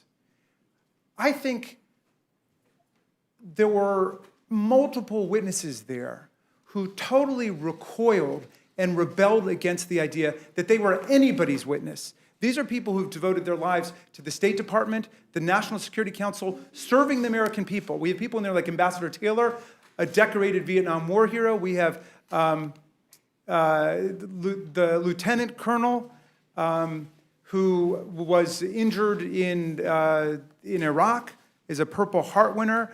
We have Fiona Hill. We have Ambassador Yovanovitch, whose family fled Nazi Germany and Stalinist Russia and committed her whole career to American democracy as an example. These people are not majority witnesses or minority witnesses or these or ours. The vast majority of them said, we're not here in any partisan context. We're not here with any partisan purpose. We're here to tell the truth. And they swore an oath to tell the truth. Those people went under oath. They are not throwing tomatoes from the sidelines. They went under oath and told exactly what they saw and what they heard, and we have their direct testimony. And rather than commending them for their courage, someone on Twitter decided to intimidate and diminish their testimony. You know, I never thought in my lifetime we would get to a point where the President of the United States heckles people for doing their civic duty of going under oath to tell the truth.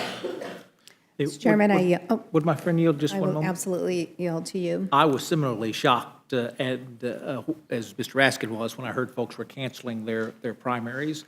So since South Carolina happens to be my neighbor, I went back and looked, and it turns out that's just something that they do. They did it for Reagan and Bush, and they did it for Clinton and Obama, that the party that's in power and has the White House in the name of saving dollars, cancels it. And I share that with you because I was comforted when I heard that it was a historical practice as opposed to something that had just. And I appreciate, my friend. I appreciate your feedback on that. I'm going to yield back to Mr. Chairman. Thank you very much. So I think the committee is going to take a 5-minute break so you can stretch your legs and do whatever else you need to do.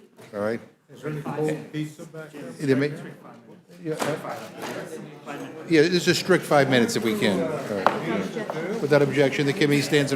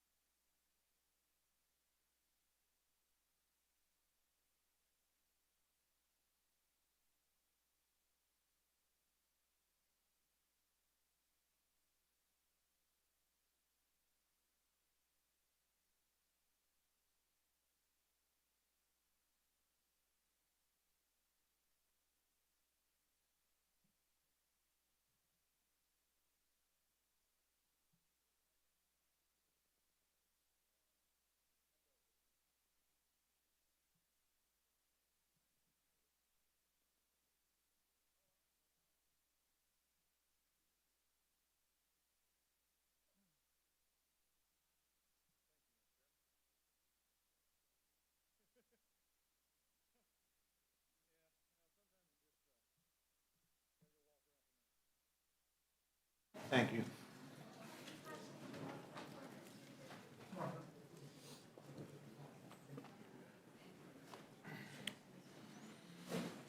Okay. The Rules Committee will come to order. I will now yield to the gentleman from Texas, Dr. Burgess. And thank you, Mr. Chairman. I thank our witnesses for staying with us throughout all of this. I know you've been through a lot already, but I can't help but be struck by the fact that this does seem to be proceeding rather rapidly. It did, after all start with a phone call.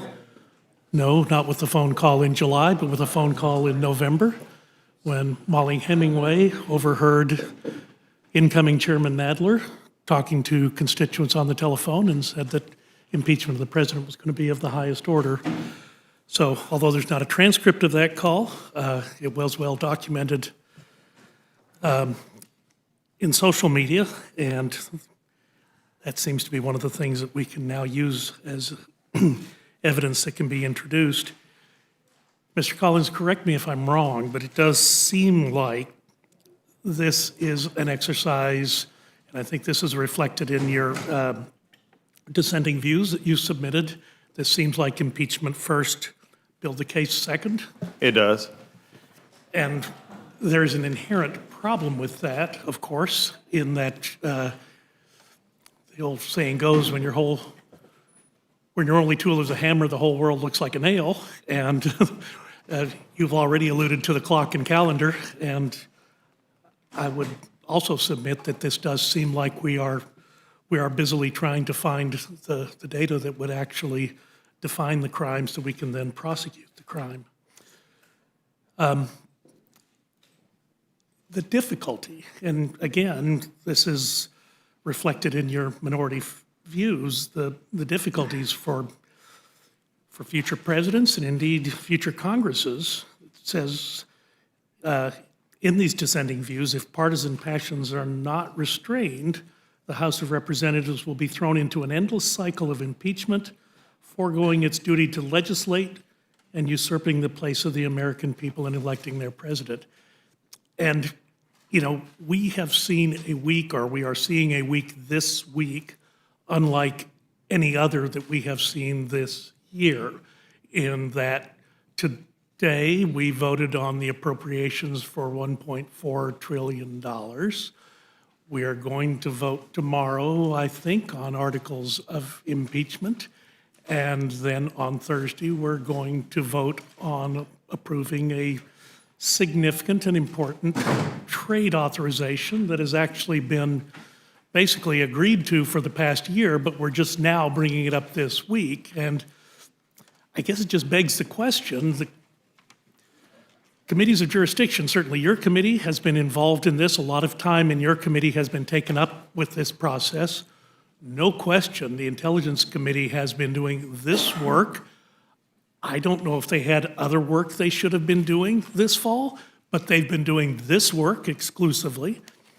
And although I'm a member of the Committee on Energy and Commerce, and certainly we have our jurisdictional tussles with the Committee on Ways and Means, it bothers me that the Committee on Ways and Means has had to give up their hearing room for all of these weeks so that Intelligence and then Judiciary could hold the hearings on the articles of impeachment in the Ways and Means hearing room. Does this bother anyone else that all of Congress's attention has been diverted to this at the exclusion of every other process? It bothers me. Believe me, I'll let the Ways and Means folks, no offense to them, I'll let them keep their room. I prefer Judiciary and others. Look, I'm not going to, be one. I think we've had a large number, especially Judiciary Committee this year. We have passed other bills, and I will disagree with those. And there's some we've actually made bipartisanly, but it's not been. It's been a start and stop process. I remember when impeachment was taken away from us, and is the way we described it. And in September, we went like almost a two and a half week period. We didn't know what to do. I mean, because we literally had been doing so much of investigations and Mueller and everything that there was nothing in the hopper, so to speak, for us to move forward on. And the chairman did a good job, I think, trying to recover from that. And, I disagree with some of the bills that we passed, but at least we had some other hearings. I think over time, without elaborating on this a great deal, I think the biggest issue that we have here is, at the end of the day, I think there's a large decision being made, and that decision is being made on, we need to do this, now, and I disagree vehemently with the majority on this opinion. We need to do this now, but I do, after taking a step back, look at because we've had to live with it in judiciary in particular this year, the institutional discussion and damage, as I would call it, to our rules and our processes and our things. Those are the things that concern me, the most, whether I'm here or not, because the good thing, the logical thing is all of us here will not be here in, a number of years, whatever that years may be, but there will be others. And, the Intelligence Committee is a committee you used to never hear of. It was a committee that did its job in silence, in the dark, in the basement. When I first got here, Mike Rogers and Mr. Doug Rustenberger, I thought they were combined, because every time I saw them, I saw both of them together. And now it's become a committee that I don't think it ever intended to be, and I don't think it should have had at this time. It could have been handled differently. I may disagree with the findings of my judiciary colleagues and even Intel colleagues, but this should have never been in Intel to start with. And I just disagree inherently with that. There were other committees that could have handled it properly. I just don't think this was where it should be, but I feel like I know why it was, but it just shouldn't have been down there. Well, and the optics of having this done absolutely in secret in a secure compartmentalized facility downstairs, not just in secret, but behind locked doors with armed guards up front. Well, and especially when none of it was classified.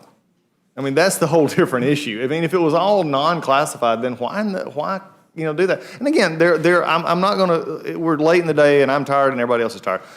There are reasons that it was happening, but they did it for a purpose. They got the intended result. But again, it was not classified. And really, what bothered me was you're talking about the rules. And I talked to the Parliament, the House parliamentarians and others. There was no reason we could have not got that information before it was decided to be released. I'm a member of Congress. I could have went to any of those committees, and I did go to 2 of those committees and was turned down to get that information while it was going on. That was just a flagrant violation of House rules. And you can dress it up and make it look better and say, well, it was all in a bigger cause, but that leads us down some pretty bad roads as well. And I will tell you, you've been a member of this committee in the past, so you know the responsibility that rests with this committee. Anything that comes to the floor is going to come through us. We set the rules and the parameters around the debate, so it is an important job that is done up here. It certainly has bothered me that all of this activity was done downstairs and in secret, and we weren't allowed, even as a member of the Rules Committee, I was not allowed to review the transcripts until very late in the process. There's a lot of material that was collected. I knew that as a member of the Rules Committee, eventually I was going to be asked to render some sort of judgment, but it was virtually impossible to keep up then with the volume of information that when it came out, there was a lot that came out. You are also doing now your open hearings in both intelligence and then subsequently judiciary. So there was a lot of material with which to keep up. But let me just ask you, were all of the transcripts that were collected down in the Intelligence Committee secure room, were all of those made available to all members of Congress? No. We still have one. We know of one that is still out that is still lacking. That's the Inspector General of the Intelligence Community's report. And also, May I ask, is that classified information? You'd have to ask Mr. Schiff, but he doesn't seem to want to talk about that on the record. So, I mean, he just keeps it, we don't have it. But it also is a violation of 660. It's a violation, clearly a violation of 660. The White House, we know, has not got all the information sent to them. That's a clear violation of 660. When you say 660? That's House Resolution 660. The House resolution that authorized the impeachment that came out of this inquiry? committee, yes. But I want to also say one thing, and again, not trying to be controversial here, but you just made a statement that should really, frankly, bother every member, no matter what committee they serve on. And I'm not going to take any committee and name them, but you said, I'm a member of the Rules Committee, I couldn't go. Any member who wears a pin has the power and authority to go look at those. And if we can't trust members to go look at those and do that as their job functions, then I really question why are we doing this? I mean, because you can say, well, leaks. Well, golly, that didn't stop the leaks from coming out of the rooms. We had plenty of leaks. But it didn't matter, because when you stop members from being members, then inherently, no matter how good your, quote, intention is or how breathless you think that the next election's in peril, The moment you have to take down the liberties and the rights and responsibilities of members to get there, that's a problem.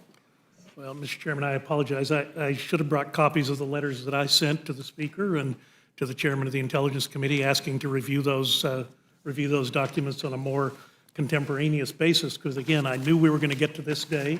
I knew this day was coming in the Rules Committee. We were going to be asked to vote on stuff that, again, just the sheer volume of information that we now have to sort through in order to make an informed decision for, yes, our constituents, but for other members of the entire House of Representatives, because they are all going to be hanging on what we decide here tonight. I agree, and I just want to add, because I'm not making this up, and this is for any member of the committee, any member watching right now. This is Clause 2E, 2A of Rule 11. This is a rule of the House. And it was really interesting because they could have waived a lot of this, but they didn't. And this was always available to us, but yet was denied by us on many occasions. And again, it just goes to the heart, no matter how desperate you are to get to an end result, this is what concerns me this time next year, or the next year. When is this going to be brought back up again? So let me just ask you, Mr. Collins, it seems to me, and in fact, the words in your minority views are that the charges are vague and malleable. And I think my fellow Texan, Mr. Ratcliffe, asked the question during, I think it was during a judiciary hearing, it may have been during an intelligence hearing, what was the crime? Were you aware, in talking to the witnesses, asked witnesses at the witness table, what was the crime that you witnessed? And in general, what answer was he given to that question? That they witnessed none, and I think what the majority is doing is taking full advantage of the political nature of impeachment in non-defining to move forward with this. Which, of course, is one of the inherent difficulties going forward. If you allow the charge to proceed that is vague and malleable, it certainly can occur again under different circumstances. A lot has been said today about fact witnesses, and well, let me just ask you this. Was there anyone that you interviewed during the Judiciary Committee proceedings that had direct knowledge of the phone call? I chuckle a little bit because, again, we didn't get to interview anybody. We had 4 law school professors and 2 staff members. That's it. And what was really interesting is we had 2 presentations, one of which, by the way, our witness actually testified. He presented and then had to testify under oath. And then the one who presented for the Judiciary Committee actually then left the presenting table and came and questioned our member under oath and transferred out with the Intelligence Committee staff member. So, like I said, I can't lay this out any better, but I want to make it very clear, and I've done this all day. I'll fight you. I'll fight this on process, and I'll fight this on facts. We win both. And I think that's what's, coming out the most in this. I'm glad you brought about process, because we do get a lot of criticism that we're talking a lot of process. This is the Rules Committee. That's kind of what we do, is the process. You remember, you were on the Rules Committee. Well,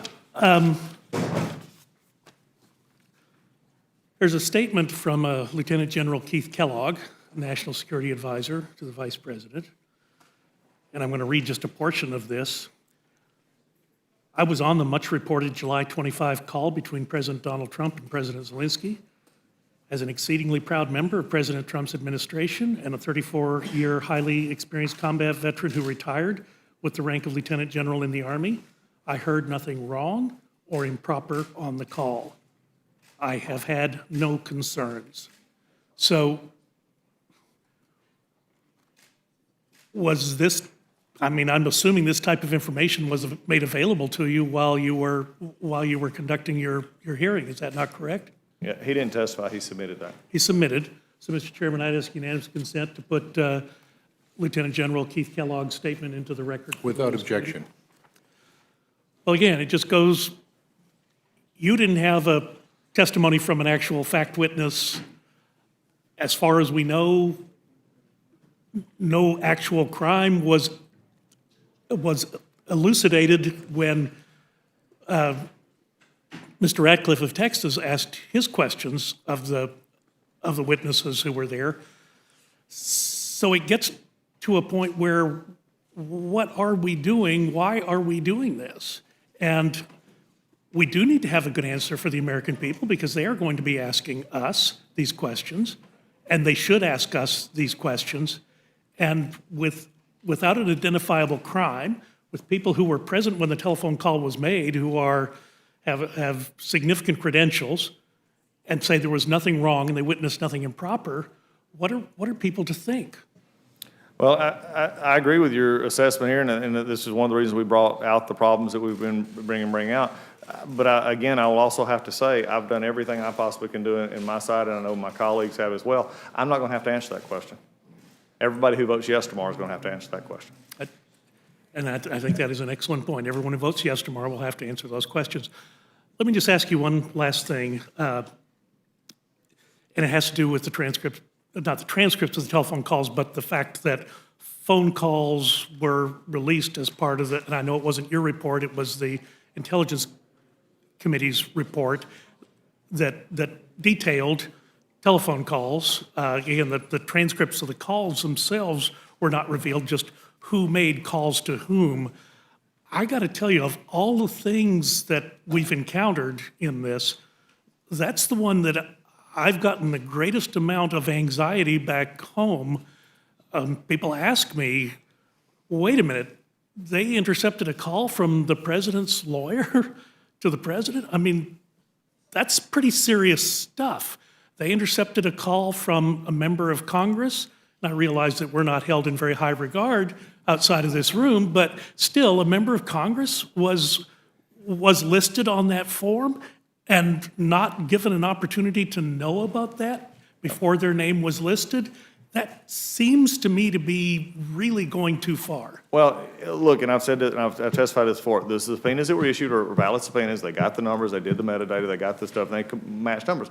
But to say that there wasn't a determination, you know, as we looked at who these calls and to have those numbers, such as the ranking member, such as a member of the media, and others, you know, even if you wanted to, even if you know, just grossly in your mind could come to the conclusion it was okay to know that, at what point was it okay to put into that report and not say anything about it? There was no reason to put that in report. I mean, it's the unindicted co-conspirator kind of thing, and I've heard this already. Well, you know, that's even more of a smear on a member of Congress. Well, we didn't really do anything wrong, but, you know, that's what we do. No, that should never have happened. There was ways to do it.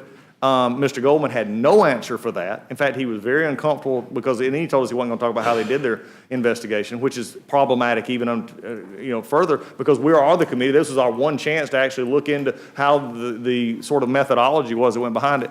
And again, look, it's very important to members of Congress, and it should be on both sides of the aisle doing that, because at the end of the day, it did not make their case better, it did not make their case stronger, it did not make their case any better, except for the simple fact that all of a sudden when this report came out, there was about 15 or 20 or 30 or 40 or 50 or 500 media outlets that picked that up. And it just inherited this story of Mr. Nunez and snowballed. And that's, I think, exactly what they wanted. Because, frankly, if I had the report that I had to put out, I'd want something to take attention away from it. And that's sort of what they did. They just threw it in there as a gratuitous that meant nothing. But it just goes to show how rushed and how partisan this has become. So your and that opinion, should scare everyone. Your opinion, that was a diversionary tactic? I think it was a tactic to say, look at what else we've done here, and also look at the ranking member, let's look at the others. All of this involved. I think it was just simply, again, without going into the mind of Mr. Schiff, who I would actually blame for this, Mr. Goldman not, we don't know. What was your reason for doing that? What was your reason for putting his name in there? Except to make a point, because y'all have been publicly feuding for a long time about how this process is going. Why else would you put it in there? Because there was no evidentiary value for it. Well, as a practical matter, let me just share with you, as a rank and file member of Congress, a humble backbencher that I am, we talk about damage to national security. This was damaging to national security. The release of that information and the way it was released was damaging to national security, because you and I are going to have to make a determination, and I realize it's not quite the same thing, but the reauthorization of 215 of the Patriot Act is going to come in front of us at some point, and how am I supposed to vote for the collection of amorphous metadata to be held in some place until it's queried by one of our intelligence. Yeah, I think, offense. yeah, and I appreciate that. I think it's definitely two conversations to have on a different level, and I agree with your concerns, and I've had similar concerns, but I don't think, my concern more with this is how we treat each other. And I think this is where this hits for me, is how we're treating each other. And not the fact that we can disagree vehemently, and you know, we've had great times up here, and I can remember Mr. Hastings, and I appreciate Ms. Torres talking about our inside voices. Mr. Hastings and I have sometimes not used our inside voices in here. And it's just because we get passionate about what we do, but we've done that, but we disagree vehemently. But I would never think about taking a report that did, and put his name in it in a derogatory way that had nothing of value to add to my report. I just wouldn't have thought that. And so if that's the level that we've gotten to, no matter what you believe about the facts, no matter what you believe about the president, the phone call, the transcript, the witnesses, or anything else, to do things like that, to have these gratuitous kind of political, I call it hit job, in the middle of a report that didn't have to be there, that does not benefit you at all, is a problem.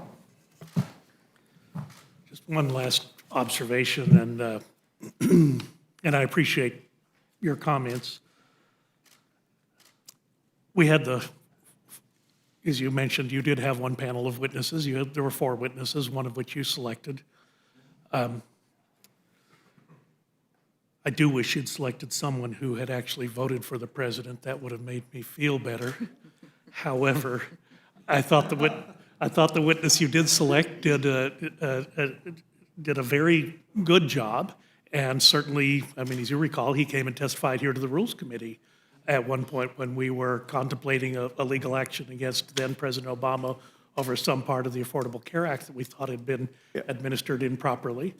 So I always enjoy listening to Mr. Turley testify.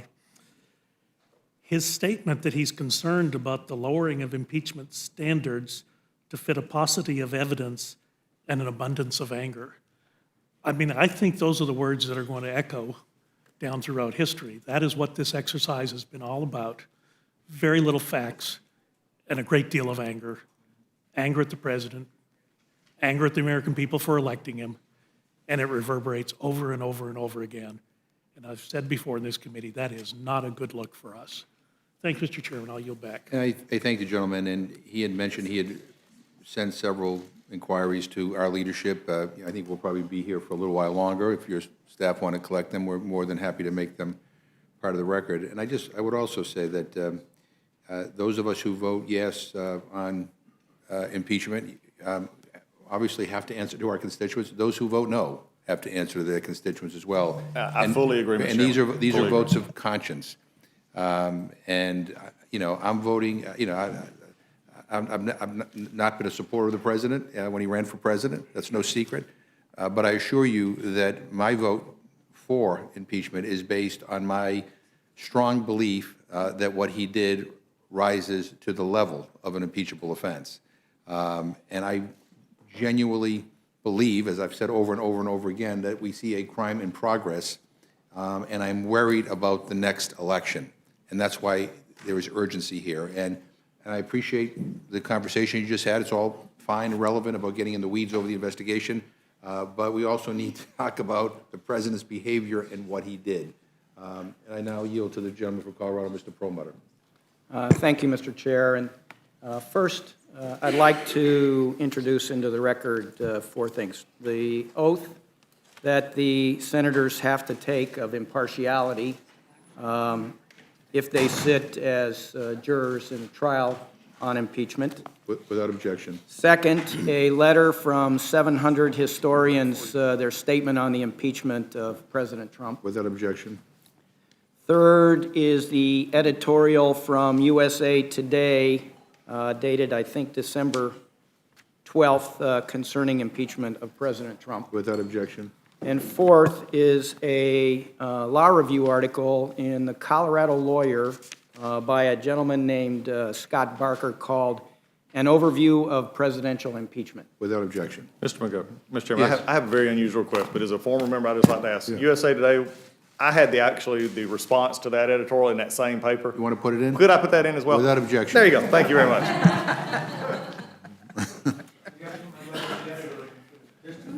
I want to put in my USA Today opinion.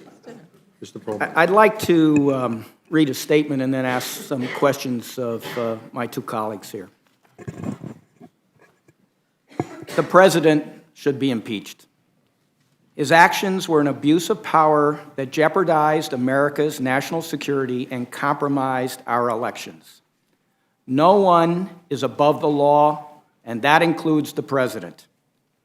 By withholding almost $400 million Ukraine desperately needed to defend itself against Russia until Ukraine did the president's political bidding, the president committed high crimes and misdemeanors for which he should be impeached under Article 1, Section 2, Clause 5, and Article 2, Section 4 of the Constitution of the United States of America. This abuse of power is compounded by the president's refusal to cooperate with Congress's impeachment investigation and his stonewalling of witnesses from testifying or turning over documents to Congress. Almost 14,000 people have been killed since Russia invaded Ukraine. Withholding $400 million that Congress appropriated to help Ukraine defend itself unless Ukraine helped the president dig up dirt on his political rival, Joe Biden, was the last straw for me.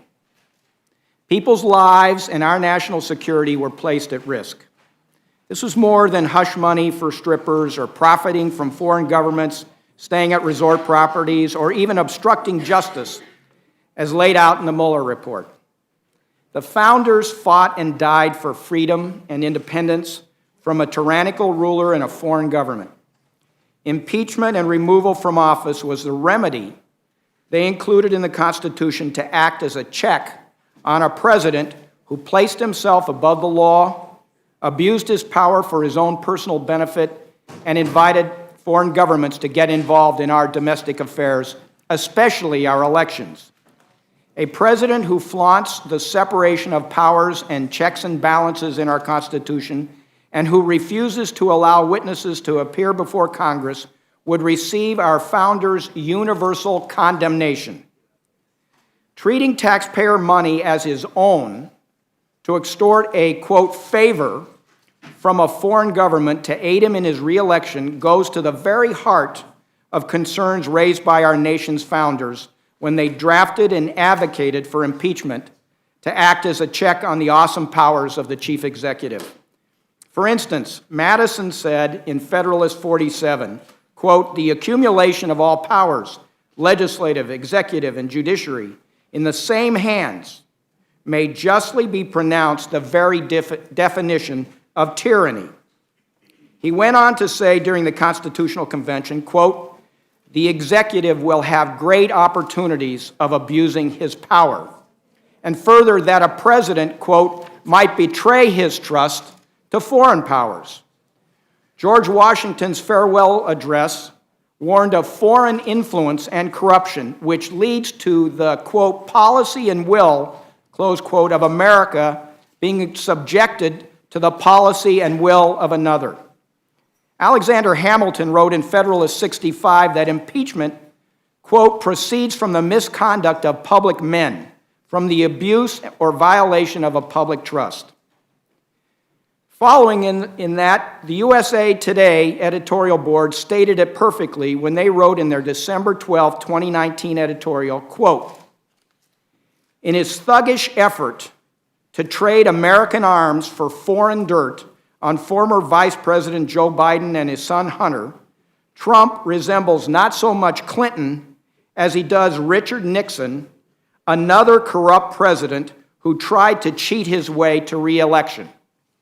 This isn't party politics as usual, they go on to say. It is precisely the misconduct the framers had in mind when they wrote impeachment into the Constitution. Close quote. Impeachment is the remedy the founders placed in the Constitution to remove a president during his or her term of office. This is especially true when the misconduct involves an upcoming election. The president invited foreign participation in our election at least 3 times. First with, quote, Russia, if you're listening, close quote. Second, with his demands on Ukraine to, quote, do us a favor, close quote. And third, with his request for China to get involved in the 2020 election by starting, quote, an investigation into the Bidens, close quote. Any further delay or simply allowing the election cycle to run its course results in the harm and abuse impeachment was designed to prevent. For the sake of the Constitution, fair elections free of foreign interference, and our national security, President Trump should be impeached. So, obviously, and to my friends, we have very different opinions about this, and we work up here in the Rules Committee a lot of hours. We respect one another. But for me, this goes to the heart of the Constitution. And to my friend, Mr. Collins, you and I couldn't disagree more on this. And I would want to compliment my friend. My guess is that as an attorney, and you kind of come off with that country attorney kind of approach, and a number of us think of ourselves as kind of country attorneys. My first question just is sort of a general proposition to you, sir, and to you, Mr. Raskin.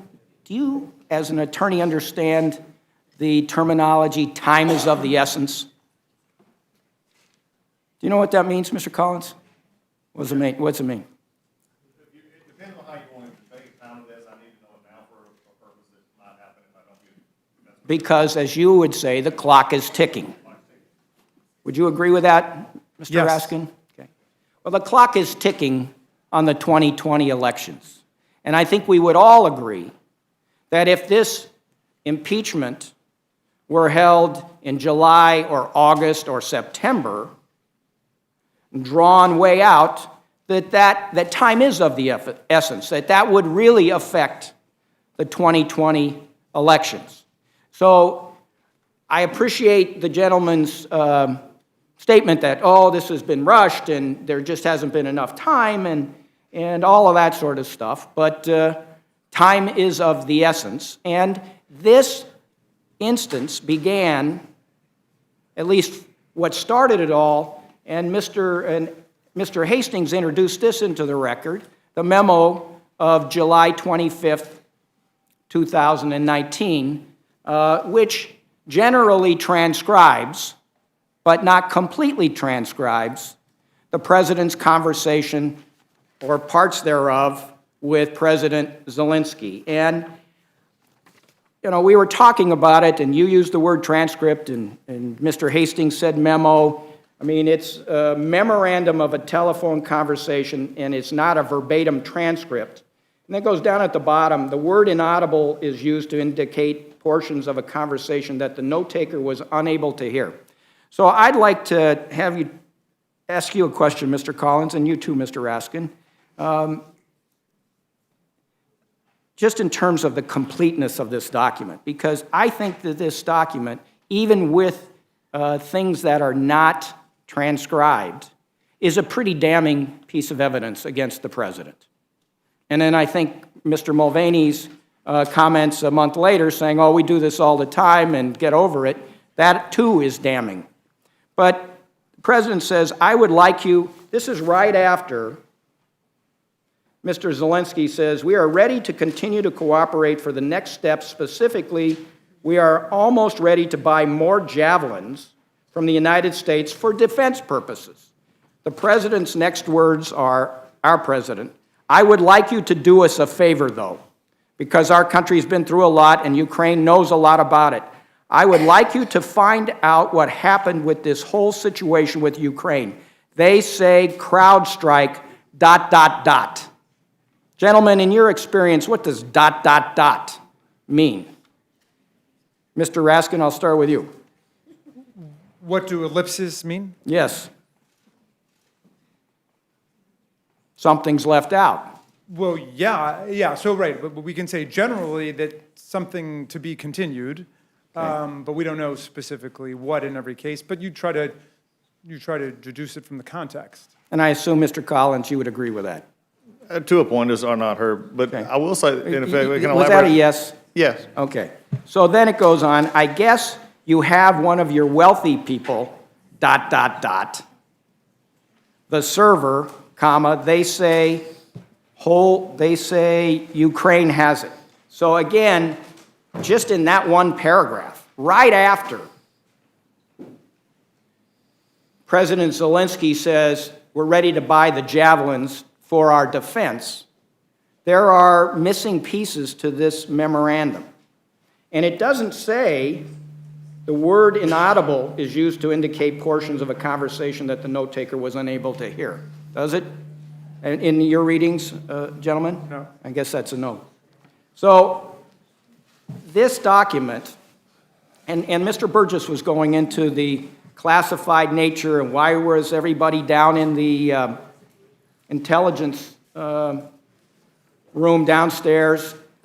Just looking at it on its face, it says, and it's crossed out now, and you apparently, it was an inadvertent error, but can you tell me, Mr. Collins, when this memorandum, up at the top there's a cross out, and I think underneath the cross out it says secret //Orcon /no foreign. Do either of you know what that means? The president declassified the document so it could be made. What is it? My question was, what is that? That means that it's not normally put out to public. We don't normally transmit the telephone calls between two world leaders, and our president doesn't do that. And in order of transparency, he did it in this case. That means it's a declassification. There's no. No, wait a second. But earlier you said it was an inadvertent error, but now you're saying that, oh, when there are conversations between two foreign leaders, we mark it as secret? No, you're or Orcon or no foreign? No, we're talking two different things. Okay. So, but initially You and I are this, talking two different things. Mr. Collins, initially this document was treated as classified and secret, top secret, was it not? If you let me explain here, because we're talking No, two different I things. just- Okay, then we don't, then I won't answer. Okay, Mr. Raskin, you go ahead and answer. So I'm not certain I can completely answer that, Mr. Perlmutter, but can I just try to answer where I think you're going? And here's what I would say about this. There's no mystery here, right? As you stated, Mr. Perlmutter, the July 25th contemporaneous memorandum itself is overwhelmingly damning of the president's designs on President Zelensky. You add that up with everything that came before and everything that came after, and it's all uncontradicted. To me, it looks like it's case closed. Let's talk about July 26th, the next day. I think that's a good idea. The day after the July 25 call, the president called Ambassador Sondland. That's his ambassador to the EU, but he's part of the three amigos who are working on getting Zelensky to do the president's will. Okay. He called Ambassador Sondland to ask whether President Zelensky was going to do the investigation. Ambassador Sondland stated that President Zelensky was going to do it and would do anything you ask him to, and then he famously said, he loves your ass. According to David Holmes, who overheard the conversation, or part of the conversation, Ambassador Sondland and President Trump spoke only about the investigation in their discussion about Ukraine. There's nothing about the war, nothing about corruption, and so on. And after Sondland hung up the phone, he told Holmes that President Trump, forgive me now, I hope my children are not watching, but he told Holmes that President Trump did not give a shit about Ukraine. Rather, he explained the president cared only about the big stuff. The big stuff was the stuff that benefited him personally, like, quote, the Biden investigation that Mr. Giuliani was pitching. This is not an Agatha Christie mystery. There's no alibi. There's no alternative hypothesis of the facts. The president went after exactly what he wanted. And we know that our president is very capable of stating what he wants and telling people what his will is. So let's talk about that for a couple seconds, and then I know, Mr. Chairman, you'd like to get moving, but I just have a few more questions. So Holmes, Mr. Raskin, was the political counselor at the U.S. Embassy in Kiev, right? Correct. And his job was, I think in his words, quote, gather information about Ukraine's internal politics, foreign relations, security policies, and report back to Washington, represent U.S. policies to foreign contacts, and advise the ambassador on policy development and implementation. I think that comes from his opening remarks. Yes. So going back to kind of the questions I was asking Mr. Collins and you about the secret nature of this memo, at least initially, which was unclassified 2 months later. 2 months later. Holmes, I think, testified, quote, contrary to standard procedure, the embassy received no readout of the call and he was unaware of what was discussed until the transcript was released on September 25th. Is that your understanding? Say that once more. That Holmes, was unaware of what was discussed. Correct. Even though it was ordinary procedure that he would get to know something like that until this thing was released 2 months later. Correct. And taken out of the top secret server. That's right. And my recollection is he was not on the July 25th. Even though it was an supposed inadvertent error to put it in the top secret server. So, you kind of glossed over a couple of the kind of cruder terms that Sondland and was saying in connection with this call between himself and the president. But Holmes, as you said, he could hear, could he not, the phone conversation between Ambassador Sondland and the President Trump. He could hear it. Okay, and I think his testimony was Ambassador Sondland went on to state that President Zelensky loves your ass. I then heard President Trump ask, so he's going to do the investigation? Ambassador Sondland replied that he's going to do it, adding that President Zelensky will do anything you ask him to. And then your remarks about whether the president cared about Ukraine or not, but his final statement was, I noted that there was big stuff going on in Ukraine, like a war with Russia, and Ambassador Sondland replied that he meant big stuff that benefits the president, like the Biden investigation that Giuliani was pushing. So, a couple more things that I think have to be discussed, and that was Mr. Taylor, and you mentioned this. The individuals who testified, and by the way, I'd say to my friend, Mr. Collins, that you said, oh, we didn't get any witnesses. Well, you had Mr. Castor, you had Mr. Turley testified, and then the Intelligence Committee, if I am correct, had at least 3 witnesses that the Republicans called, and I'd agree with Mr. Raskin that these aren't witnesses for or against the defense, although I got to compliment you. I think you've been a heck of a defense counsel so far, because the record's gotten pretty muddy, and, you know, the old saying in law school that I went to, if you don't have a fact, do your best to distract. I have the truth. Huh? I have the truth. Well, so the 3 witnesses that the minority called during the investigation, Ambassador Volker, Undersecretary Hale, and Mr. Morrison. So at least 5 witnesses, plus Mr. Raskin, you said that a number of other witnesses were called, like Mr. Bolton and Secretary Pompeo, Mr. Mulvaney, and, you know,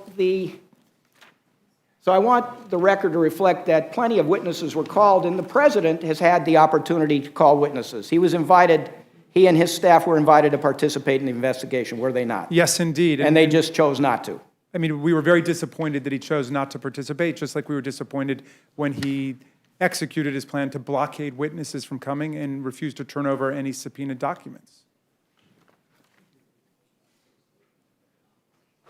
Just a comment that came out of testimony by Mr. Taylor, because those individuals that did testify were either decorated war heroes, individuals who've been public servants, working in the intelligence community, the State Department, a whole range of things over the course of decades under both Republicans and Democrats. And Mr. Taylor was one of those. What was his background, if you recall? He was a Vietnam War hero and had spent his life in first the military service and then the civilian service of the country. And I think he was, if I'm remembering correctly, he was scandalized about the treatment of Ambassador Yovanovitch, who was the target of an unprecedented smear campaign by by people working directly with the president, including Rudy Giuliani. She was somebody who worked for America and fought for our foreign policy priorities in Ukraine. She described herself as completely nonpartisan. She had a family background of fleeing persecution from totalitarian regimes. And they just decided to set her up and to describe her as a tool of George Soros and somebody who was on the side of the corrupt and so on, until finally the president decided to recall her and bring her back. That is a scandalous chapter in American history that was allowed to happen to one of our ambassadors. And it was all to clear the way for the shakedown of President Zelensky, because as Mr. Giuliani said today, he's quoted in the paper today, she was in the way of the plan to get from President Zelensky what the president wanted. Last thing, in Ambassador Taylor's testimony, he was talking about conversations with Ambassador Sondland. And in that conversation, Ambassador Taylor said, quote, President Trump had told him, Sondland, he wants President Zelensky to state publicly that Ukraine will investigate Burisma and alleged Ukrainian interference in the 2016 U.S. election. In fact, Ambassador Sondland said everything was dependent on such an announcement, including security assistance. He said that President Trump wanted President Zelensky in a box making public statements about ordering such an investigation. So that, earlier you referred to putting That's President absolutely right. Zelensky. And you know, if I had to pick one quote for people to remember from Ambassador Taylor, it's when he said, as I said on the phone, I think it's crazy to withhold security assistance for help with a political campaign. And that was in a text message that he was engaged in. I believe that was with Sondland and Volker. I think it's crazy to withhold security assistance for help with a political campaign. That was on September 9th, 2019. Last questions I'd like to ask you is concerning Mr. Giuliani, who you just mentioned. And in that Taylor deposition, there is a reference to a New York Times report concerning Mr. Giuliani's role. And it's a report from May 9, 2019, which says, quote, or an article, Mr. Giuliani said he plans to travel to Kiev, the Ukrainian capital, in the coming days to meet with the nation's president-elect to urge him to pursue inquiries that allies of the White House contend could yield new information about two matters of intense interest to Mr. Trump. One is the origin of the special counsel's investigation into Russia's interference in the 2016 election. The other is the involvement of former Vice President Joe Biden Jr.'s son in a gas company owned by a Ukrainian oligarch. So this is in May of 2019. The ambassadors were told they should work with Mr. Giuliani, and their testimony, again, from the Sondland deposition is they were disappointed by the president's direction that we involve Mr. Giuliani. Our view was that men and women of the State Department, not the president's personal lawyer, should take responsibility for all aspects of U.S. foreign policy towards Ukraine. Do you recall that testimony? Yes. Well, Mr. Sondland, and I don't know who came up with the name Three Amigos, apparently referring to Ambassador Sondland, Ambassador Volker, and Ambassador Perry, they had a couple choices. They could work with Mr. Giuliani or not. And in his testimony, Mr. Sondland says, in working with Mr. Giuliani, that, quote, all communications flowed through Rudy Giuliani. He determined in his testimony, he said, this turned out to be a mistake. But I did not understand until much later that Mr. Giuliani's agenda might have included an effort to prompt the Ukrainians to investigate Vice President Biden or his son, or to involve Ukrainians directly or indirectly in the president's 2020 re-election campaign.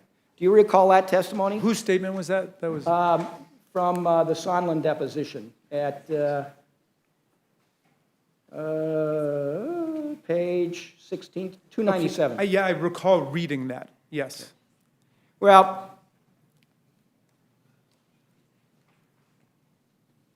the articles that the Judiciary Committee has brought talk about an abuse of power, talk about betrayal of national security, talk about corruption. Are these the kinds of pieces of evidence that support the articles that your committee drafted that you would like the whole House to vote on tomorrow? Yes, it was a vote of 23 to 17 in committee.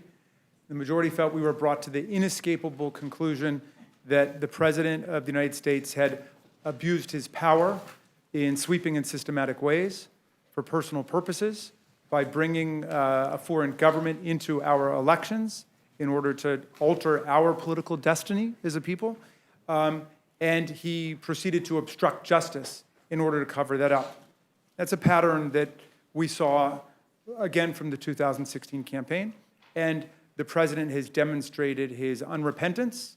He has pronounced his behavior perfect and absolutely perfect, and assures us that Article 2 of the Constitution gives him the power to do whatever he wants to do. So we have a very clear choice as a country right now. Well, and to end with that, in fact, I think the president actually said a couple days before the conversation with Mr. Zelensky that Article 2 of the Constitution allows him to, quote, do whatever I want as president, close quote. And I think that's the problem. That's the core of the issue, that we are in a democratic republic, that we have a framework of laws, of checks and balances that limit a president from doing something like that or to entangle other governments in our politics and in our domestic affairs. And that is why we brought these articles of impeachment, and that's why I'm going to vote for them tomorrow. I yield back. Mr. Perlmutter, before you yield back, because I always like to ask, because I'm going to answer this question one way or the other, and I'd love to answer it with you. Sure. Going back to our original. And the two issues we hear that you said not foreign, that's not for foreign sharing. That was what's always listed on these. You're going back to your So now you are going to have to speak a little slower for me. Yeah, no problem. The documents. I haven't interrupted you before, but No, please. you did fine. And that was mine. It was mine. What I wanted to make sure was my clarification of my answer, and out of respect for your question. It was Okay. two separate things that we were talking about. I was talking about that Mr. Morrison said that it was put on the other server by an administrative mistake.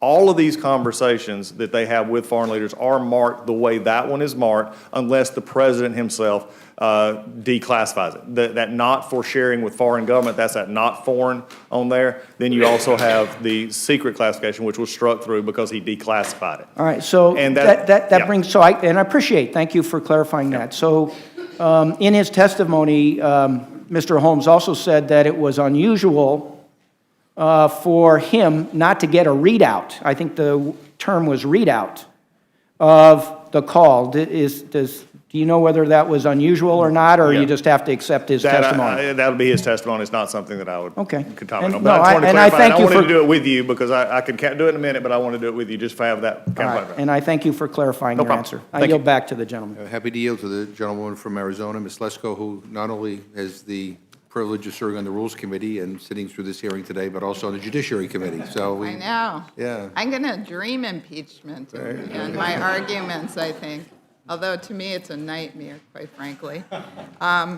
Mr. Chairman, before I start asking questions, and I have several of them, sorry, Mr. Collins and Mr. Raskin, I would like to ask unanimous consent to include my statement on these articles of impeachment into the record. Without objection. And, Mr. Chairman, I also ask to unanimous consent to include President Trump's letter to Speaker Pelosi into the record. Without objection, and I was going to do it at the end, but you beat me to it, so. I beat you to it. I think it's important to have that part of the record, after having just read it. Yeah. All right.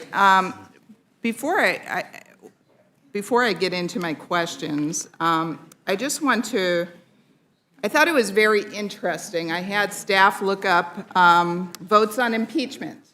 And Chairman McGovern, at the beginning, in your, I believe, opening statement, you said something to the effect that no Democratic congressman or woman on the Rules Committee has voted for the articles of impeachment before. I think that's what you said, right? I did. And, boy, I think that's a little disputable or maybe a little misleading, I'm not sure. But I can tell you, I have here the final vote result for, it was H. Resolution 646, and it was dated December 6, 2017. 58 Democrats, including many on this committee, voted to advance an article of impeachment for the high crime or misdemeanor of dissing the NFL anthem protests and calling a member of Congress wacky.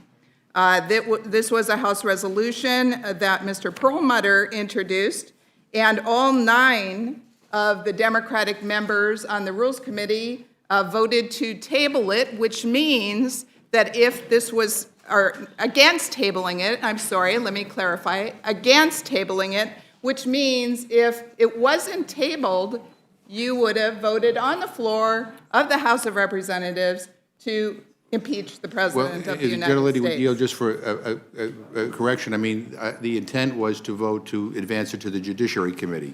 Because that is, you know, I voted against tabling because I wanted to send it to the Judiciary Committee where I thought that was the appropriate way to deal with it. So, I mean, so I stand by what I said. Nobody in this House has yet voted on an article of impeachment. And tomorrow will be, assuming we give them a rule, will be the first time that anybody, Democrat or Republican, will have that opportunity. But thank you for letting me clarify the record. And thank you. And with all due respect, I asked my staff that because you had said that in your opening statement, and I said, is that accurate? And they said, no, that would be if there was a referral. This was actually articles of impeachment on the floor of the House of Representatives that if it had not been tabled, you actually would have been voting on the floor of the House of Representatives for articles of impeachment against the President. The one that was on December 6, 2017, was because you didn't like that President Trump said something negative about the NFL anthem protest and called a member of Congress wacky, and all nine of you here voted against tabling that. Yeah, Mr. Chairman, with all due respect, if I could just interrupt, I don't think Ms. Scanlon, myself, or Ms. Shalala were members of the House.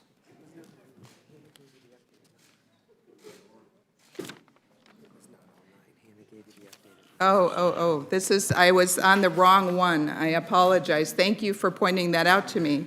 This one was Mr. McGovern, Hastings, Raskin, and DeSaulnier voted against tabling. So there's another one where it's all 9. So I missed Tabling that. what? What are we talking about? Impeachment or? Yes, it was House Resolution 646.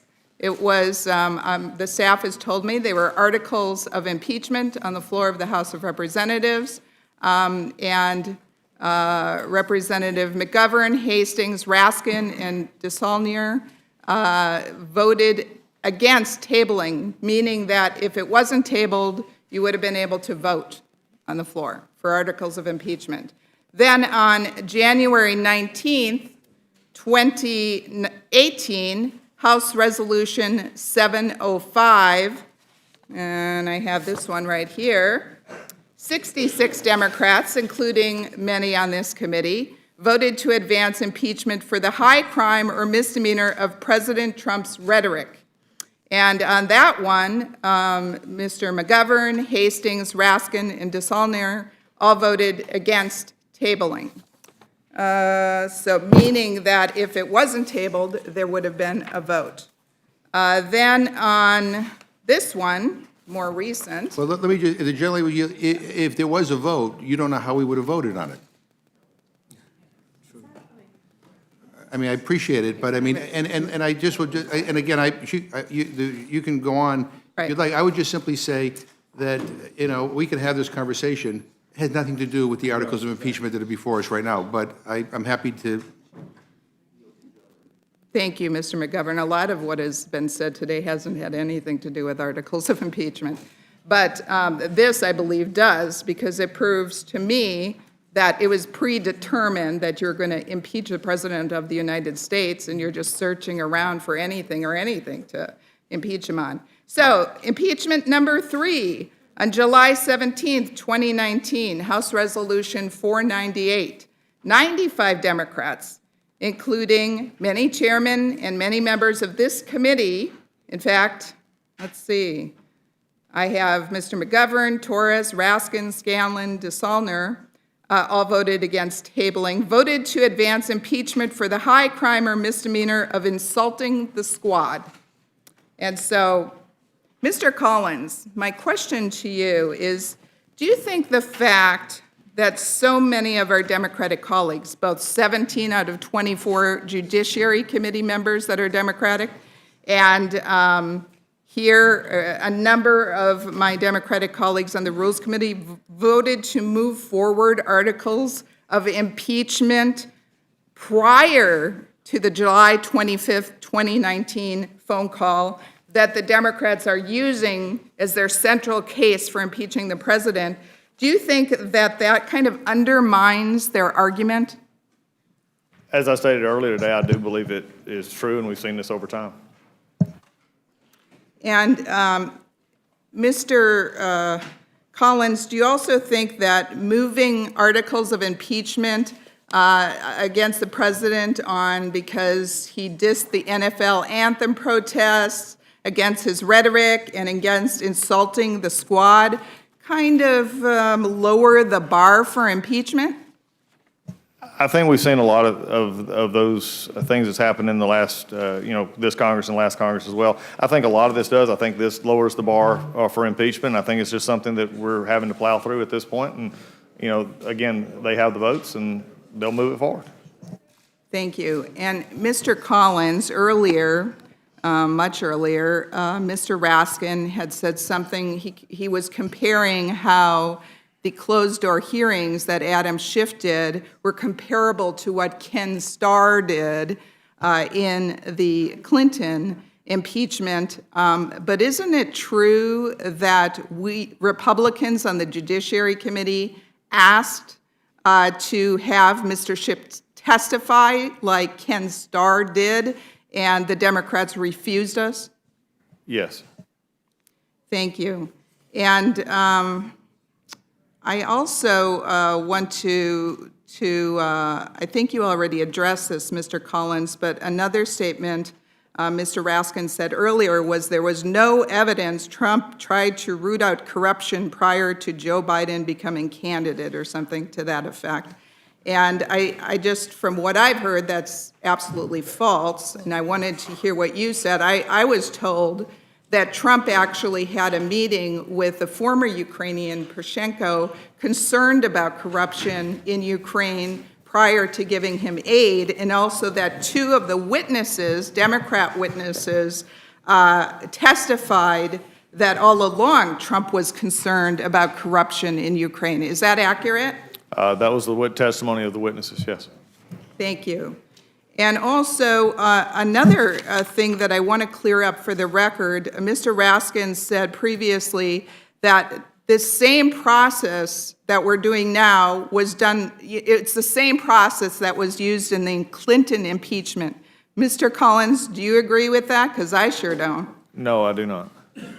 And would you care to expand? Yeah, I mean, I think there's a lot of different things here, and again, I think it goes back to the inherent nature of what we're dealing with today, and that is frankly, the only bipartisan nature of this impeachment is no.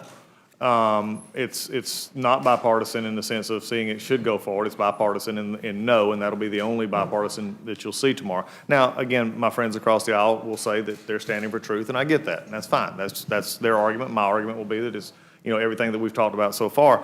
And that's also why at a certain point in time we continue to go on here. But I think when you look at the actual things that were going on, the issues of how witnesses are called, how you dealt with an outside counsel, and again, it was also said earlier that the Judiciary Committee handled the start faster than this. That's not true. It was longer than this going through when it got to judiciary. There were several, I mean, there was 2.5 weeks set up before the first impaneling of scholarly witnesses. I mean, so we never had that. We didn't have barely 2.5 weeks of the entire thing. So when you look at it from those perspectives, I think there's just, again, I have argued here today, and I feel comfortable in my argument today that I've argued both the process problems and the factual problems. I've not been afraid to back away from either. We can genuinely disagree with that. That's why we're here tonight. If we didn't disagree with this, we wouldn't be here.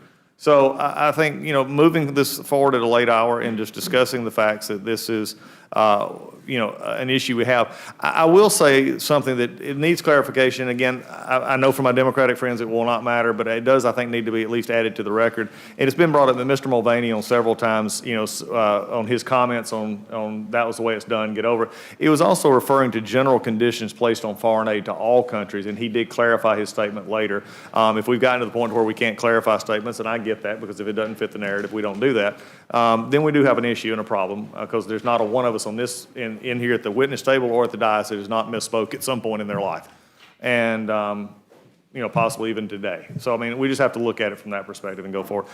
Look, I think I made all the points that I think, frankly, we can make. I would love to have seen this done differently. It does concern me that the future is now predicated on this, and like I said, it's just a concern that the bar is at a certain point now to where it is anything you want it to make it. It's always been a concern, but the founders concerned about many things from foreign influences to everything, but they were also very concerned about this being an overreach in the branches that impeachment, you know, could be used this in a partisan way, or as the quote actually was, is whoever had the most votes, basically, who was stronger in their majority. Well, and that's very true in the House, and I think that's why it is resting in the House. That's why I agree with my friend on the Constitution side. It rests in the House for a reason, because it's the same reason taxes and spending have to originate here. We're the closest to the people to actually do this. So I think this is normal that impeachment would be here. I just don't want it to become that is frankly this, you don't even have to jump to clear the bar anymore. And I think that's the concern I have about impeachment is going forward now. Thank you. I'm going to actually turn to the actual bill, and I'm on page 2 now under Article 1, Abuse of Power. And I read, the Constitution provides that the House of Representatives shall have the sole power of impeachment, and that the President shall be removed from office on impeachment for and conviction of treason, bribery, or high crimes and misdemeanors. So, Mr. Collins, I have a question for you. Were any of the Democrats' fact witnesses able to establish that the President committed treason, bribery, or high crimes or misdemeanors? No, and not in the sense of the way that was laid out. And again, and I've made this comment earlier, and I appreciate the gentlelady for bringing this up. They're not depending on a crime. Okay, and that's fact, and they're willing to admit that. I freely give that. They're not depending on a crime. They're depending on a pattern of acts and abuse of power is what they're calling it. The interesting thing is, though, is in the report themselves, they mentioned bribery and extortion and all these other things, but they just couldn't bring it up to actually, you know, to get the elements, if you would, to be, you know, crass criminal about it. That they couldn't get the elements to where they could explain it to the American people and what they were doing. Thank you. At least in my opinion, personally. Thank you, Mr. Collins, and I'm going to be asking you several questions.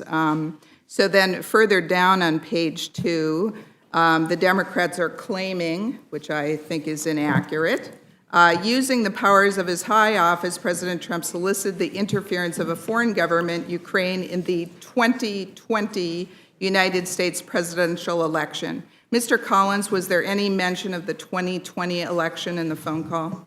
No. And Mr. Collins, has there been any proof or evidence or witness or anyone that can prove that Mr. Trump was referring to the 2020 election? No, and the only testimony that, you know, that it really was never to that. It was discussing on aid and conditions on aid that they tried to put forward.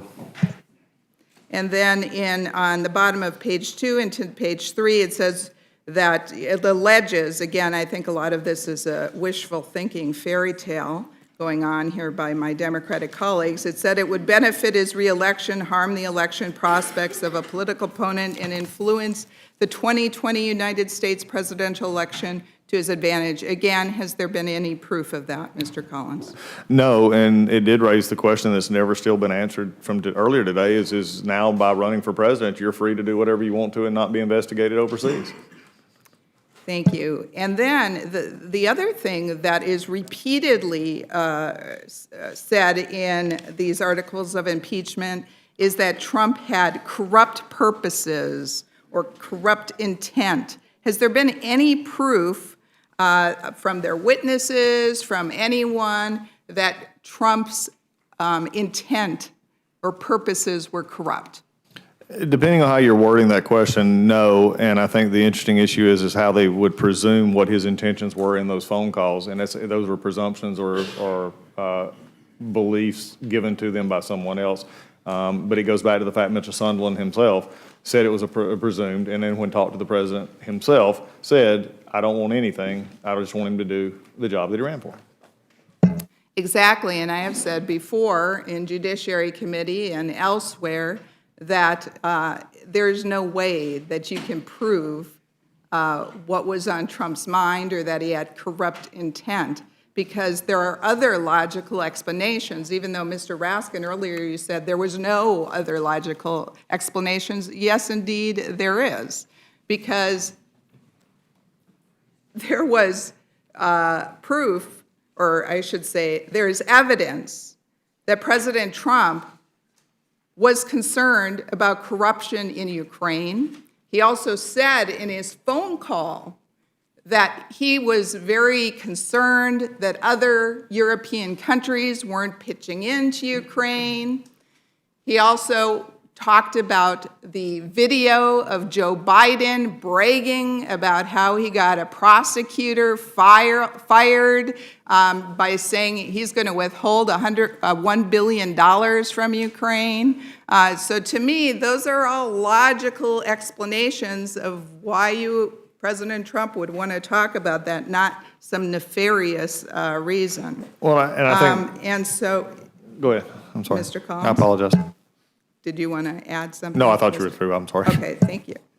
Also, let's see. Oh, this is a good one. This gets under my skin, so I guess that's why you guys keep using it. Is on page 3 at the bottom, my Democratic colleagues in Judiciary Committee and here in the impeachment, they keep on saying that it says, a discredited theory, we're talking about Ukraine now, a discredited theory promoted by Russia alleging that Ukraine, rather than Russia, interfered in the 2016 election.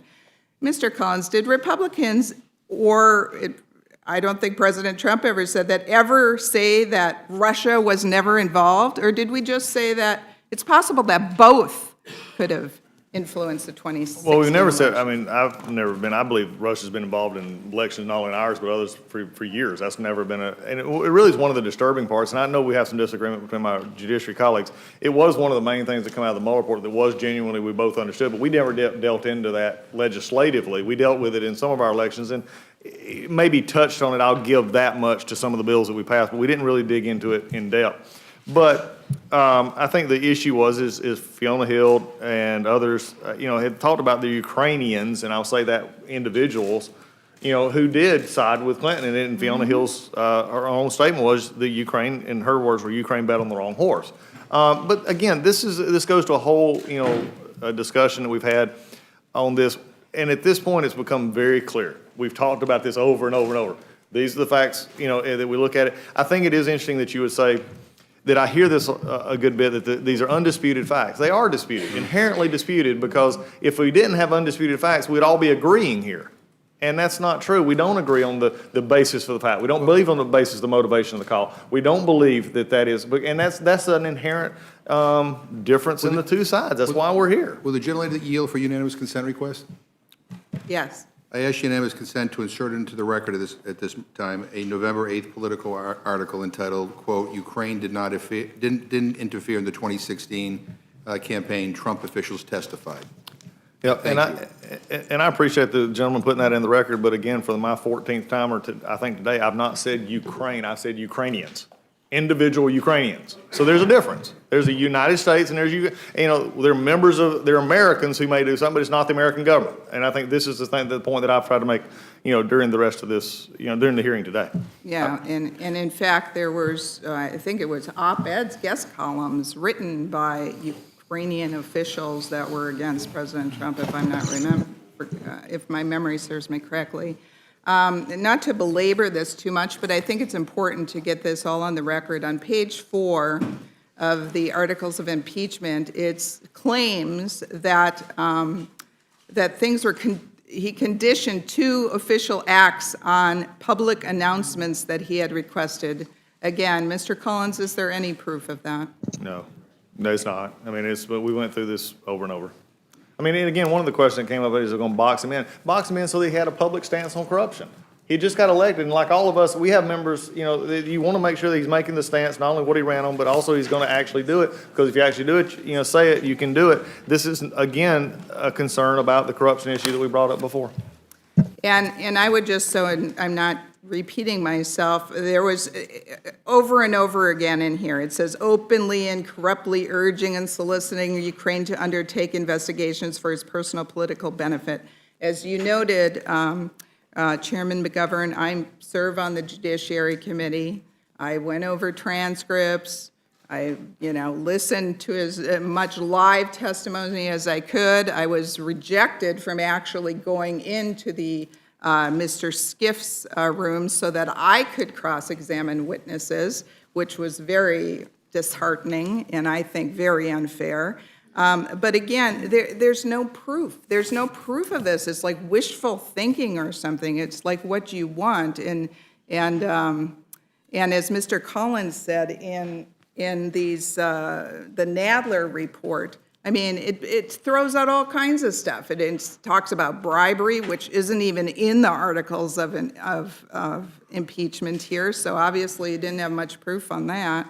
And you just keep throwing out these things. All right, let's move to Article 2, obstruction of Congress. Mr. Collins, can you kind of explain what the normal procedure, what has been done in the past when the legislative branch wants something from the executive branch? My understanding is they first pursue accommodations, like they talk with each other to see what they can come up with, and then if they run into a roadblock, then one of them goes to court and they get a ruling. Is that your understanding? And did the House Democrats pursue any accommodations? And if there was a roadblock, did they take the time to go to court, or did they just move forward with articles of impeachment instead? Again, it's a whole year process, but if you just want to talk about the last couple of months, whenever they would call a witness or the witness would not, wouldn't come, in a couple of cases, the witness actually went to court to determine, should they testify or not, given their position, and the House majority withdrew from the suit. I mean, so they didn't want to continue that process in court. Historically, and look, it's if you take the majority's argument on face value that there is a time issue here, that there is an election issue that is a clear and present danger, as they've actually said many times, then you'd want to avoid something that could drag this out further. I get that.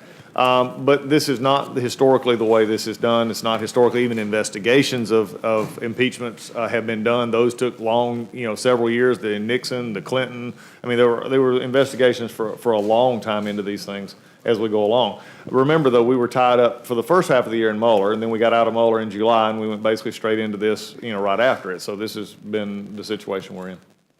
Thank you, Mr. Collins. I'm now going to turn to what I call the Nadler report, which was kind of dumped on us at, I don't think it was midnight last night. It was after midnight the night before, 658 pages. So I was frantically trying to read through it while I was in different committees. But Mr. Collins, at the beginning of this, it says, to me, this was laughable, I have to admit. It says, from start to finish, the House conducted its inquiry with a commitment to transparency, efficiency, and fairness. The minority was present and able to participate at every stage. Boy, Mr. Collins, do you think that's true? Well, I think they're talking about what they witnessed and not what they did. I think this is the interesting part of this is getting it from our committee and being a rubber stamp for what somebody else did. Granted, I'm not going to, and I've not denied that there was not witnesses that testified in the Intelligence Committee, and also that, and I never have not been one of the members who said that we didn't have our time. We had, our members actually discussed, our councils discussed that those were actually testimonial times. I did think it was really interesting that, and this I think shows the sort of the craziness of this. I think it was, and I think it was Mr. Perlmutter, but I'm not sure. I actually brought up Mr. Castor. Mr. Castor's a staff member, being our witness. And the only reason Mr. Castor was a witness is because Mr. Schiff wouldn't testify, because Mr. Nunez should have been sitting in that seat. And actually, he was at the beginning of the hearing. He was behind Mr. Castor. So, I mean, I don't agree with it in any shape or form. But the discussion that you just read is viewing another committee, not our own. Because once it got to us, as I was found out today, and I'm hoping it was a misspeak, and I assume from my friend it probably was, that only 17 members that were called was the ones we could have actually called. I'm going to assume that was a misspeak. But also, it's really interesting when you're dealing in such magnitude as an impeachment that you actually allow the chairman of the committee, and then by virtue of a majority vote, determine their relevance. When no idea, and not even a question was determined, could this provide exculpatory opinion, could it provide anything that would go further in this process? Just simply say those witnesses are not relevant. And really I never had to get a letter from Chairman Nadler about that, because I could see the timing of, I'm also been around this game long enough, you have to notice hearings. And the way we were noticing hearings, there was not enough time to notice the next hearing if you had to put in either a minority hearing day, or you had to add witness day, or the president. You just didn't have the time, because when they started actually noticing hearing, sometimes, like I said, it's just a simple fact. You can look that you're not going to get the witnesses. It didn't matter. I could have put anybody on there and it wouldn't have mattered, because they didn't have the time. They'd already scheduled the hearings, out when they got it back. So that's just a concern. It just goes into the general concern I have about where do we go in this body, in this House, come January 1? Because it'll be long gone from us tomorrow. But where are we going to be on January 1? We all have to get together. We all have to work together. We all have to look forward. And then who sits in these seats after this time happens? And that's just the general concern that a lot of us have. You'll get the majority will get what they want. And that's fine. But is that in long-term benefit, not only to what they wanted to accomplish, but also the long-term benefit of this body? I would have to say no. And thank you, Mr. Chairman. I'm going to close with something that I've said before in Judiciary Committee. And at the risk of repeating it, it's, I guess, an oldie but a goodie, in my opinion. And so it's actually Chairman Nadler's own words. And I want to repeat. So during an interview on MSNBC's Morning Joe on November 26, 2018, so not that long ago, Chairman Nadler outlined a three-pronged test that said would allow for a legitimate impeachment proceeding. Now, and I quote, "There are really three questions, I think. First, has the president committed impeachable offenses? I believe the answer is no, and there has been no proof. Second, do these offenses rise to the gravity that's worth putting the country through the drama of impeachment? Again, I would say no, because there has been no evidence of any crime committed, or that no evidence put forward. They were not able to establish treason, bribery, or any high crimes or misdemeanors. And three, because you don't want to tear the country apart. You don't want half of the country to say to the other half for the next 30 years, we won the election, you stole it from us. You have to be able to think at the beginning of the impeachment process that the evidence is so clear, of offenses so grave, that once you've laid out all the evidence, a good fraction of the opposition, voters, will reluctantly admit to themselves they had to do it. Otherwise, you have a partisan impeachment, which will tear the country apart. If you meet those three tests, then I think you do the impeachment." Well,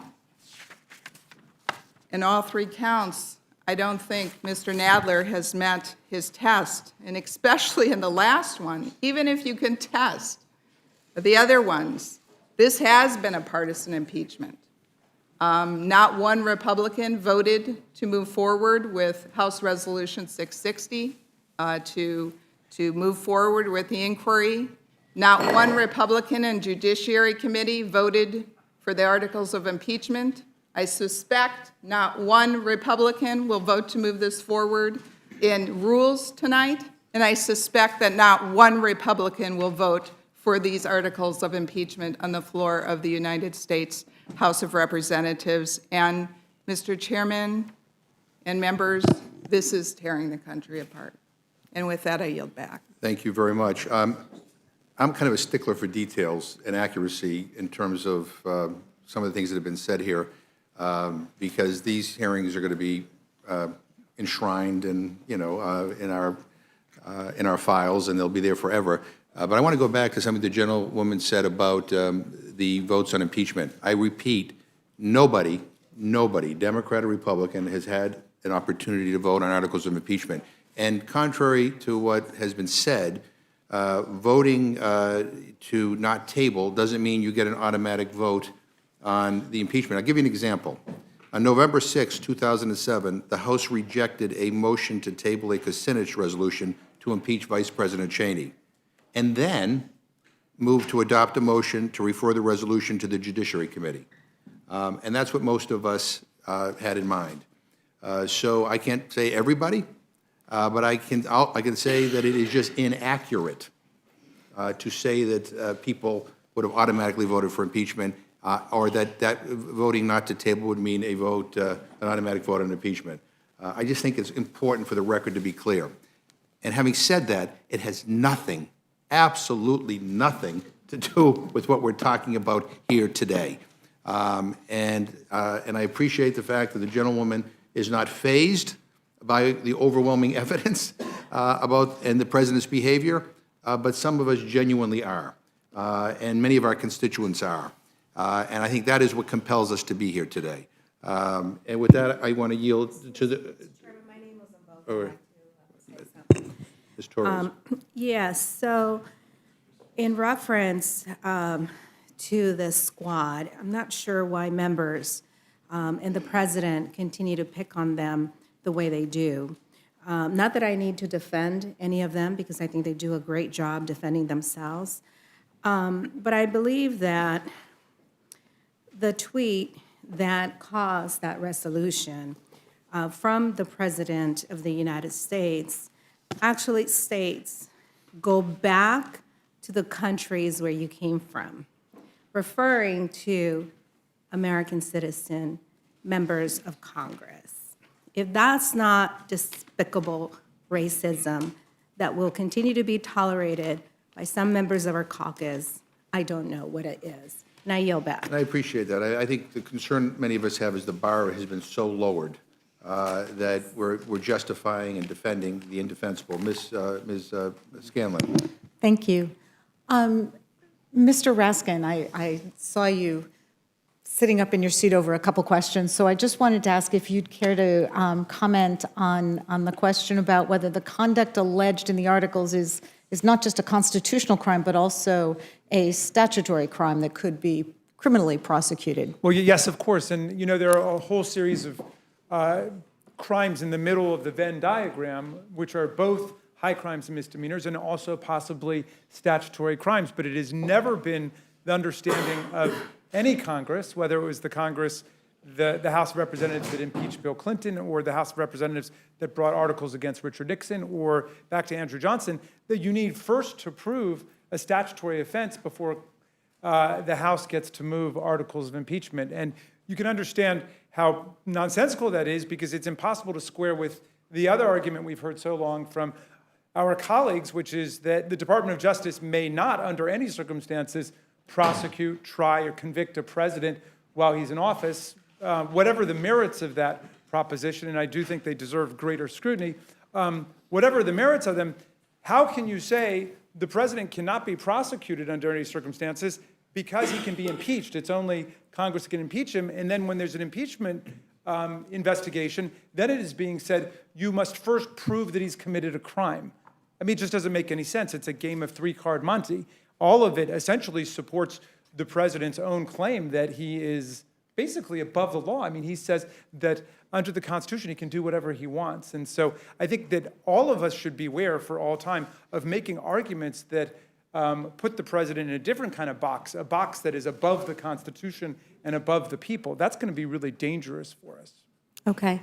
I also wondered if you could address the fact, it has struck me that with respect to this call to the president of the Ukraine that occurred on July 25th, that we didn't hear any rationale, no witness has testified that there was any legitimate national security or any rationale for that call until after the whistleblower blew the whistle on that call. So there were no contemporaneous conversations.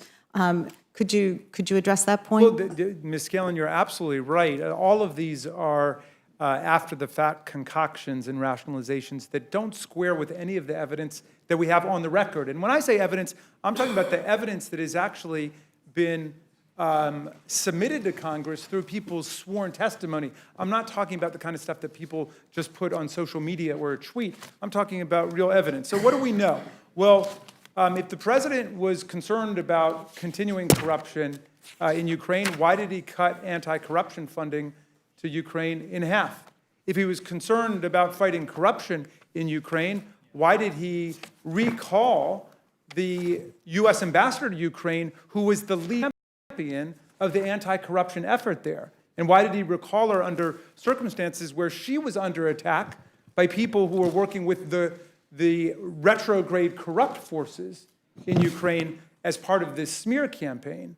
That's a really serious problem when you think about it. In any event, Congress passed the aid to go to the reformer president, the anti-corruption president, President Zelensky. We attached stringent anti-corruption criteria, which were satisfied according to President Trump's own Department of Defense, according to President Trump's own Department of State. The money was on his way, and then he held it up because everyone knows why he held it up. He held it up because he wanted these statements, these announcements from President Zelensky that had to do with Joe Biden and trying to overthrow our intelligence community's understanding that it was Russia that had interfered in our presidential campaign in 2016, instead replacing Ukraine.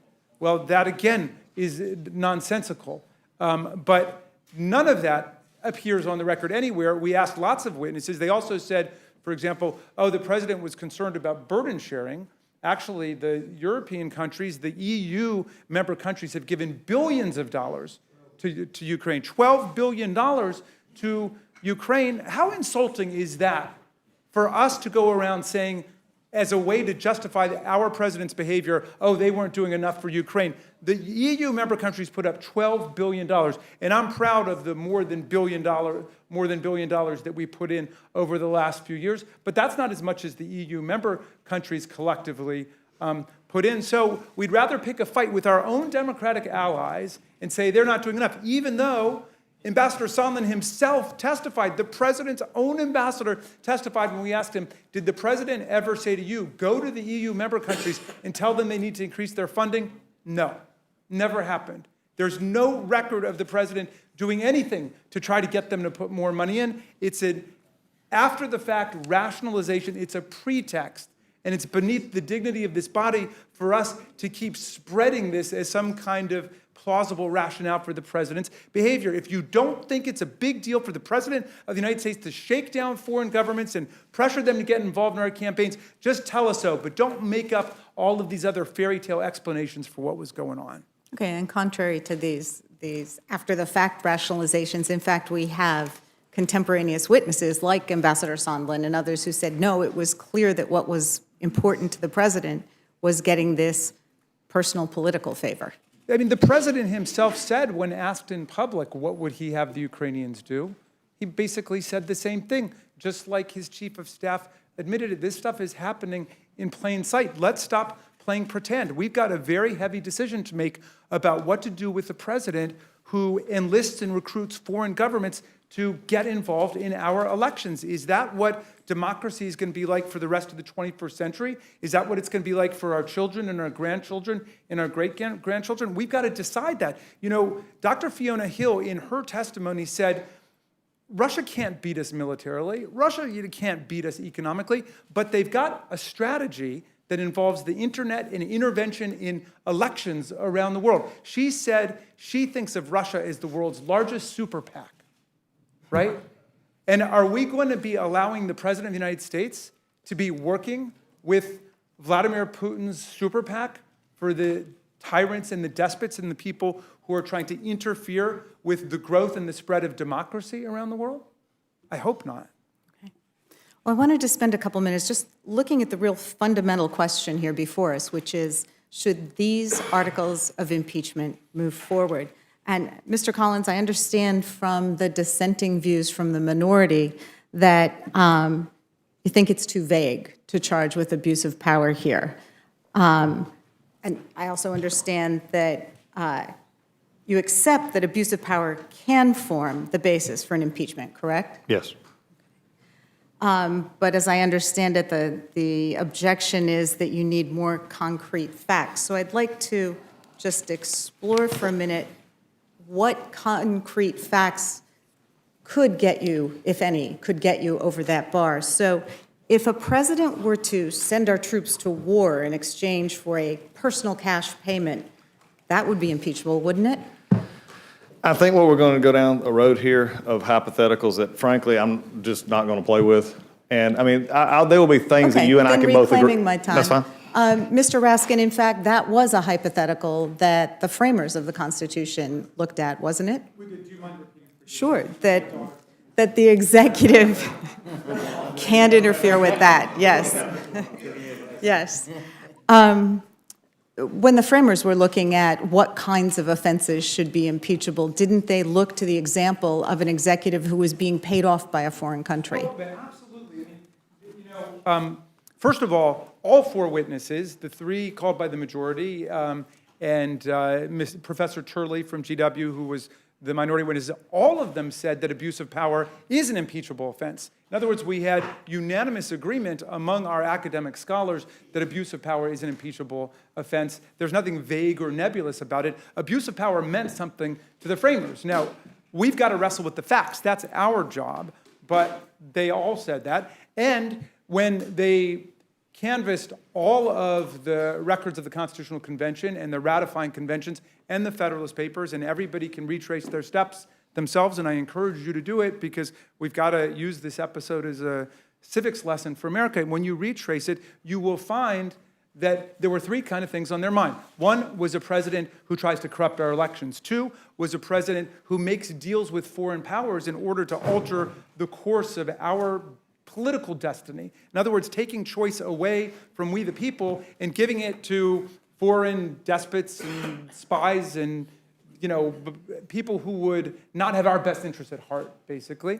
And the third thing was the president elevating his own personal, financial, and political interests over the common good. And I really want to emphasize that point because the framers wanted the President of the United States to have complete and undivided loyalty to the American people, and not foreign powers, and not his or her own financial plans, and certainly not elevating his or her own electoral ambitions over the rule of law, such that he or she would be willing to corrupt elections just to get reelected. And George Mason famously asked, is there anybody who really should be above justice? And especially the person who himself has the more means of injustice.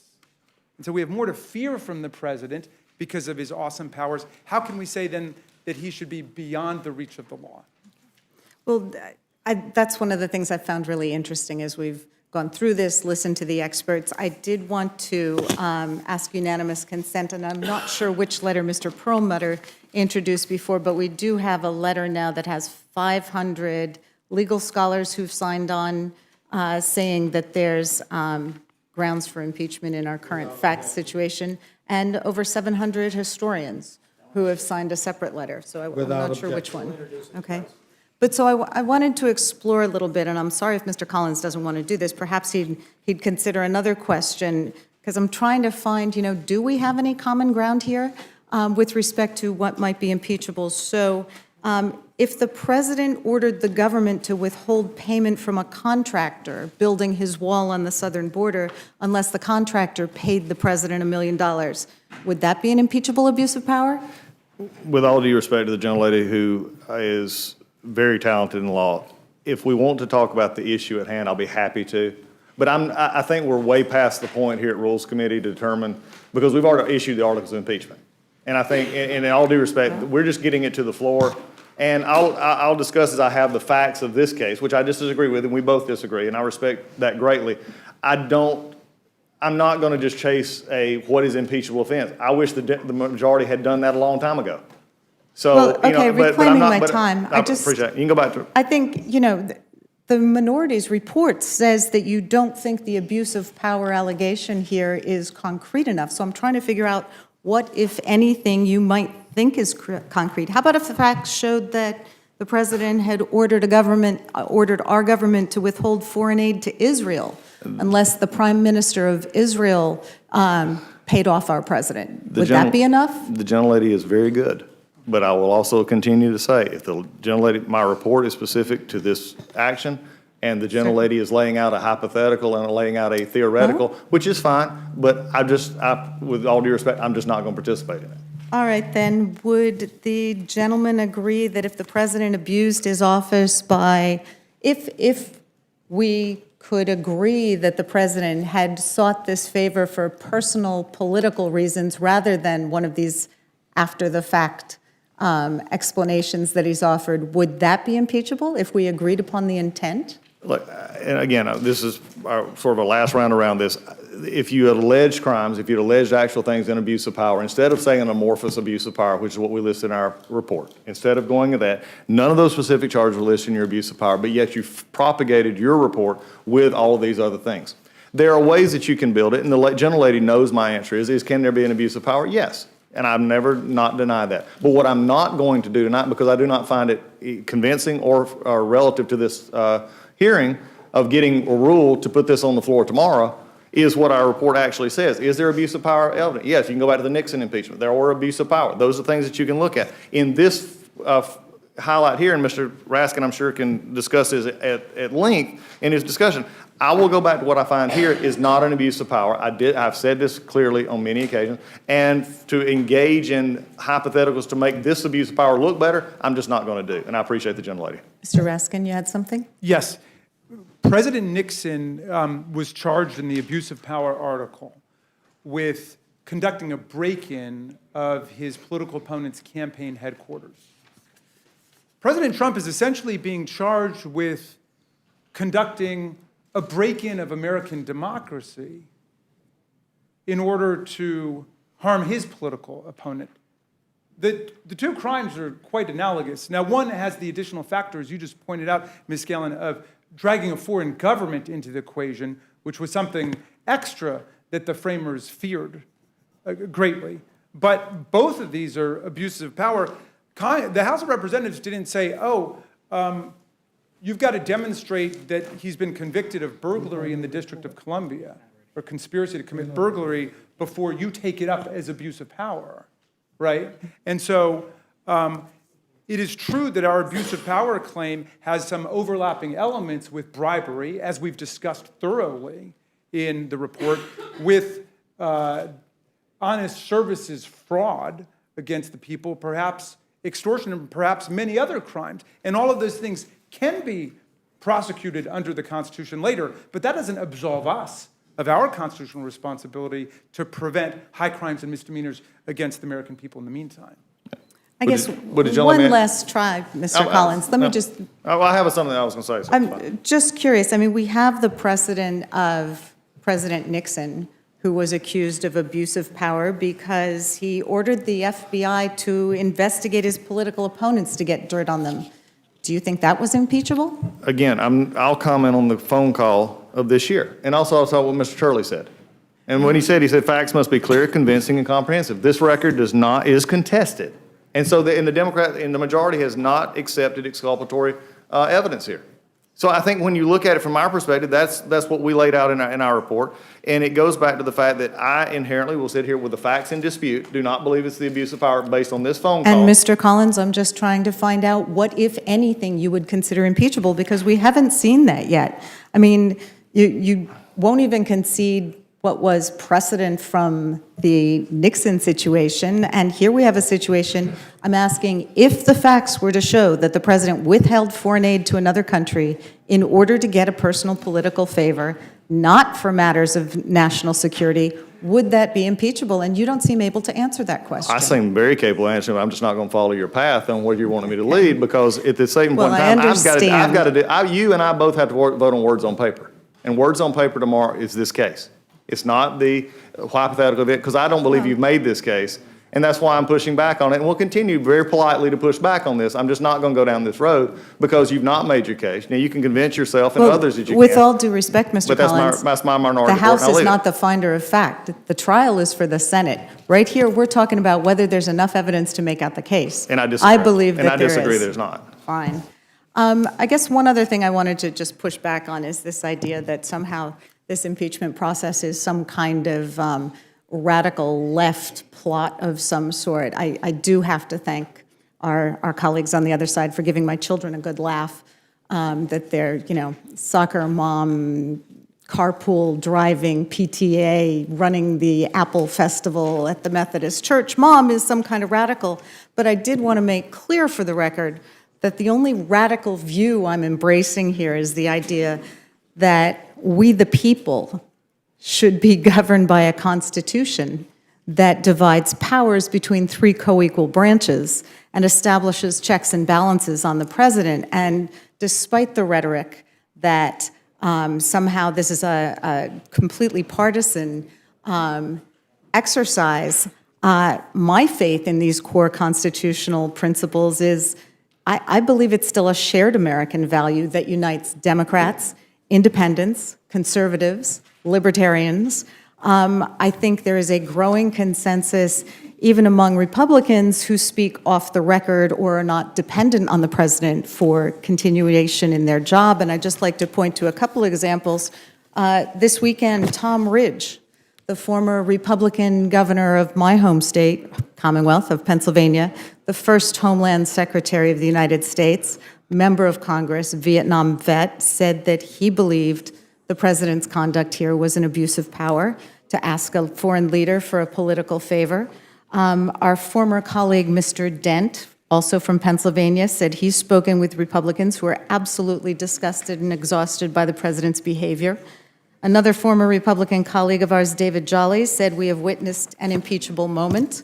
Former Republican Congressman Reed Ribble of Wisconsin said recently, clearly there was some type of quid pro quo, and when asked if he believes the testimony presented warrants impeachment, he said, I do. Former South Carolina Republican Congressman Bob Inglis, who served on the Judiciary Committee during the Clinton impeachment, said last month, without a doubt, if Barack Obama had done the things revealed in the testimony in the current inquiry, we Republicans would have impeached him. And while I'm hesitant, I don't want my colleagues to have a stroke, Joe Scarborough, who is a former Republican congressman from Florida, said every Republican knows that Donald Trump was asking for dirt on Joe Biden in exchange for releasing the military funds. These are just a few of the folks who've come out here. Ms. Scanlon, would you yield just one moment so I can add one? Certainly. William Webster, the only person that has been the FBI director and CIA director, said the same thing. Okay. And at age 95. Okay, and with that, I would yield back. Mr. Raskin, did you have anything further? I just want to Before I say, nothing strikes me as more conservative than wanting to conserve the Constitution and the Bill of Rights and the political order that has been bequeathed to us by the framers and the founders. And the conservative tradition is a great tradition in America, like the liberal tradition. In the heart of the word liberal is liberty. And liberals have every reason to stand up for the Constitution now. Just like progressives, people who look for progress, they have every reason to rally around the Constitution. We're not one political party. We're not one political belief system or ideology. We're one race or ethnicity, but we've got one Constitution in our country. We've got to cling really closely to our Constitution through this period. And I know that doesn't mean we're all going to agree in the end, but I think that if we're all constitutional patriots, we're going to be able to see our way through a very dark moment in American history. Yeah. Could I comment on that? Just is the last. If not, you need to go back. It's fine. I understand. Fine. Okay. All of these that you just mentioned, the Republicans you just mentioned, Tom Ridge is a great guy. In fact, the last time I saw him was a few months ago when he awarded Hakeem and I the Civility Award from Allegheny College. He's a good guy. There's just one difference in all these. They don't wear pins currently in this Congress. They're not voting on these articles. And I would believe I have to assume- mentioned that. And I would have to assume in my position that if they did, then we could always disagree. But they're not, and I think my only thing is from a constitutional perspective, and I appreciate it. And again, I'll just say this. I'm looking at facts, you're looking at facts, we disagree. And I think at the end of the day, that's the way it's got to be. And I didn't mean to prolong that, and from that perspective, I think it's not I don't fight less for the Constitution than Mr. Raskin here. I'll never back up on that argument. He can fight and say he's fighting for it. I'm going to fight and say I'm fighting for it. And that's my case then to my voters and the American people. To frame this in, anything else is just simply say, look, here's the facts, let's deal with the facts, and let's vote on it tomorrow, and we'll go from there. I yield back. Thank you. If I could add one thing I think a fine statement by Mr. Collins. But for those out there who don't know Capitol Hill lingo, wearing a pin means, oh, I thought I had, there's my pin. You got to wear a pin in order to get into the buildings because there's so many of us. There's 435, so they don't recognize. Now, some of us are famous here. Mr. Collins is famous, so they'll let him in. But the rest of us, we got to wear our pins in order to get in. But I do want to push back against the idea that this conversation is only for people wearing pins. And I think America's got to think about this in a really profound way.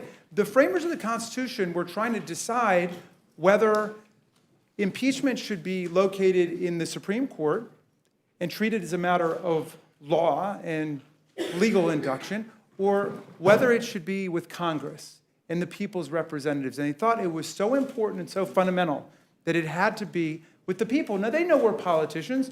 They know we've got other stuff going on.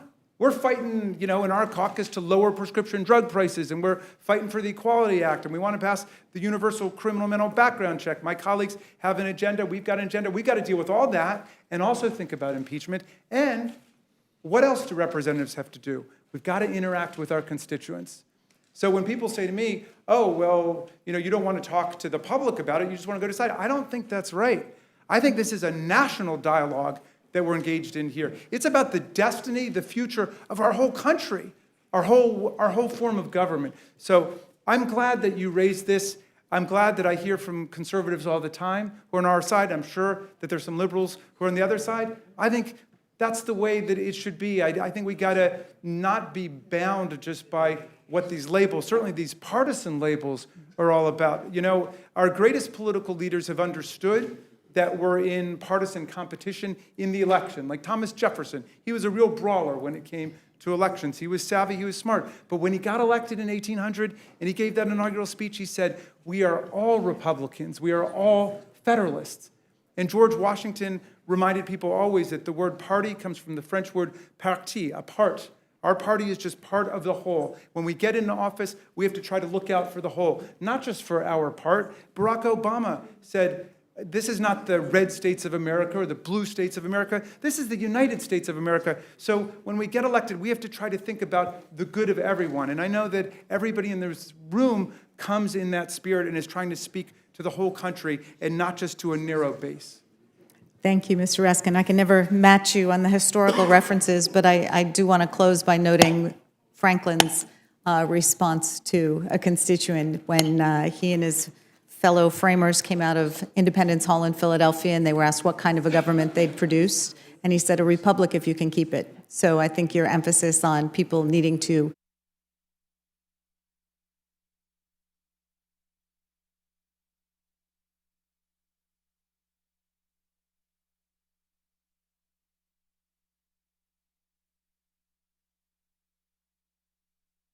Use it wisely, I promise. You said that to a New Yorker.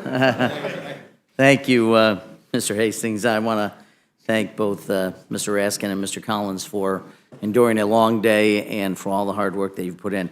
Just some observations and then a few questions, if I might. When America's founders gathered for the Second Constitutional Convention more than 230 years ago, they laid down not just laws and procedures, but the core principles and values that would guide this young nation. At that time, George Washington asked whether we are to have a government of respectability under which life, liberty, and prosperity are secured to us, or whether we are to submit to one which may be the result of chance or the moment springing perhaps by some aspiring demagogue who will not consult the interest of his country so much as his own ambitious views. The founders did not take lightly the matter of impeachment. As has been described, the journals of James Madison, for instance, detail a solemn and thoughtful debate among the framers over the power to remove a president and the conditions that would warrant such a decision. It was to be reserved only for treason, bribery, and although those were narrow, they added high crimes and misdemeanors, meaning not just serious crimes against an individual, but it borrows from 14th century English law, those crimes instead committed against the state itself, or in this case, the very nation the president is sworn to protect. And our founders feared two things, and you touched upon this earlier, Mr. Raskin, but two things above all others: the overreach of executive branch powers by what they call the chief magistrate or the president, and the interference of foreign powers. At the time, Great Britain and France most came to mind, but the interference of foreign powers in our domestic affairs. And both, they feared, would undermine the foundations of our democracy. In fact, those fears had given rise to the very revolution which the American colonies sought independence from in the first place. And those fears have been realized, in my view, in the actions of the president, exactly why impeachment exists at all. And the last time this committee gathered on the subject of the inquiry, I spoke of my hopes that the public phase of this process would bring answers for the American people on those allegations. And since that time, more than a month ago, we've heard, and members of the Judiciary Committee, we thank you, and members of the Intelligence Committee, because we've heard publicly from many key witnesses that have illuminated the alarming pattern of behavior the president has engaged in. And these witnesses are not partisan actors, but career diplomats, experienced intelligence officers, and dedicated public servants. And I have to say, parenthetically, one of the proudest things for me was to observe those people testifying and giving as people dedicated to the country, patriots who spoke out not as partisans, but as people who love this country. Lieutenant Colonel Alexander Vindman described the unprecedented subversion of America's national interest in a strong Ukraine in favor of a wholly personal interest of President Trump. Dr. Hill testified to the back channels outside of our usual national security and diplomatic policy that sought to exchange a White House meeting for investigations pursued by the president. Ambassador Sondland, closely involved in the campaign to pressure Ukraine at the behest of the president, declared in no uncertain terms that this was a clear quid pro quo. These and other brave Americans gave testimony not as partisan Democrats, but experts in their field, underscoring that this process has not been one of politics, but one of duty. We have remained committed to a fair and open process with the only goals of discovering the truth and protecting the American public, which is why I'm so troubled that members of the Trump administration have repeatedly refused to testify in hearings and provide transparency to make their argument to the public. Despite this, we now have a clear picture of what occurred between the President of the United States and the government of Ukraine. Regrettably, sadly, I'm convinced President Trump has abused the powers of his public office, leveraged a foreign government for political benefit, and obstructed necessary congressional oversight of his conduct. In the end, it comes down, I think, as you just mentioned, Mr. Raskin, to one simple question posed by George Mason 2 centuries ago. Shall any man be above justice? The answer, of course, must unequivocally be no. This is a profound moment in our nation's history. It is not just a responsibility, but our somber obligation to protect the Republic and uphold the very tenets it was founded upon, and that's why we must uphold our constitutional duty to justice by taking up these articles of impeachment. And I hope those on both sides of the aisle can see that we are at a crossroads. And the future of our country hinges on decisions like the ones we make today. We cannot abdicate our responsibility to our constituents, to our country, by choosing to ignore the grave and, in my view, unlawful actions of the president and threaten to unravel centuries of progress. I'm blessed, as many of us are, with 3 beautiful grandchildren and a 4th on the way. And when I talk to them about right and wrong. I want to be able to look them in the eye and tell them I've always done my best to uphold what is good, what is just, and what is fair.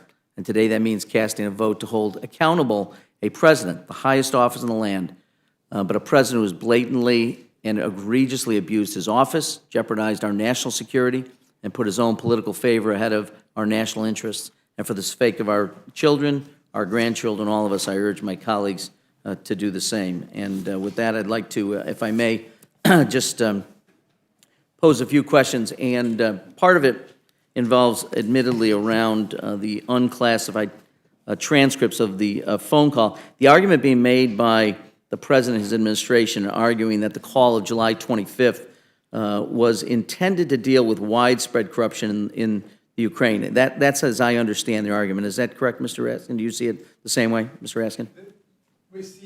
Forgive me, whose argument? The argument by the President and the White House is that their arguments and pushback was to combat general corruption, although it's not in any way described in the actual transcript. But that's the argument now being articulated. It is impossible for me to take it seriously, given that I have researched all of the circumstances and the context, but I think that there's at least some half-hearted effort to stick with that story. So, what's interesting when you read the transcript, Mr.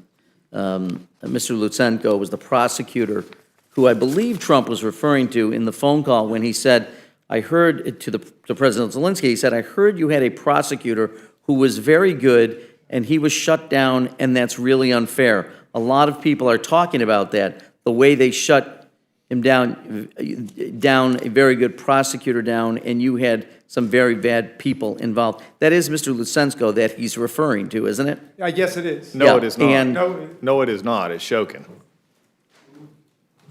Well, that's not, Mr. Shokin. Oh, it's not entirely clear then. Yeah. it's not clear then, because that's not it's not mentioned at all. But the, Mr. Lutsenko is generally viewed to be corrupt himself. I mean, that was part of what had happened with President Zelensky, was the removal of Lutsenko and other prosecutors deemed to be corrupt by the world community. Is that not correct? That is correct. But there was a history of corruption going back, and Zelensky was elected as a reformer. So yes. And in fact, during the call, it does seem to me that, I don't want to say that the two presidents were talking past one another, but on the one hand, President Trump seemed to be arguing for retaining the prosecutors who had been deemed by the world community generally to be corrupt and to be pro-Russian, and yet President Zelensky is talking about bringing in new and capable people. Is that not how I read the transcript, or should I not read it that way? I'm sorry, that who's talking, that Zelensky? It's sort of like Yes. talking past each other. The president, Yes. President Trump is essentially arguing for the status quo, the prosecutors who have been deemed to be, is that? Well, the way I read it is that President Zelensky is walking a tightrope. He's elected as a reformer. He has taken on the corrupt forces in his society, but he is being presented essentially with yet another corrupt scheme. I mean, that's what's so heartbreaking about this, as described to us by Dr. Fiona Hill and Ambassador Yovanovitch. This was a moment where Ukraine was trying to move forward from all of the corruption.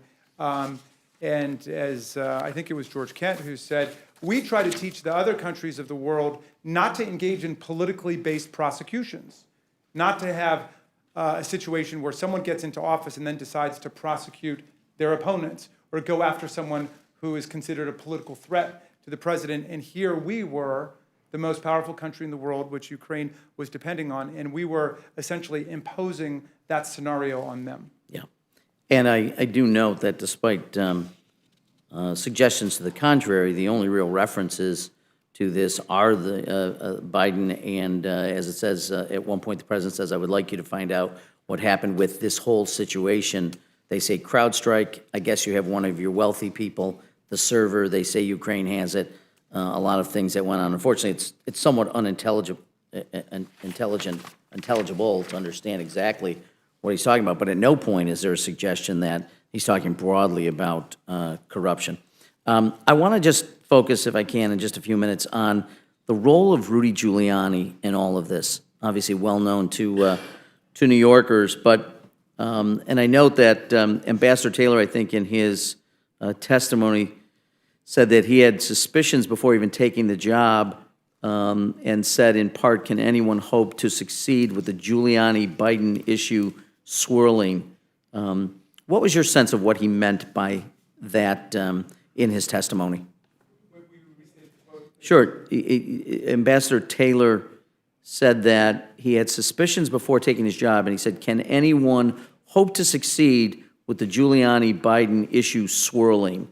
Did he expand further upon that, and can you share that with us? Well, the general concern was that no one knew quite in what capacity Rudy Giuliani was operating. I think that that is a dilemma and a confusion that persists to this very day. Sometimes he's acting as a businessman for himself. Sometimes he's acting as the president's personal lawyer. Sometimes he's acting as lawyers for other people. Sometimes he's acting on errands from foreign governments, or he's doing work with foreign governments. There's an interesting analyst of corruption today named H.Res, who's written a lot about corruption in Afghanistan, where she lived, and she said, you've got to understand corruption today crosses different domains. So some of it's in the government sector, some of it's in the private corporate sector, some of it is in the underworld, and then you get certain players who cross all of these boundaries and unify them in different ways. So I think that people understood that Rudy Giuliani had the ear of the president. He seemed to be authorized or empowered by the president to go on this domestic political errand and try to make this happen. And he clearly had entree into the highest levels of the U.S. government and seemed to be working with a lot of the government officials who were involved there. That's why President Trump kept telling people, go talk to Rudy, talk to Rudy. So did you hear in committee any evidence or uncover any evidence in the hearings that the White House lacked confidence in the State Department, the diplomatic corps, or the Department of Justice to communicate with Ukraine the need for a broad attack against corruption generally? I'm sorry, I missed the beginning of your question. Did we? Did you uncover any evidence or hear any testimony that suggests the White House lacked confidence in the State Department or the Department of Justice or the diplomatic corps to communicate effectively with Ukraine the president's desire to worry about corruption generally? Well, there's an unstated premise there, which is that the president had a general interest in fighting corruption in Ukraine, and we saw little or no evidence of that at all. Remember, there had been hundreds of millions of dollars that had flowed to Ukraine under the prior corrupt president without a peep being mentioned about it, and it was during Zelensky's rise where the president got interested, but that didn't even have anything to do with Zelensky. It was because Joe Biden was running for president, and he was looking for a hook to go after Joe Biden. And this was the plan that he decided on, and he was monomaniacal and single-minded about the whole thing, and he brought a lot of people together to try to make that happen. Right, so if you take the president at his word, which, you know, trying to give him every opportunity to make a case, you'd have to come to the conclusion that somehow he lacked confidence in the Department of Justice or the State Department or normal diplomatic channels. Otherwise, why would he turn to Rudy Giuliani, of all people, to conduct this investigation? It's a great point. Attorney General Barr himself released a statement saying that President Trump had never contacted him with any evidence about the Bidens that he wanted to be investigated, and never asked him to use the formal diplomatic channels to connect with the law enforcement authorities in Ukraine. You know, there are real crimes that are being committed by Americans around the world, or Americans are involved in conspiracies with different people. We actually have a way of working on this problem between governments. The president, who would have better access to the Department of Justice than anybody else in the country, never contacted the Department of Justice about getting in touch with Ukraine about any corruption that he knew about. He didn't turn over any evidence. He didn't suggest any clues. None of it. He just went directly to the president of Ukraine and told him what he wanted him to do. He wanted him to make that announcement about Joe Biden. Well, and I do note, going back to the transcript, which is much talked about, where the president talks about, which I referenced just a few moments ago, the things that he was interested, which were narrowly about Biden's and the so-called server. It's actually Zelensky who raises the name Giuliani first. So it's clearly something that had been communicated to him well before July 25th, because he says, I will personally tell you that one of my assistants spoke with Mr. Giuliani just recently, and we are hoping very much that Mr. Giuliani will be able to travel to Ukraine, and we will meet once when he comes to Ukraine. And clearly, there's already a pathway, and clearly Giuliani, who I don't think would be tapped to talk about corruption generally, when you had Attorney General Barr and you have Secretary Pompeo and thousands of members of both the State Department and the Department of Justice that could do it, why they would choose Giuliani. But that's clearly a cue for President Zelensky in this conversation to raise the name of Giuliani. It's then the president suggests that a lot of people are talking about that, the way they shut your very good prosecutor down and you had some very bad people involved. Mr. Giuliani is a highly respected man. He was the mayor of New York. I would like him to call you. I will ask him to call you along with the Attorney General. Rudy very much knows what's happening. He's a very capable guy. If you would speak to him, that would be great. An indication that, again, these unusual channels of operating, not through normal diplomatic channels. And then again, later on in the conversation, the president, well, she's going to go through some things. Speaking of Ambassador Yovanovitch, I will have Mr. Giuliani give you a call, and I'm also going to have Attorney General Barr call, and we'll get to the bottom of it. And again, the president, good. Well, thank you very much. I appreciate that. I will tell Rudy and Attorney General Barr to call you. And so on it goes. And it is just, in my mind, troubling that Mr. Giuliani would be mentioned in the same breath repeatedly with the Attorney General and clearly representing the president personally. And as you point out, it's hard to tell what role he's playing at any given moment. Is he the president's personal attorney? Is he a representative of the United States? Is he doing the president's political bidding for him? Or is he doing something that relates to his own commercial and business interests? Yesterday, Mr. Giuliani is reported to have said that President Trump was given detailed information about how Ambassador Yovanovitch was impeding investigations that could benefit Mr. Trump. Not that benefit the United States, but benefit Mr. Trump. Giuliani told the president, Secretary Pompeo, that Ms. Yovanovitch was blocking visas for Ukrainian prosecutors to come to the United States to present evidence to him, Giuliani, and federal authorities that he claimed to be damaging to Vice President Biden and to Ukrainians who distributed documents that led to the resignation of President Trump's 2016 campaign chair, Paul Manafort. Is there any evidence at all that supports any of Mr. Giuliani's claims against Ambassador Yovanovitch, either those that were reported yesterday or reported earlier in this investigation? Well, it's a great question, because we asked that to numerous of the witnesses, whether there was anything to this conspiracy theory, basically. And the answer we got was no, there's basically nothing to it. They are not aware that there was an organized campaign by the Ukrainian government to get involved in our 2016 campaign. My friend, Mr. Collins, rightfully pointed out that he and other supporters of the president in this matter have said there were Ukrainians who said things, and I think the Ukrainian ambassador of the United States was one of the ones who said things, but you cannot put that in the same sentence or paragraph or book with what Russia has been doing to elections around the world. Our Department of Justice special counsel found a sweeping and systematic campaign to subvert and undermine the American election. They had hundreds of employees working on this around the clock. They spent millions of dollars or rubles doing it. They were trying to inject poison racial and ethnic and religious propaganda into our social media system. And that's, one thing, Mr. Morelli, that makes me very sad, that our country is divided. I don't think it's divided because we're trying to stand up for the rule of law and impeachment investigation, but the Russian attack on American democracy did have a lot to do with it. I mean, why did we have hundreds of neo-Nazis and Klansmen marching in broad daylight in Charlottesville? It's because there was divisive racial propaganda, ethnic and religious propaganda pumped into American society. So I think that it's almost a patriotic duty for us in this very tough time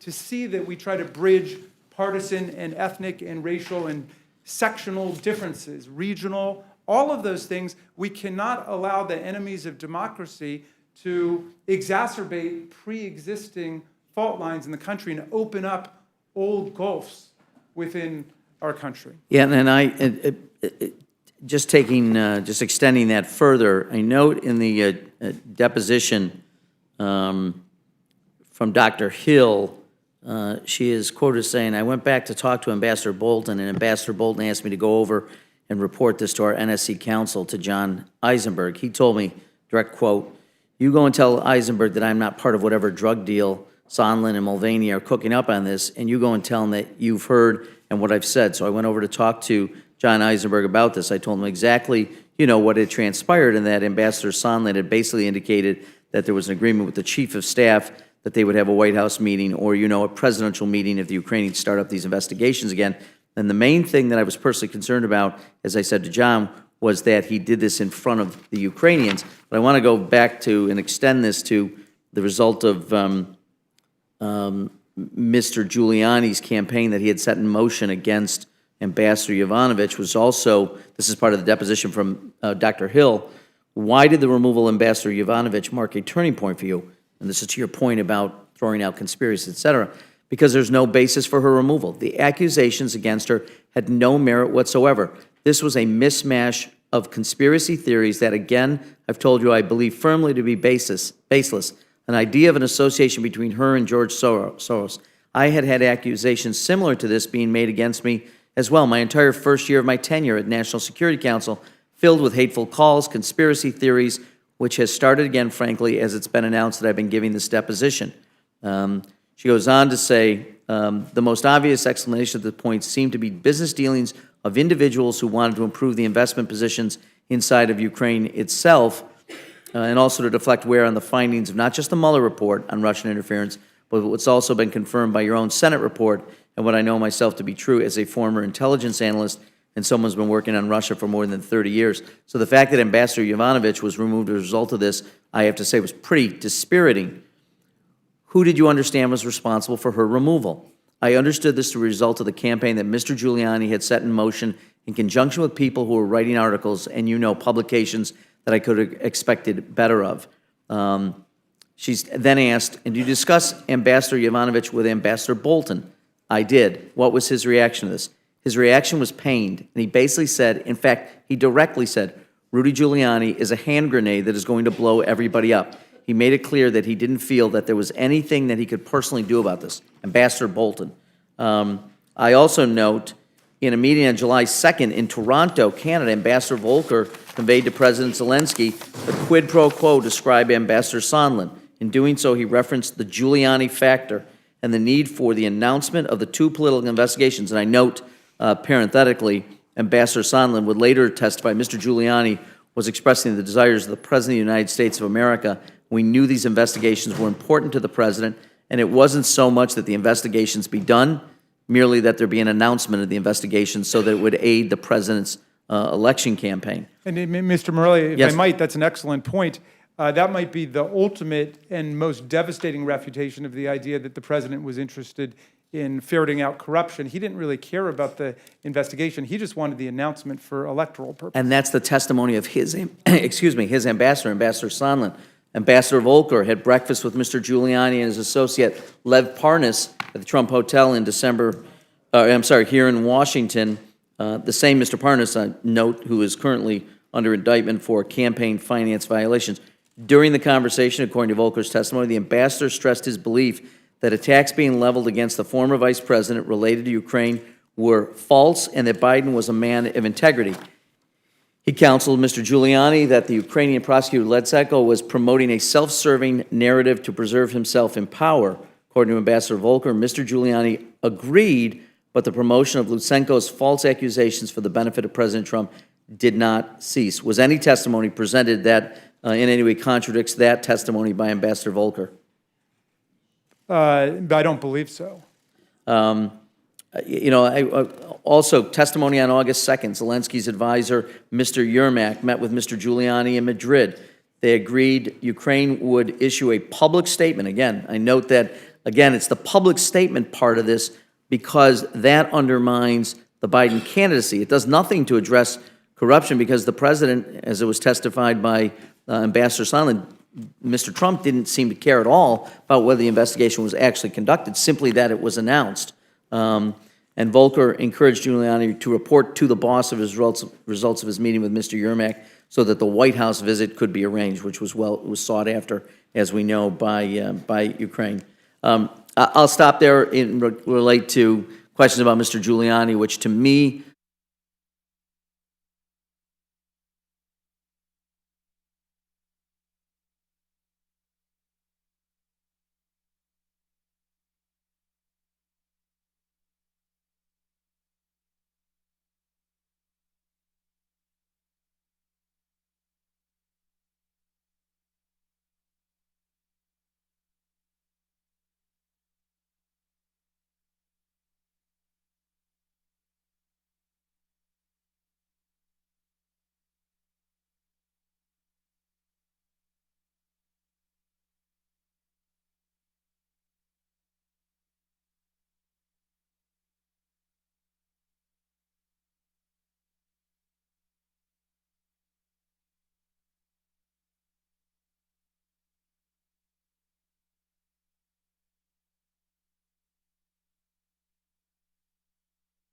need was to reach out to Mr. Giuliani, although there's no evidence of his failure of confidence in them. We must assume Mr. Giuliani was in a special position to pursue Ukrainian corruption generally, although there's no evidence or rationale for that at all. We must assume Ambassador Sondland and Acting Chief of Staff Mulvaney were both in error when they confirmed a quid pro quo.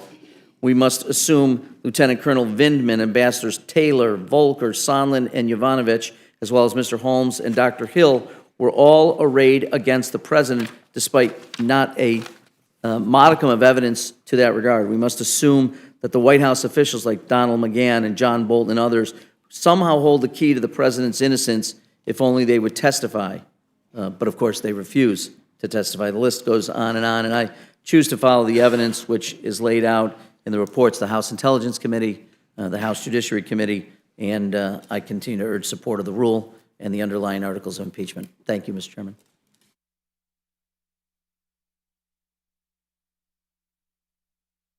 Mr. Raskin, at the heart of, I want to follow up on the accusations against Vice President Biden, which is at the heart of what we're talking about. President Trump's smears against the vice president are debunked accusations made by a corrupt Ukrainian prosecutor, Viktor Shokin. You heard me right. President Trump and his supporters are so desperate to undermine Vice President Biden that they actually colluded with a Ukrainian fraudster. Deputy Assistant Secretary George Kent testified that there was, quote, broad-based consensus, end quote, among the United States, our European allies, and international financial institutions that Mr. Shokin was, and I quote, a typical Ukrainian prosecutor who lived a lifestyle far in excess of his government salary, who never prosecuted anyone known for having committed a crime, and who covered up crimes that were known to have been committed. That's a nice way to say that everyone in the entire world agreed that this Ukrainian prosecutor was a bad guy and corrupt. And so, Mr. Raskin, would it be accurate to say that the allegations that Vice President Biden inappropriately pressured Ukraine to remove Mr. Shokin are completely without merit? Totally without merit. Vice President Biden was acting to articulate and implement U.S. foreign policy at that moment, and that policy was to get rid of a corrupt prosecutor. Okay, so let me repeat. It was part of the official policy of the United States and the rest of the world to fight corruption in Ukraine, correct? Yes, it was. Did Vice President Biden ask Ukraine to help him cheat in an election like President Trump? No, he did not. Okay, you know, we can obfuscate all we want, but it won't change the simple fact there is nothing appropriate about President Trump's personal lawyer continuing to run around Kiev with corrupt former Ukrainian prosecutors in search of dirt about Joe Biden. I believe the American people know that Joe Biden is an honorable man, and they know it's wrong to seek foreign help to cheat in an election. And the president's ongoing pressure on Ukraine to investigate the former vice president is powerful evidence for why we have no choice but to move forward with these articles of impeachment. Mr. Chairman, there is nothing more distressing to me than the fact that not one of our Republican colleagues are willing to confront the president over his misconduct. And I have credibility on this. I confronted President Clinton on his misconduct. I've come to impeachment with deep sadness. The facts of this case are painful and indisputable. We know that the president abused his office, asking the leader of the Ukraine to announce an investigation of his political rival. We know that he illegally held up congressional appropriated aid to the Ukraine, and we know that he conditioned the release of vital military aid on Ukrainian President Zelensky's opening an investigation based on a debunked conspiracy theory about his political rival and foreign interference in the 2016 election. We also know that the president has actively blocked congressional attempts to determine the extent of his misconduct by ordering executive branch officials to defy subpoenas and withhold information.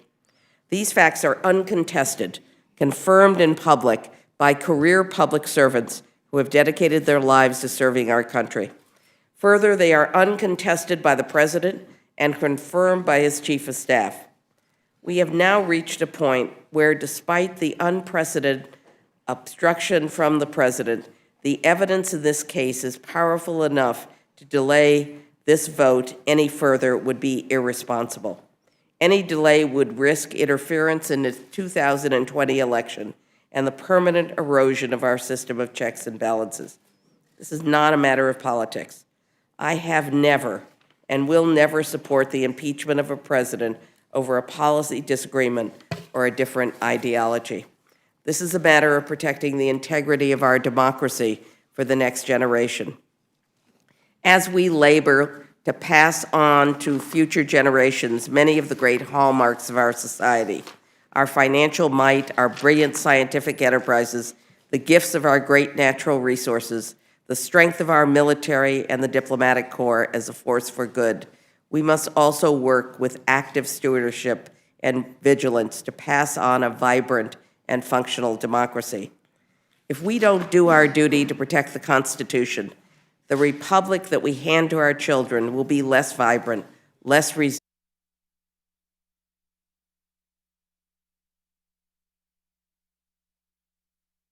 Constitution knew that democracy is fragile. They knew that its survival depends on the strength and the courage we display in maintaining it. But this fragility is also a strength. It requires our public servants to put our nation's interests ahead of our own, to root out corruption and to hold each other accountable for the high standards of democracy that democracy demands. That's why we take an oath to defend the Constitution. If protecting the Constitution were trivial, we wouldn't have to take an oath.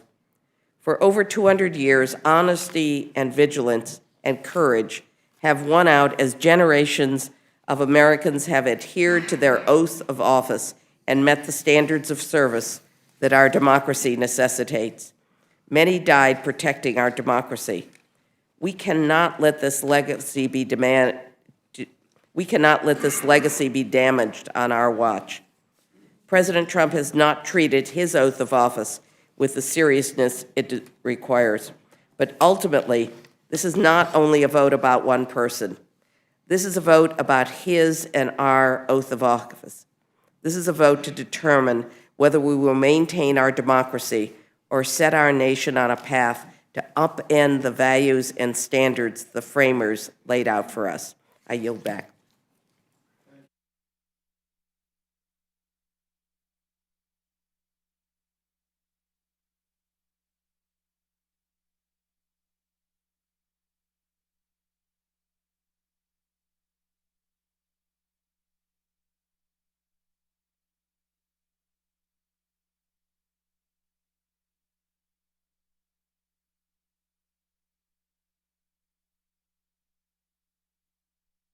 Thank you, Mr. Chairman. I think that's the most aspiring thing I've heard, hopeful thing today, which may be a reflection of what we're doing here. I do want to say, on coming in here 7-8 hours ago, and I've heard a few of my colleagues on both sides say this, it's hard not to be, as a member of this institution who has great reverence for this institution. I've heard Mr. Collins say many times that he believes in, he's an institutionalist, not to be sad. I think we are all sad and depressed from our perspectives, because this is not the institution as it's at its optimum. And I'll say for the accusations about never Trumpers, I guess I will admit to being an almost never Trumper. After he was elected, I agreed with President Obama and Secretary Clinton that we should give him a chance. And I remember teasing some of my staff, well, maybe he's Chester Arthur, where people thought when Arthur took over for Garfield, given his reputation in New York, no offense, that he would not be capable. And he turned out to start the civil service system, which we have benefited from in the last few months when we've seen these really courageous public servants come forward, irrespective of your position. You can't help but admire these folks. And then having sat as a member of the oversight and sat in hours of those depositions with Mr. Raskin and others, Ambassador Taylor, Colonel Velleman, it's just remarkable in getting the sense of that. And then having read the 300 pages and listened to the intelligence hearings and the judiciary hearings, my concern is that I've heard members of both parties say, there's a pattern here. And I'll be honest, I'm concerned about the pattern, but the president's pattern. One of the reasons why I was an early signer on to Steve Cohen's articles of impeachment. Mr. Chairman, the committee's not over. I'm not offended. Okay. But having signed on to Cohen's that never came to the floor, as the chairman said, I approached supporting those as referring it to the Judiciary Committee to have a hearing, because my own intuitive belief is this particular president, whether Republican or Democrat, in my perception, rules don't have the same effect on him as the majority of people, and I think rules are important. And I think, unfortunately, it's part of our business culture right now that stretching the rules or breaking the rules and getting away from them is part of what's wrong with this country. So, Mr. Raskin and Mr. Collins, I have really one question. In this pattern of things, we're all going to live with the consequences of our votes. I hear my colleagues feel strongly that they will vote against these. Most likely, apparently, Mr. McConnell believes there'll be a trial that the president will be acquitted. So what I'm afraid of is that the president will be empowered to break more rules. I don't think he's capable of, and I hope that's not true. So what happens after this? And I want to read a quote from James Madison in 51, when he talked about the balance of and I'm an amateur, I hate to say this in front of a professional like Mr. Raskin, but I want him to reply to this, because I don't take this as a hypothetical.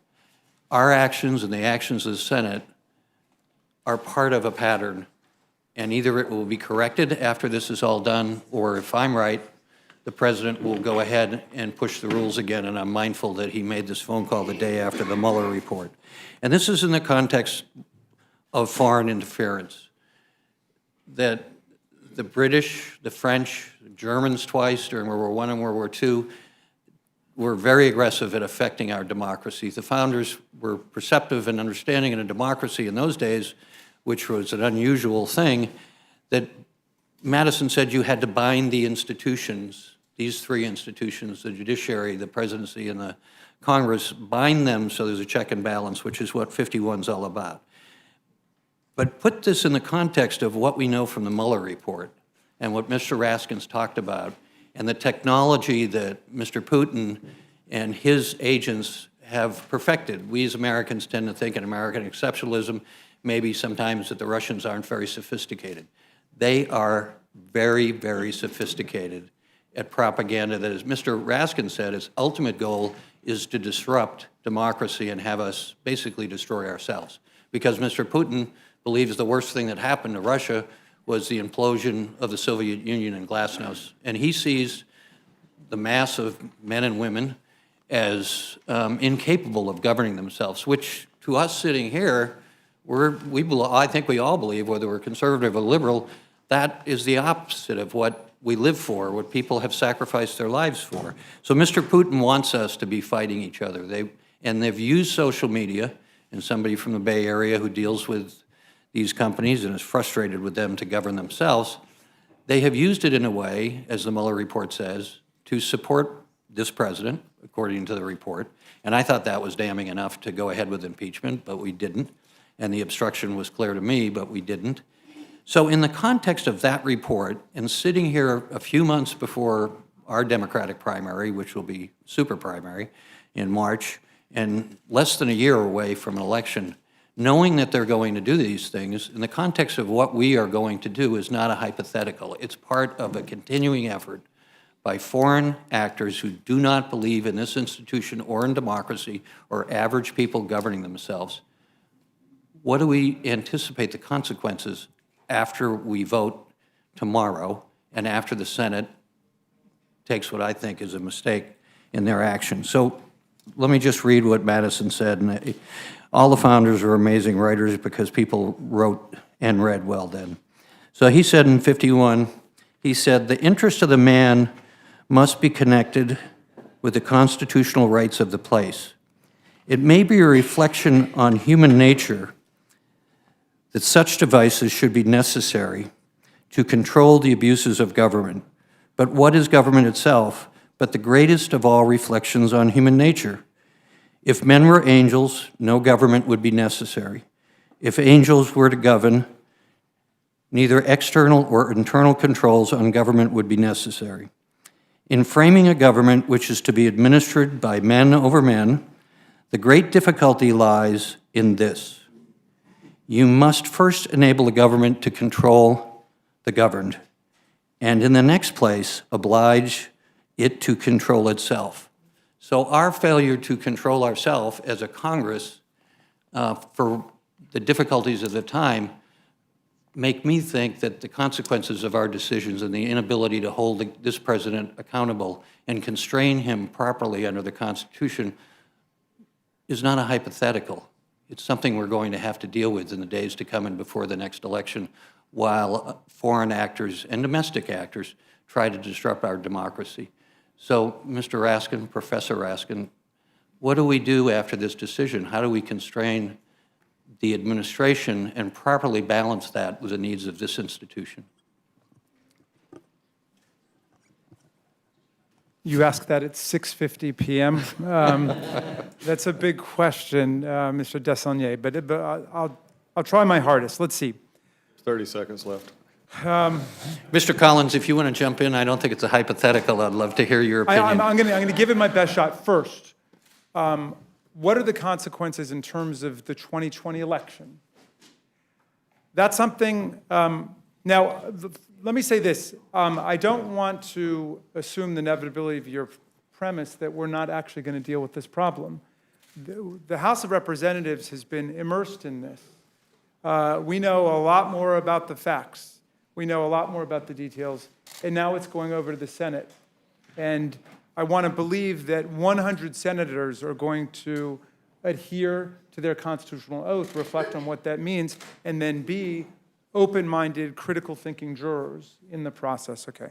But what would happen if we don't deal with it, if we all just go home and say, hey, you know, authoritarianism is on the march all over the world, democracy's on the run, there's only so much we can do at this point, and we don't deal with it? Well, I think President Zelensky's got to be watching, Ukraine's got to be watching. From their perspective, they're in the middle of this.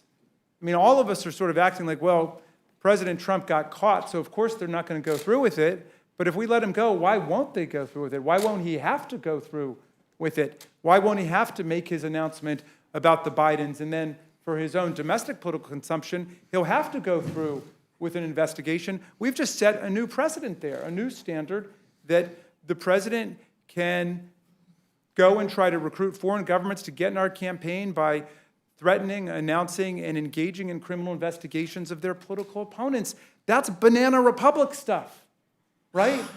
That's tin pot dictator stuff, but we've set that as a standard. So that terrifies me.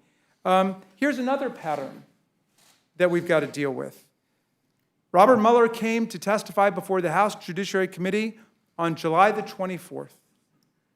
And as the president mentioned on the phone call on July 25th, he thought basically he'd gotten away with everything, right? Mueller found a sweeping and systematic campaign by Russia. He found more than 100 contacts with the Trump campaign. But Attorney General Barr had taken the report for 3.5 weeks, and he had said to America, there's nothing in there, nothing to be seen here, prompting not one but 2 letters of protest from Special Counsel Mueller, and yet it was too late for democracy to catch up, to have a serious, rigorous analysis of what was in the report. And on the very next day, President Trump has the phone call with President Zelensky and says, but do us a favor, though, kind of putting the icing on the cake of this whole effort to drag them in to our domestic politics. That's a pattern, because if it can be done to one struggling democracy, it can be done to another struggling democracy. And if we can allow one tyrannical, authoritarian despot like Vladimir Putin to come on in, the water's warm, well, why not others? Why not Turkey? Why not the president's friends in Saudi Arabia? He already basically whitewashed their assassination, murder, and dismemberment of a Washington Post journalist.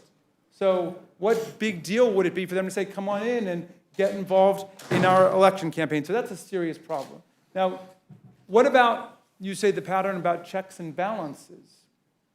It's interesting because the phrase checks and balances appears in the Federalist Papers not to refer to the 3 branches. It's not legislative, executive, judicial. It refers to the House and the Senate. And those are the checks and balances we should be thinking about right now, because the people's body will speak this week. And if it goes the way I hope we will go, we will impeach this president for abuse of power. We will impeach this president for obstruction of the Congress. But we are placing our faith, as the Constitution obligates us to, in the Senate to do their job. But what that also means is place our faith in the people to make the Senate do their job, because we're politicians and we know that we don't respond exclusively and entirely to the will of the constituents, but we do a lot. That's an important ingredient in representative democracy.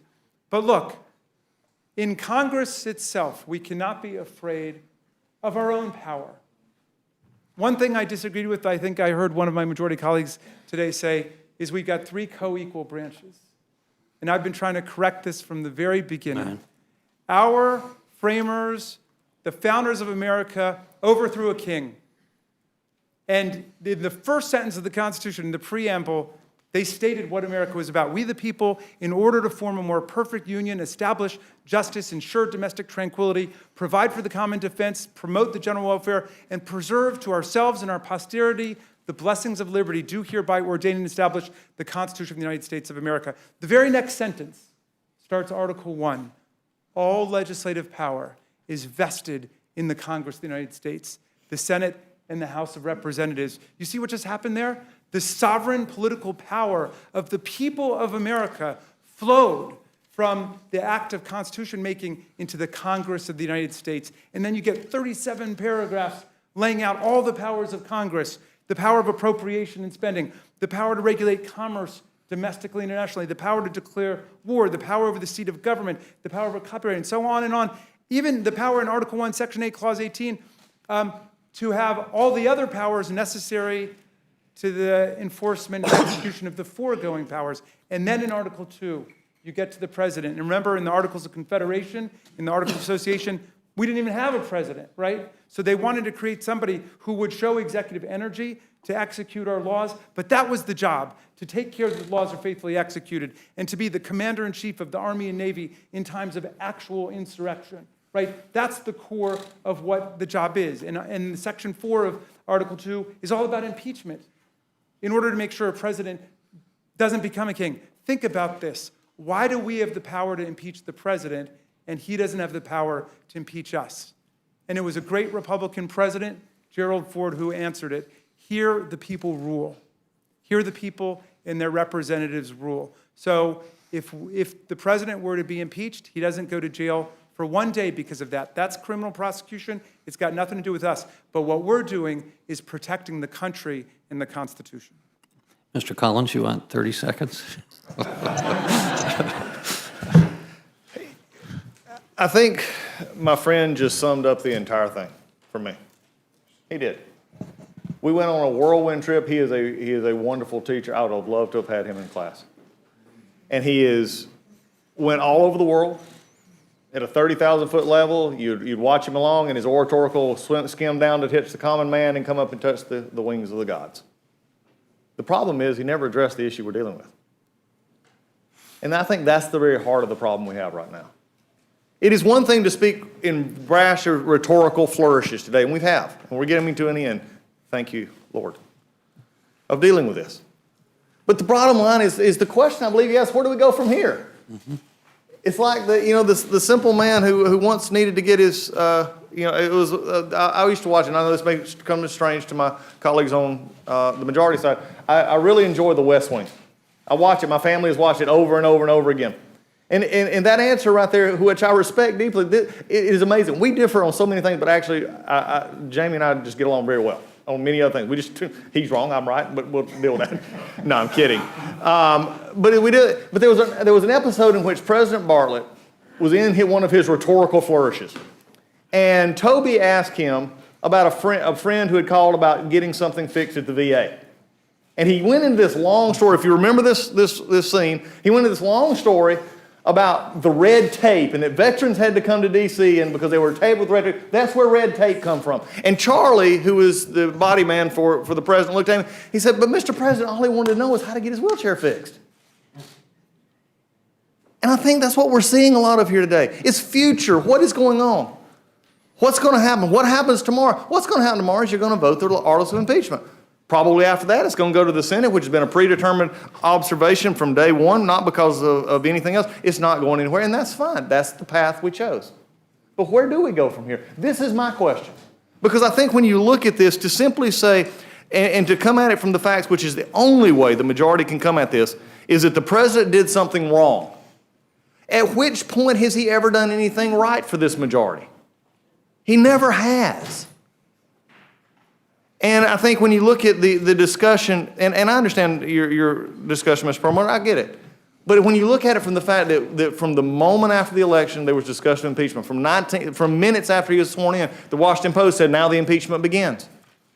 When we begin to look at this process all the way through, my only question is not when do we do this, how or where do we go from here? It's just when. It's just when do we do it again? Because it's not a matter of this facts, and it was like I said earlier, not engaging in hypotheticals. We go back to the simple basic facts of happened in this case. 4 basic truths. Zelensky and President Trump said no pressure.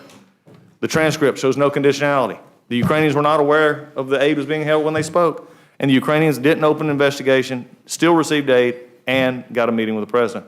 There were 5 meetings, 3 of which took place from the call till the time the Ukrainians found out about the aid being held. 2 of those meetings were held after they found out about the aid being held. None of these, ranging from President Trump to Senators Johnson and Murphy, Vice President Pence, none of these actually discussed aid being linked to the money. None. So we start off and we get rhetorical flourishes here at the end, which is fine. I understand it. If I had to sell this, I would have to be rhetorically and flourish as well, because the Constitution is at stake here. It is the determination, is this Congress going to become a body in which we impeach because of partisan ideas, which is also what the founders discussed. You have the majority. We had the majority for a while I was here, for 6 years. It's a massive responsibility. And at times we did it well, and at times we did not do it well. And I believe that is why probably last November we got an election that gave you the majority and gave you the gavel. But remember, just because you can, don't mean you should. And sometimes when the facts, especially when you have to go at them from a perspective of the way this process has went, as I said earlier today, I'll fight process and I'll fight facts, and I'll win on both. Because when I take this case from here at this table in just a few minutes when we leave, then I'll take it to the floor tomorrow, and then I'll take it to the American people, just as this president will, and just as those who fought. And when we understand what actually happened, when what is actually charged, not what was assumed and not what was put deep into a report, but what was actually ended up, then I simply see nothing that helps us down the line. But I do see two things that bother me, and this will finish my statement to you. I see a process that has been trashed in the rules and processes of the committee and of the whole. And I see a process of impeachment that has been lowered to where you don't even have to jump anymore. And that is my concern. I know Mr. Raskin doesn't share it, but that you ask, that is my concern. Where do we go from here? In some ways, looking at this, God help us. I yield back. Let the record know that was more than 30 seconds. Let me just finish with, from my perspective, the specificity. And Mr. Cole and I were talking about people reading the summary of the phone call and different people reading it and having different realities when they read it. But as all of us can relate to, a candidate for federal office, the law says, cannot, quote, knowingly solicit, accept, or receive from a foreign national any contribution or donation. And that contribution or donation is defined as anything of value. When I read that summary, he's clearly asking for something of value, so an investigation that would cost hundreds of thousands of dollars against his primary opponent. The day after the Mueller report, a day before, he went out, I'm told, and said that the Second Amendment gave him the right to do anything he wanted. So with that, just maybe briefly, Mr. Raskin, the president withheld his funds. Mr. Collins says he released them, but my recollection is in the testimony, he released them because people in the Congress and the press were starting to say, you need to release these. So it was the pressure brought to him to release it that got him to release it. And in that time, the Ukraine was exposed to his patron, Mr. Putin. So was he faithfully executing the duties of his office when he did that? Well, he got caught red-handed, and I don't see any ambiguity in the historical record about that. We announced our investigation on the 9th of September, and then it was on the 11th that the money was finally released. Thank you. I yield back. Thank you. I have good news for both of you. I think everybody has asked their questions. There's nobody left here on this committee. I do want to close with this. First, I want to thank both our witnesses for enduring this very long hearing. I want to thank the members of the Rules Committee, Democrats and Republicans, because I think we have very sharp disagreements on this. But I think this hearing was conducted with civility. I want to thank Mr. Cole and his team for helping with that. I mean, I like this hearing, quite frankly, better than the one that was in your committee. But I mean, I think people feel very strongly about these issues, and I think, you know, and I want to thank everybody for their cooperation here today. And so you guys are dismissed, and there are no other witnesses here, so that will end the hearing portion of this. Mr. Chairman? 755, yes, Mr. Could I be recognized for unanimous consent request? Sure. All right, then we haven't ignored what I just said, yeah. I have the 4 letters that I sent individually asking to review the documents, 2 letters that were group projects, and I would like to add those. Without to the record. objection. And then also, I think it's significant that President Poroshenko came and talked to a joint session of Congress, many remember, in 2014. The gentleman deserves to be heard. In his address, he referenced a lot of things, how Ukraine had voluntarily withdrawn from being a nuclear power with the promise that they would always be protected, and then maybe they weren't. But he also, this was a speech in which he also said that they needed more military equipment, both lethal and non-lethal. Blankets and night vision goggles are important, but you cannot win a war with blankets. And again, this was from 2014. Donald Trump was not president, but I just thought it was important to put this in as part of the record, as we've heard, about how national security was threatened by President Trump's actions. So the hearing portion of H.Res. 755 has come to a close, and we will recess subject to the call of the chair, and we will work with you about an appropriate time to reconvene to meet some of the obligations that your members have and our members have. Okay? Yeah, tonight, we're meeting tonight, yeah. With that, the hearing is closed. I can promise you that. Yeah, I can promise you that. I think it'll be at a decent hour. When we hear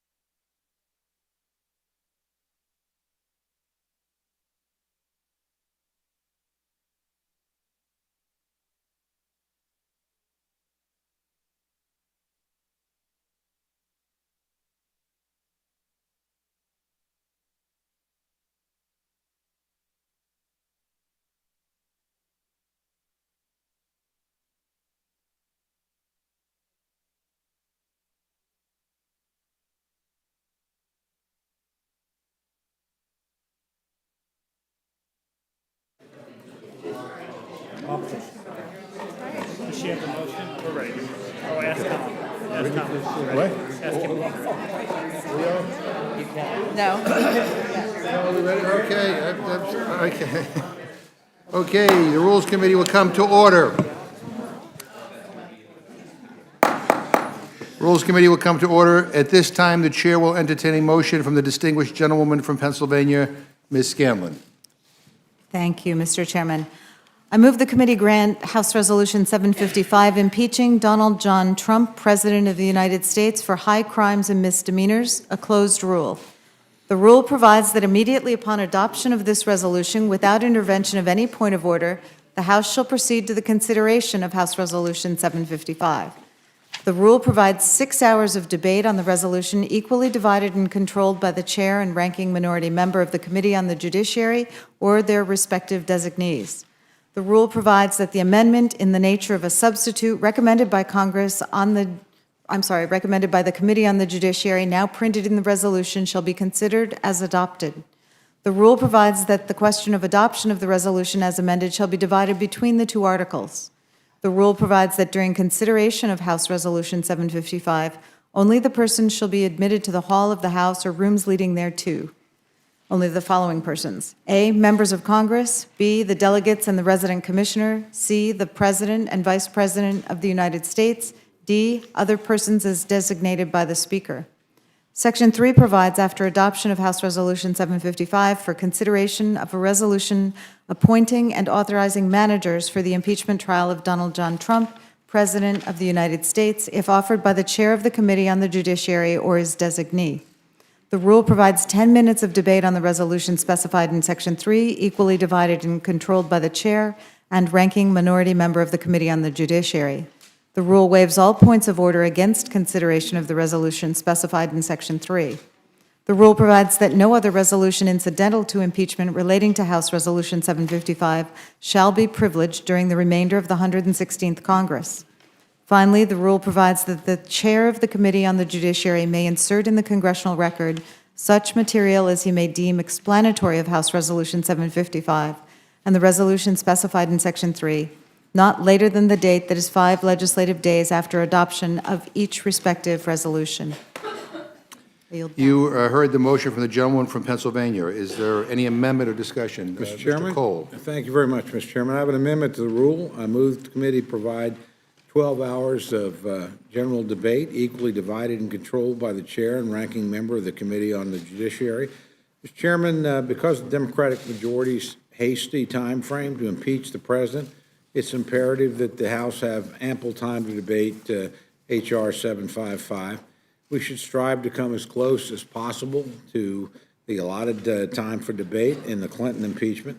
Members should have sufficient time to explain to the American people on the House floor their position on these impeachment amendments. Providing 12 hours of general debate will only allow each member of this Congress a mere 1 minute and 40 seconds to debate H.R.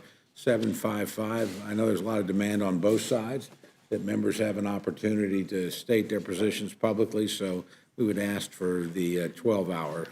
All right, thank the gentleman. I mean, we've provided 6 hours of debate plus an hour of debate time on the rule. That's 7 hours total. Seems like a reasonable amount of time. We're dealing with fewer articles of impeachment with President Trump than we were with President Clinton.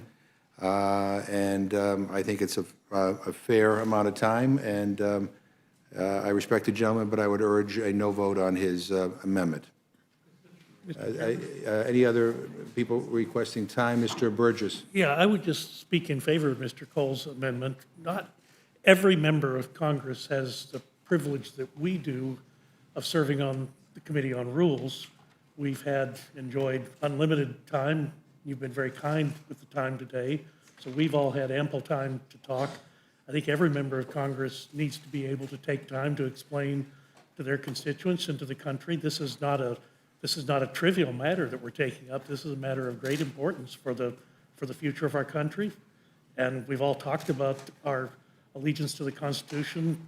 We should provide members an opportunity to explain themselves. And I would just say that I think Mr. Cole's amendment is well-reasoned and well-considered. And I would urge us to take this up. And Mr. Cole has provided you an opportunity, and I think you should take it. I appreciate it, but I think the 7 hours of debate will extend probably to more like 12 hours when it's all said and done, so, Can I just note for the record, Mr. Chairman, it's not often we get a Texan supporting any amendment I make as well-reasoned or open, so I just want to I thank appreciate my it. friend. The vote is on the Cole Amendment. All those in favor say aye. Aye. Opposed, no. No. Opinion of the chair, the noes have Chairman, it. we would request a roll. Clerk will call the roll. Mr. Hastings. No. Mr. Hastings, no. Mrs. Torres. No. Mrs. Torres, no. Mr. Perlmutter. No. Mr. Perlmutter, no. Mr. Raskin. No. Mr. Raskin, no. Ms. Scanlon. No. Ms. Scanlon, no. Mr. Morelli. No. Mr. Morelli, no. Ms. Shalala. No. Ms. Shalala, no. Mr. DeSaulnier. Mr. DeSaulnier, no. Mr. Cole. Aye. Mr. Cole, aye. Mr. Woodall. Aye. Mr. Woodall, aye. Mr. Burgess. Aye. Mr. Burgess, aye. Mrs. Lesko. Aye. Mrs. Lesko, aye. Mr. Chairman. No. Mr. Chairman, no. Clerk report the total. 4 yeas, 9 nays. Amendment is not agreed to. Further amendments. Mr. Woodall. Mr. Chairman, I have an amendment to the rule to amend Section 1 that waives all points of order against provisions in the resolution, except for those in violation of Clause 2G 6B of House Rule 11. As currently constructed, the rule waives all points of order. Clause 2G 6B of House Rule 11 is that one that we spent so much time talking about today, which is minority rights for a hearing. On December 4th, Mr. Chairman, as you know, minority members of the House Judiciary Committee did exercise their rights under that section and asked for a day of hearings. But as of today, that hearing has not been scheduled. You responded to Mr. Cole's concerns, all of our concerns on that issue. And as I read during our hearing today, concluded that because Mr. Nadler has appropriately said he will work with the minority to schedule that hearing after our vote on impeachment, that you believed that section had been satisfied. You stated that the intent of this rule was to provide folks with a voice. I don't think any member on this committee would suggest that allowing hearings after bills have been passed would allow for that voice. It could well be that the House parliamentarian and the Speaker tomorrow will agree with you that having consulted with Chairman Nadler and agreed to hold hearings after the fact, that does satisfy this section in House rules. I think that would deem this section meaningless if that's true.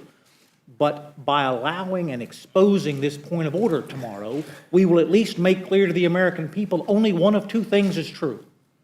Either the House of Representatives has a process, and on the day we accuse President Trump of breaking the rules, we choose to follow our own. Or we will choose to waive those rules and leave the impression that so many of my colleagues have talked about today, that the rules don't apply to everyone and do not exist to serve everyone. I know that is not the chairman's intention. Again, as his letter makes so very, very clear, I would just ask my colleagues, because this has been a source of great debate and disagreement, that we expose this point of order, and if it turns out, as the chairman believes it will, that this requirement has been satisfied, then no harm, no foul. But if it turns out that this requirement has not been satisfied, we would do the American people a great service by satisfying it and then moving forward. I thank my chairman. Any other discussion on the Woodall Amendment? If I could just add one. Sure, go ahead. To read that section makes it clear that there is no ambiguity in this request. If the minority asks, the request must be granted. It is not up to the discretion of the chair. That absence of discretion was intentional as we crafted this section on minority rights, and I just put that out there for my colleagues, because again, one day we will all be in different places, and the precedent we set today will matter. I thank my chair. And we've been in your seat Absolutely. as well but there's nowhere in that rule does it say when the chairman must schedule that hearing. And the bottom line, we've had this discussion before, and I don't think this is subject to a point of order. And as we all know, it is standard for any measure brought to the floor under a rule to be provided with protections against points of order. Last Congress alone, 86 blanket waivers were provided by the Republican majority. We have not been advised that any points of order lie against the resolution, so the waiver is simply out of an abundance of caution in keeping with modern rules practices. Even though no points of order lie against the resolution, dilatory points of order could be brought up that would have to be argued against and ruled on, needlessly delaying the floor. Again, that's why prophylactic waivers are included in every single rule that we report out of here under Republicans and Democrats. So I just disagree with you on how you interpret the Minority Day rule. I responded to you as to my opinions, but look, we need to make sure this resolution moves forward. With that, Mr. Chair. the gentlelady from Arizona.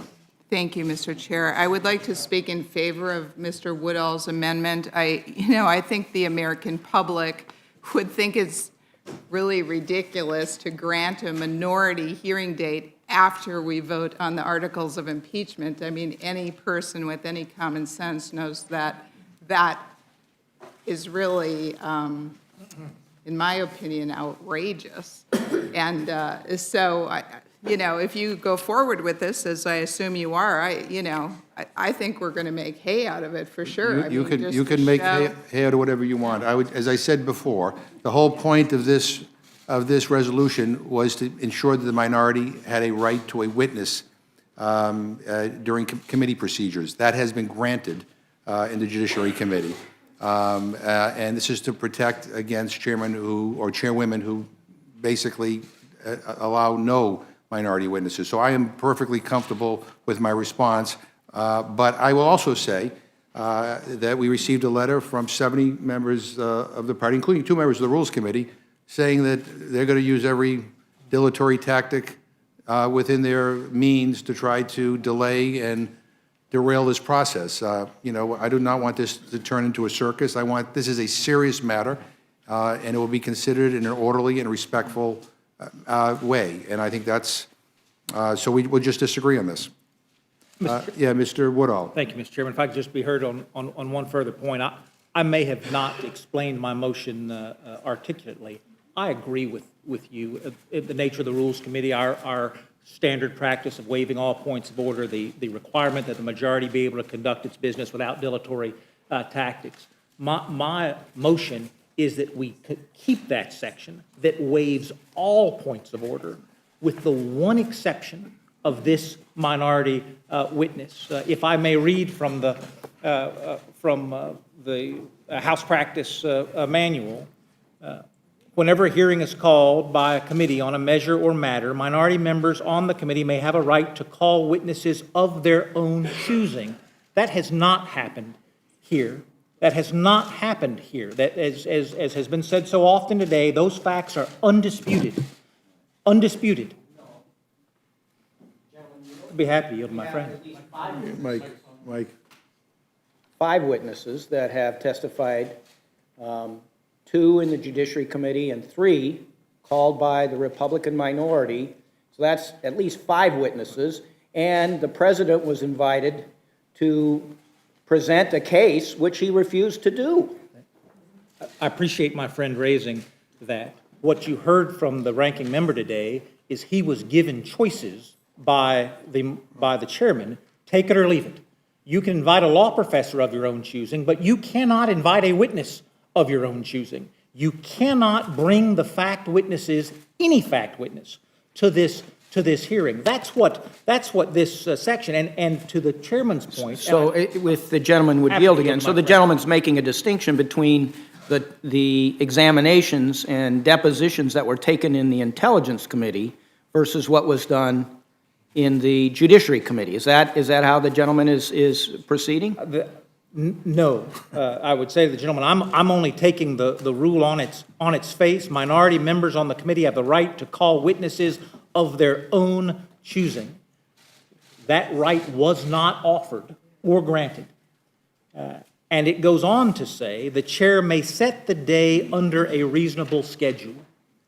It could well be that the chairman is absolutely right.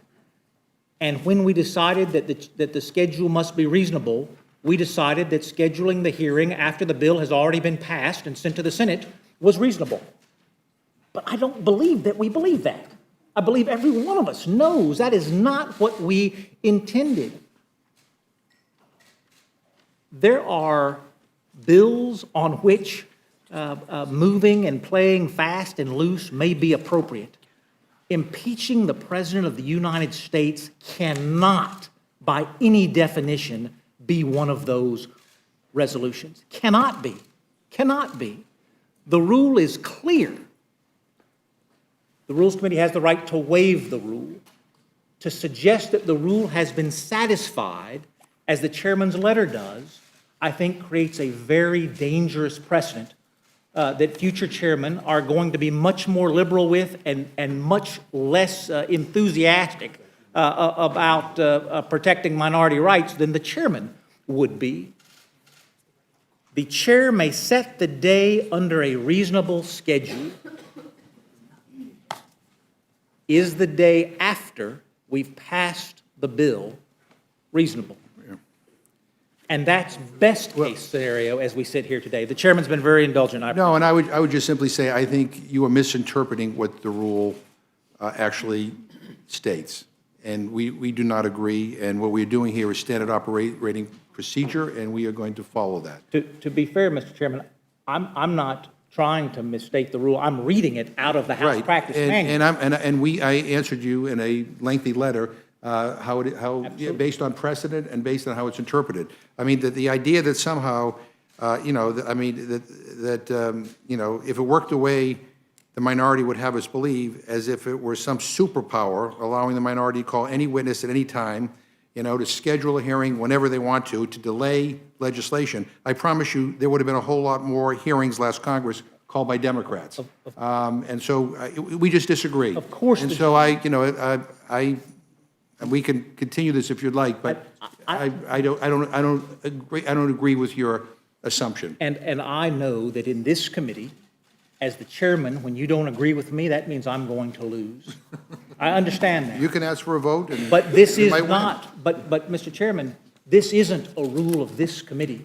This is a rule of the United States House. Absolutely. And as far as is the parliamentarian informed you that there's a point of order to be made? If the circumstances are as you believe they are. I'm just asking you. Yeah. When I raise that point of order on the floor of the House, remember the Judiciary Committee does? Right. It will be denied. Right, but I'm not exposing this bill to any points of order. And I would urge my colleagues to vote no on the Woodall amendment. All those in favor of the Woodall amendment say aye. Aye. Opposed, no. No. Opinion of the chair, the noes have it. I'm reluctant to put my friends on the record on this issue, but Okay. Clerk will call the roll. Mr. Hastings. I'm not reluctant to vote no. Mr. Hastings, no. Mrs. Torres. Not reluctant to vote no. Mrs. Torres, no. Mr. Perlmutter. No. Mr. Perlmutter, no. Mr. Raskin. No. Mr. Raskin, no. Ms. Scanlon.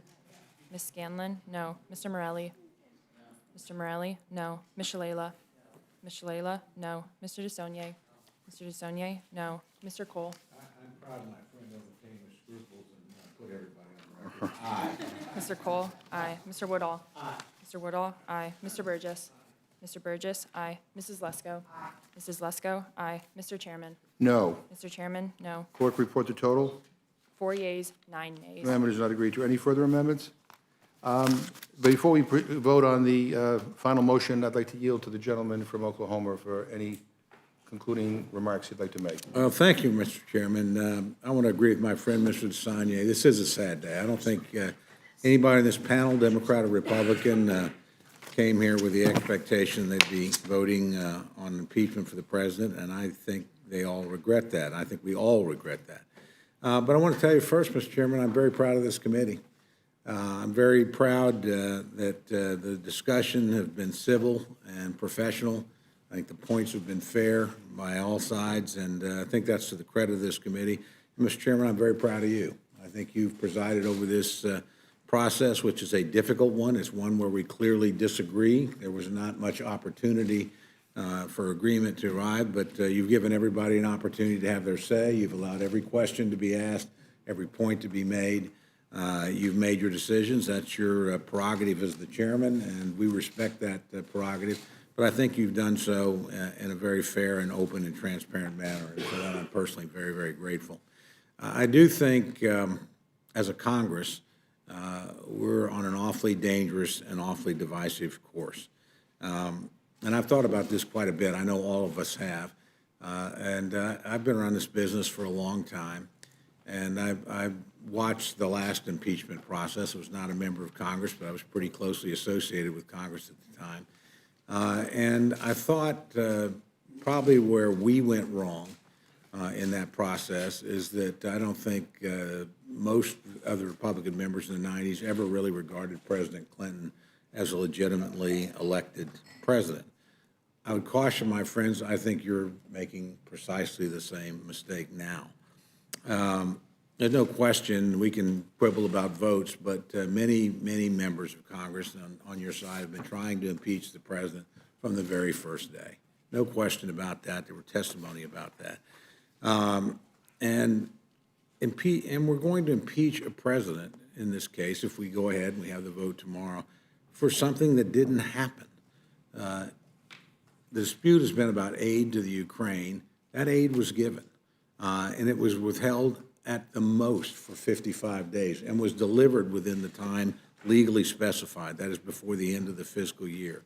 There were no investigations undertaken by the Ukraine in exchange for that aid or in exchange for time at the White House or a visit with the president.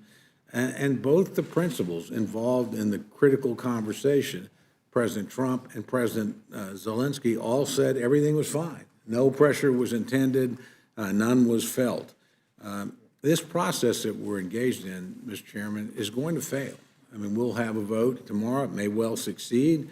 You occupy the majority here. I respect that. But we're here because I think the Speaker did not follow the very conditions she laid down at the beginning. She said, we will not go down the road of impeachment unless it's bipartisan. This is not bipartisan. We will not go down this road unless there's a consensus in the country. There is no consensus in the country. And we are precisely, or a little bit less than that now, 11 months from an election where the American people can and will make this decision. But I want to conclude, Mr. Chairman, on a little bit more optimistic note. A lot of people would say that means Congress is broken. And we've focused, and I think the public will focus mostly on this measure today. But we ought to reflect a little bit about what's happened this week and what's happened in this committee that we saw last night. We had a major bipartisan agreement on funding the government for the balance of the year. It was a give and take process. By the way, the president was pretty integral in that process as well. So he's participated. We can't pass much. If he's not willing to sign it, he's not willing to negotiate. He certainly did. We're going to have major tax changes. 3 major items that fund the ACA were eliminated today. I'm very, very pleased with that. The president was involved in that. We're going to have a tax extenders package that we all stayed here a little bit late last night, later than any of us wanted. But that's because the principals on all sides were actually negotiating. So that tells me that things are going in a workable fashion. And we're going to have a USMCA vote on Thursday that, again, this committee was involved in, and I think will be bipartisan. So while I'm very disappointed about what's happening, I don't think it's good for the country. I think my friend Mr. Collins made some very, very good points about lowering the bar for impeachment and setting us up to engage in this again. I am pleased to say that in a number of areas we've been awfully functional, and I think in a very bipartisan manner. And, Mr. Chairman, that's in part because of the manner in which you've operated this process, a very divisive process, but one, again, in which I think you've been open and fair and transparent. We haven't agreed with all your decisions. You had the opportunity tonight to accept 2 fantastic amendments. But the reality is you allowed those amendments to be offered. You treated them with respect and fairly. And so for that, I extend my sincere appreciation, and we look forward to seeing you on the floor tomorrow and appreciate the manner in which you discharge your duties here in this committee. Well, thank you. And I want to thank the gentleman from Oklahoma for his kind words. And I want to thank all the members of this committee, Democrats and Republicans, and all the staff that have put in long hours during this week, but who have sat here all day and conducting themselves in a very serious and thoughtful manner. I had a number of people say to me that they were surprised that despite the difficult topic before us, that what they observed play out on TV was relatively civil. And so I'm proud of this committee, too. And we have strong disagreements over the matter at hand. I think the President behaved in a way that is reprehensible, quite frankly. And yeah, he did, the aid did go to Ukraine, but only after he got caught withholding it. You know, while this committee was meeting this afternoon, the President of the United States sent the Speaker of the House a letter on this impeachment process. And Ms. Lesko earlier asked unanimous consent to put it in the record. I'm not sure how many of you read it, but it's 6 pages long, and it essentially amounts to one long Twitter rant. He calls impeachment an illegal coup, and he claims, quote, more due process was afforded to those accused in the Salem witch trials, end quote. I mean, are you kidding me? Innocent people were tortured and hung. Their corpses were thrown in shallow graves. An 80-year-old farmer named Giles Corey was literally placed between boards and crushed to death. I mean, for the President to say that he is being treated worse than the Salem witch trials is unhinged, just like so many of the missives on impeachment. Now, I know a little bit about the Salem witch trials because I'm from Massachusetts. And here's a little more history about Massachusetts. It was our forebears who were killed in the Boston Massacre and who fired the shot heard around the world at Lexington and Concord. It was our Commonwealth that stood up to a tyrannical king and insisted that rights come from the consent of the governed and not the whims of a monarch. In his letter, the President even writes, and I quote, "I have no doubt that the American people will hold you and the Democrats fully responsible in the 2020 election," end quote. The President just doesn't get it. This is not about his reelection. It's not about anyone's political future. Our founders handed us a fragile thing more than 200 years ago, an experiment in self-government, a fledgling democracy unlike anything else on earth at the time, a republic of, by, and for the people. So this is about whether we, the people sent to Congress, are willing to stand up and protect that fragile idea that has been entrusted to all of us. You know, we shape this democracy day by day, vote by vote. Some votes are more arcane than others, but each and every one helps to decide the kind of country we're going to be. You know, voting on impeachment is particularly important. It will define our democracy from here on out. You know, not a single Republican today even hinted that what the President did was wrong. It was wrong. It was wrong. And for me, I will leave here today with a clear conscience. You know, I don't know if President Trump is watching right now, but if he were, I would say to him, Mr. President, this is not about you. This is about all of us. What kind of behavior we're willing to tolerate from whoever sits in the Oval Office, and whether we live up to the ideal of a government of, by, and for the people. You know, a republic, if you can keep it. I began this hearing by quoting those famous words from Benjamin Franklin. You know, no one wanted to be here today, but I am proud that when history called upon us, we fought to keep the vision of our founders alive in our time. We fought to keep this republic intact. So, you know, this has been a long day, and tomorrow promises to be a long day. You know, even though we had disagreements in this committee, as I said before, I'm proud of each and every member of this committee. I mean, I think, showed that you can actually have difficult discussions and be civil and be serious.